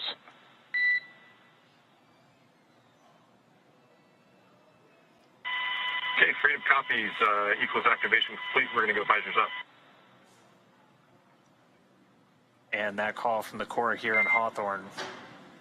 Corps copies, here we go. Indicating that we had good checkouts of those 12 Draco thrusters around the service section. There's 4 to go after we get the nose cone open and the ECLIS, the environmental control and life support system, activated and running inside Dragon. Crew will be able to get their visors open and pretty soon get out of their suits and settle in for a 16-hour ride to the space station. So, with Crew 4 now successfully on orbit, let's head over to our counterparts at the Kennedy Space Center. It looked great on TV. I'm sure it was even better in person. Daryl, Megan, how are things over there on the ground? Well, thank you very much, Dan, and you're absolutely right. It was phenomenal here at the Kennedy Space Center watching the launch of Crew 4. Wow, Megan MacArthur, NASA astronaut, pilot for Crew 2. And she's been on the space shuttle. You got to watch that launch, and I saw you taking it in. It was spectacular. It really was wonderful to see a launch up close again, a night launch, which has been a while since I've seen one in person. Just spectacular. It never gets old. I think if it gets old, you're probably in the wrong business. Absolutely. It was so loud, so powerful. The roar of the engines when it lifted off, it seemed louder than usual, but that just might be because of the atmospherics. And then that light off the water, what a beautiful sight. Not only were we watching, but also crew on station tuned in to the NASA TV broadcast, watching them lift off as they await for them to arrive tonight at 8:15. That's right. I know they're excited for lots of reasons. One, they're going to get to see their friends, and they're going to get to come home themselves, so they're looking forward to it. All right. Well, Megan, thank you for your thoughts on that. And we also have a very special guest who watched the launch with us here at the Kennedy Space Center. Let's get over to Megan Cruz, who is with one of the astronauts who walked on the moon almost 50 years ago. Megan? Yeah, I am really honored to be standing next to Apollo astronaut Harrison Schmitt. I really cannot believe I'm standing next to you. It really is an honor. Oh, it's my pleasure.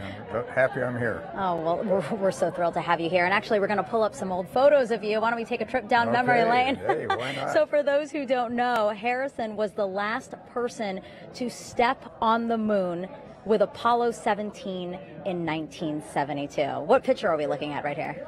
Well, this is the crew, Ron Evans, Gene Cernan, myself. This is sort of the publicity shot with the lunar rover. We were the third mission to have a lunar rover that we drove around on the surface of the moon.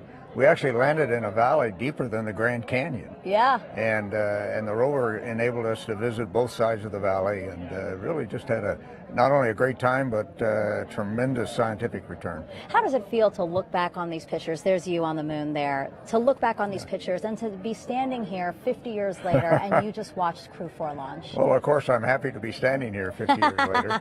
Good point. And the launch of the Falcon 9 and the Dragon to the International Space Station was spectacular. You know, those of us that rode a Saturn V into space, you know, are a little bit jaded about the smaller rockets, but still, it really was something. And on board was a geologist, Jessica Watkins. Yes, you got your special invite today from Jessica. I mean, what do you think about that? That's great. Jessica and I have worked a little bit in Houston with the lunar samples and the like during the Apollo 11 celebration, 50th anniversary celebration, and she was very kind enough to invite me and my wife here, my wife Teresa Fitzgibbon, and we sort of consider ourselves the Jessica team. Oh, that's so sweet. Just what do you think about the fact that there is a geologist on board, the importance of having a geologist for this mission? Well, for me, I did not have a chance to gain the kind of operational experience that Jessica is getting. I gained my operational experience from learning to fly T-38s and helicopters, and then a lot of simulator time. She's gaining it in space, and that's very important. Yeah. And you know, I hope it'll stand us in good stead for being part of one of the Artemis crews that goes to the moon. Yeah, absolutely. Artemis, let's talk about that. That's going to return us to the moon. Isn't that crazy? It's crazy. It's been a long time. There have been several attempts to get us back there. The two Bush presidents both tried to get something going, and it didn't materialize, but maybe Artemis is the third time's a charm. Yeah. And we're looking forward to it, believe me. Do you think we're ready to go back to the moon? We need to go back to the moon? Oh, I think we've been ready for a long time. The technology is there. The big difference is NASA had to develop the technology for Apollo, advance old technologies as well as new technologies. The thing that's changed is the commercial sector has taken the NASA technologies and moved forward, and now NASA has to integrate that into a new lunar program such as Artemis. And you saw that tonight with the Falcon 9 launch. That was developed by the SpaceX Corporation, and it's turned out to be an extraordinarily reliable vehicle for launches in general, and in particular now the fourth launch to the International Space Station. Yeah. Well, like you said, I'm glad that you're here, and I'm glad that you will that you witness Crew 4, and then also that you'll see Artemis launch soon. So thank you so much for being here. Well, thank you for inviting me. It's great, and my best to everyone in NASA, and keep doing great work. Perfect. Thank you so much. Back to you guys. All right. Thank you, Megan, and thank you to Moonwalker Harrison Schmitt. Boy, for astronaut Jessica Watkins to have a moonwalker on your team is a pretty nice thing. That's pretty great, yeah. It's fantastic. Well, we're joined now by Josef Aschbacher, Director General of the European Space Agency, who just watched his first crew launch just a few moments ago. Josef, thanks for being here, and what'd you think? Oh, thank you, Daryl. It's just a fascinating moment. This is my first crew launch. I've been Director General only since 1 year, so this is really a good experience. I have to say this is phenomenal. But let me also say a word of thank you to NASA. NASA is an enormously good partner to us, the European Space Agency. It's really a pleasure working with NASA. We have very good relationships, a very strong partnership. But also thank you to SpaceX for delivering our astronaut, Samantha Cristoforetti, up into the space station. And this is a very important moment. But for us also at the European Space Agency, we are building up a strong human exploration program, and Samantha is the third astronaut now in a row, following Thomas Pesquet, Matthias Maurer, who is in space right now, and now joined by Samantha. So a year and a half of presence of ESA astronauts in the space station is the longest time ever, and therefore for us this is really a very important moment, and I'm very excited personally, but thrilled to see what's coming. Samantha will have a lot of work to do, a lot of experiments. She is also a very good role model for us in Europe, but worldwide, lady, and this is also on top of all the other qualities she has. So really excited. And once more, thank you, NASA, thank you, SpaceX, for doing this fantastic job with us together. And we appreciate all the work that ESA does as well for the NASA team and for commercial crew. And you can see Samantha, she's on the far right-hand side. Actually, you can see her boot there as she goes up into space. And a quick operational update, we have deployed the nose cone from the front of Dragon. That's an important milestone in order for Dragon to dock to the International Space Station. So we passed that milestone, and the crew continues, as you can see there, on their flight through space. You mentioned Samantha Cristoforetti. She was speaking the other day in a press conference, not sure if she's going to get to do an EVA. It's possible. But one of the exciting technologies that you have up there right now is the European arm that's on board. This will be over on the Russian segment, but I'm fascinated by this arm, which like has hands on two ends and like crawls around on the station. It's pretty neat. It's pretty neat. Yeah. In fact, we launched it last year, and it's really neat. It has you can really move it any way you want, and it has to be commissioned. This ERA, it's called. And it is on the program of Samantha's tasks, among many, to support the commissioning of this ERA. And this is something that is quite a unique piece of hardware. Talking of Samantha, it's probably not everyone knows, but yesterday was her birthday. Yes, and today she flies up on space, so it's a nice birthday gift to her to get into a rocket and up to the space station. So, happy birthday, Samantha. It's a big birthday candle. That's right. We lit a big birthday That's right. candle for Samantha. What is happening next for ESA? You mentioned today that budgets are on the top of everybody's mind. You've got the member states that are going to be seeking to fund. You're going to be looking for funding from them. What's next for you, the next big thing for ESA? I mean, I'm being here now at Kennedy Space Center. This is actually not my day job. My day job is talking to politicians, to my member states, and really put the program together for the next 3 years. And we're having a very ambitious program we are putting together. Certainly, exploration is a priority. Yesterday had a very nice, very constructive meeting with the administrator of NASA, Bill Nelson, and his team. We have many projects in the pipeline where we are working together already, and we want to intensify and come with more activities. Let me, of course, mention the space station, where we continue the operational supply of our activities, our hardware partners, which are then in exchange giving us flights of astronauts. So this is nominally proceeding, despite all the discussions you sometimes hear in the news. Then, of course, on Mars sample return, we are preparing together with NASA our contribution to Mars sample return. We are also planning missions to the moon. We have a large lander which we are preparing in Europe, which would be, again, a part of contribution to NASA, again, in exchange for NASA flights. This will be a huge one. It will be a truck, actually, going up to the moon, capable of launching or transporting about 1.5 tons of mass to the moon, which of course is necessary to build up bases and the various infrastructure which will be required. And we have many other activities where we work very nicely and very closely with NASA. I should mention also ExoMars.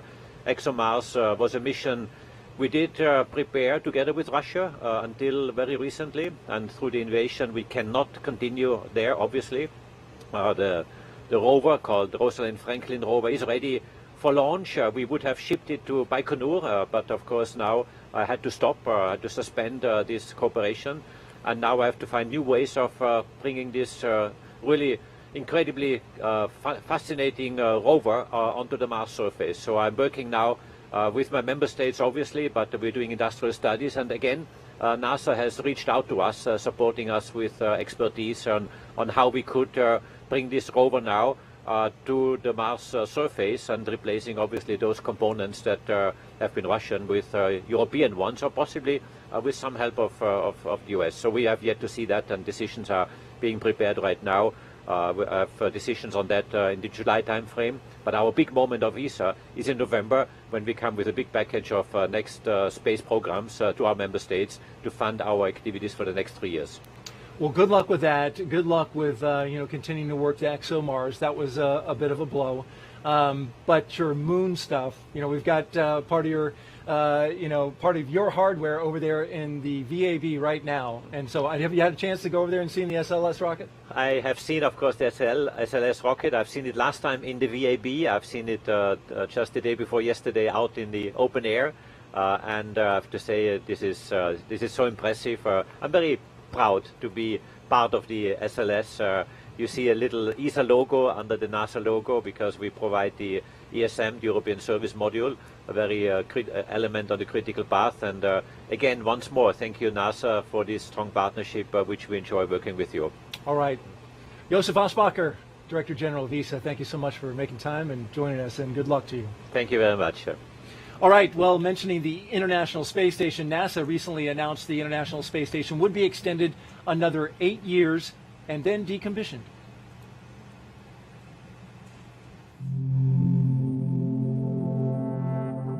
The International Space Station, an unparalleled laboratory for cutting-edge research unachievable in Earth's gravity for the benefit of all humanity.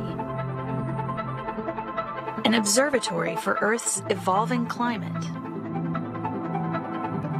A beacon of international collaboration. And our home until 2030. As the station enters its third decade, it is busier than ever, developing technology for human exploration missions to the Moon and Mars, finding new ways to combat disease, and acting as a testbed for in-space manufacturing of advanced materials and new medical products.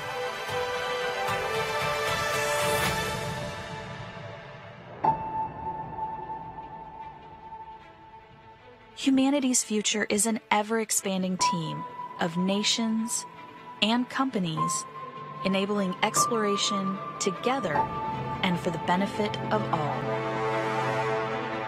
The International Space Station is a critical step on a great journey ahead to the Moon and beyond.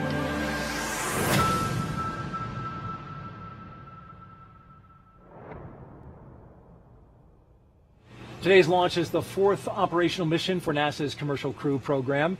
It has seen many successes in just a few short years. NASA's Megan Cruz is back now with some leadership from our NASA program. Megan. Yeah, I'm here with Dana Hutcherson. She's the Deputy Manager of NASA's Commercial Crew program. It is really great to have you here. Thanks for having me. So what did you think of today's launch? It's so exciting. You know, the launches never get old. I'm always excited to get to see a launch and to be up here on the balcony and hear new people watch the launch. It's always just a breath of fresh air to hear that. Yeah. You know, our mission's not done though, so we're always watching, and I don't breathe a sigh of relief until we actually land the crew. So what I thought was really cool though is right after a liftoff, pretty shortly after a liftoff, we heard the Commander Chell give you guys a shout out, the Commercial Crew program a shout out. Yeah, exactly. I think that was really awesome. We have a lot of great people that work in our program, and a lot of people that spend tireless days working with them, both SpaceX and NASA, and all of our teams that work together. So really appreciate that shout out from Chell. Well, is this program, would you say, accomplishing what it set out to do when it was created 11 years ago?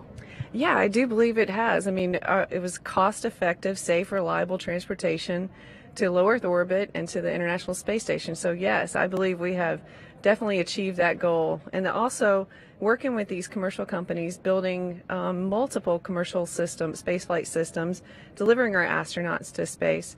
It's also opened up the doors for the private industry as well, and so enabling that space transportation for the public.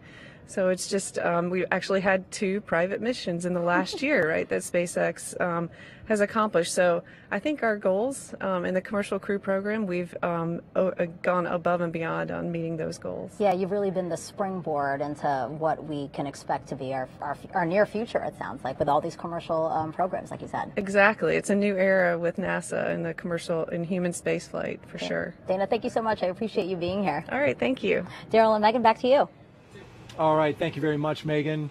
Jell, Bob, Jessica, and Samantha are now on course to arrive at the International Space Station around 8:15 p.m. Eastern Daylight Time tonight.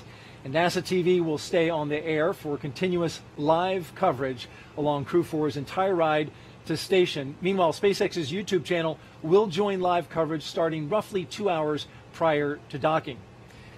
And though our coverage here at Kennedy Space Center is concluding, we will turn it over to the team in Houston to take us through the next phases of Crew 4's mission, all the way through arrival at the International Space Station. Megan, when they arrive at the International Space Station, you were talking about a moment ago, it's a big moment. You arrived, you finally got there. It is such a big moment. It is sort of the culmination of so much training, not just your mission-specific training, but something that you have been, working towards pretty much your whole career. And so it's a fantastic moment to come through the hatch, to see your friends there waiting for you, smiling at you. There's a lot of emotions, just a lot of joy, and you're about to get started on a pretty great adventure. Bob Hines and Jessica Watkins flying for the first time. I wonder what that was like for them. Well, I'm sure they're still talking about it and still processing it, right? Yeah. I mean, it's a lot of things that happen so quickly that it's hard to take it all in, and they'll be talking about it for days to come, I think. But we're going to see great things from them, from all four of them, once they reach the International Space Station. I think big smiles all around, but lots of great work as well. Absolutely, and we look forward to seeing the work that they will do. For those of you watching online on YouTube, make sure you take a look at the description below the video. We'll have a new link for the Crew 4 coast phase, and that live coverage will continue at that new location shortly. If you're watching on NASA TV, well, you won't notice a thing, and coverage will continue. Also, a post-launch news conference is scheduled for 5:30 a.m. Eastern Daylight Time on NASA TV. And you can find mission updates at any time on Twitter, at NASA, at SpaceX, and on the web at nasa.gov, including the timing on any potential live tours of Dragon Freedom during the trip to the station. Now, before we sign off, I want to thank Megan MacArthur for being on the launch broadcast and sharing your incredible insight and experiences on an overnight that started yesterday and ran into today. Really appreciate it. You did Absolutely. A fantastic job. It was totally worth it. Oh, fantastic. It was great to hear you say that. And so now we will leave you with a little bit of a replay, and thanks to all of our guests who came here, the NASA social participants who joined us and are now going to share the story of their adventures here with their audiences. And of course, we thank all of you who are watching right now. Here are now some highlights from the journey to orbit off the Earth for the Earth. Take care, everyone, and keep looking up. This is the Suit Up Room inside the Operations and Checkout building at the Kennedy Space Center. And here comes Crew 4 down the hallway. All right.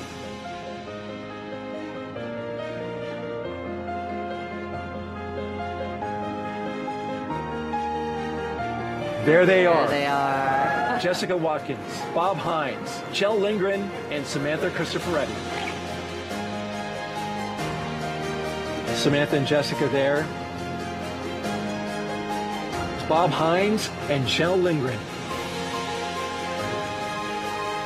And here come Jessica and Samantha.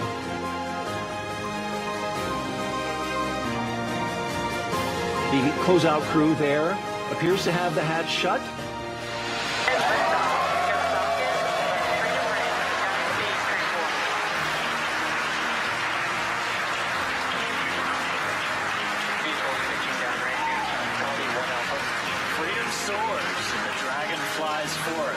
Vehicle already pitching downrange. All 9 Merlin engines have lit. Propulsion is nominal.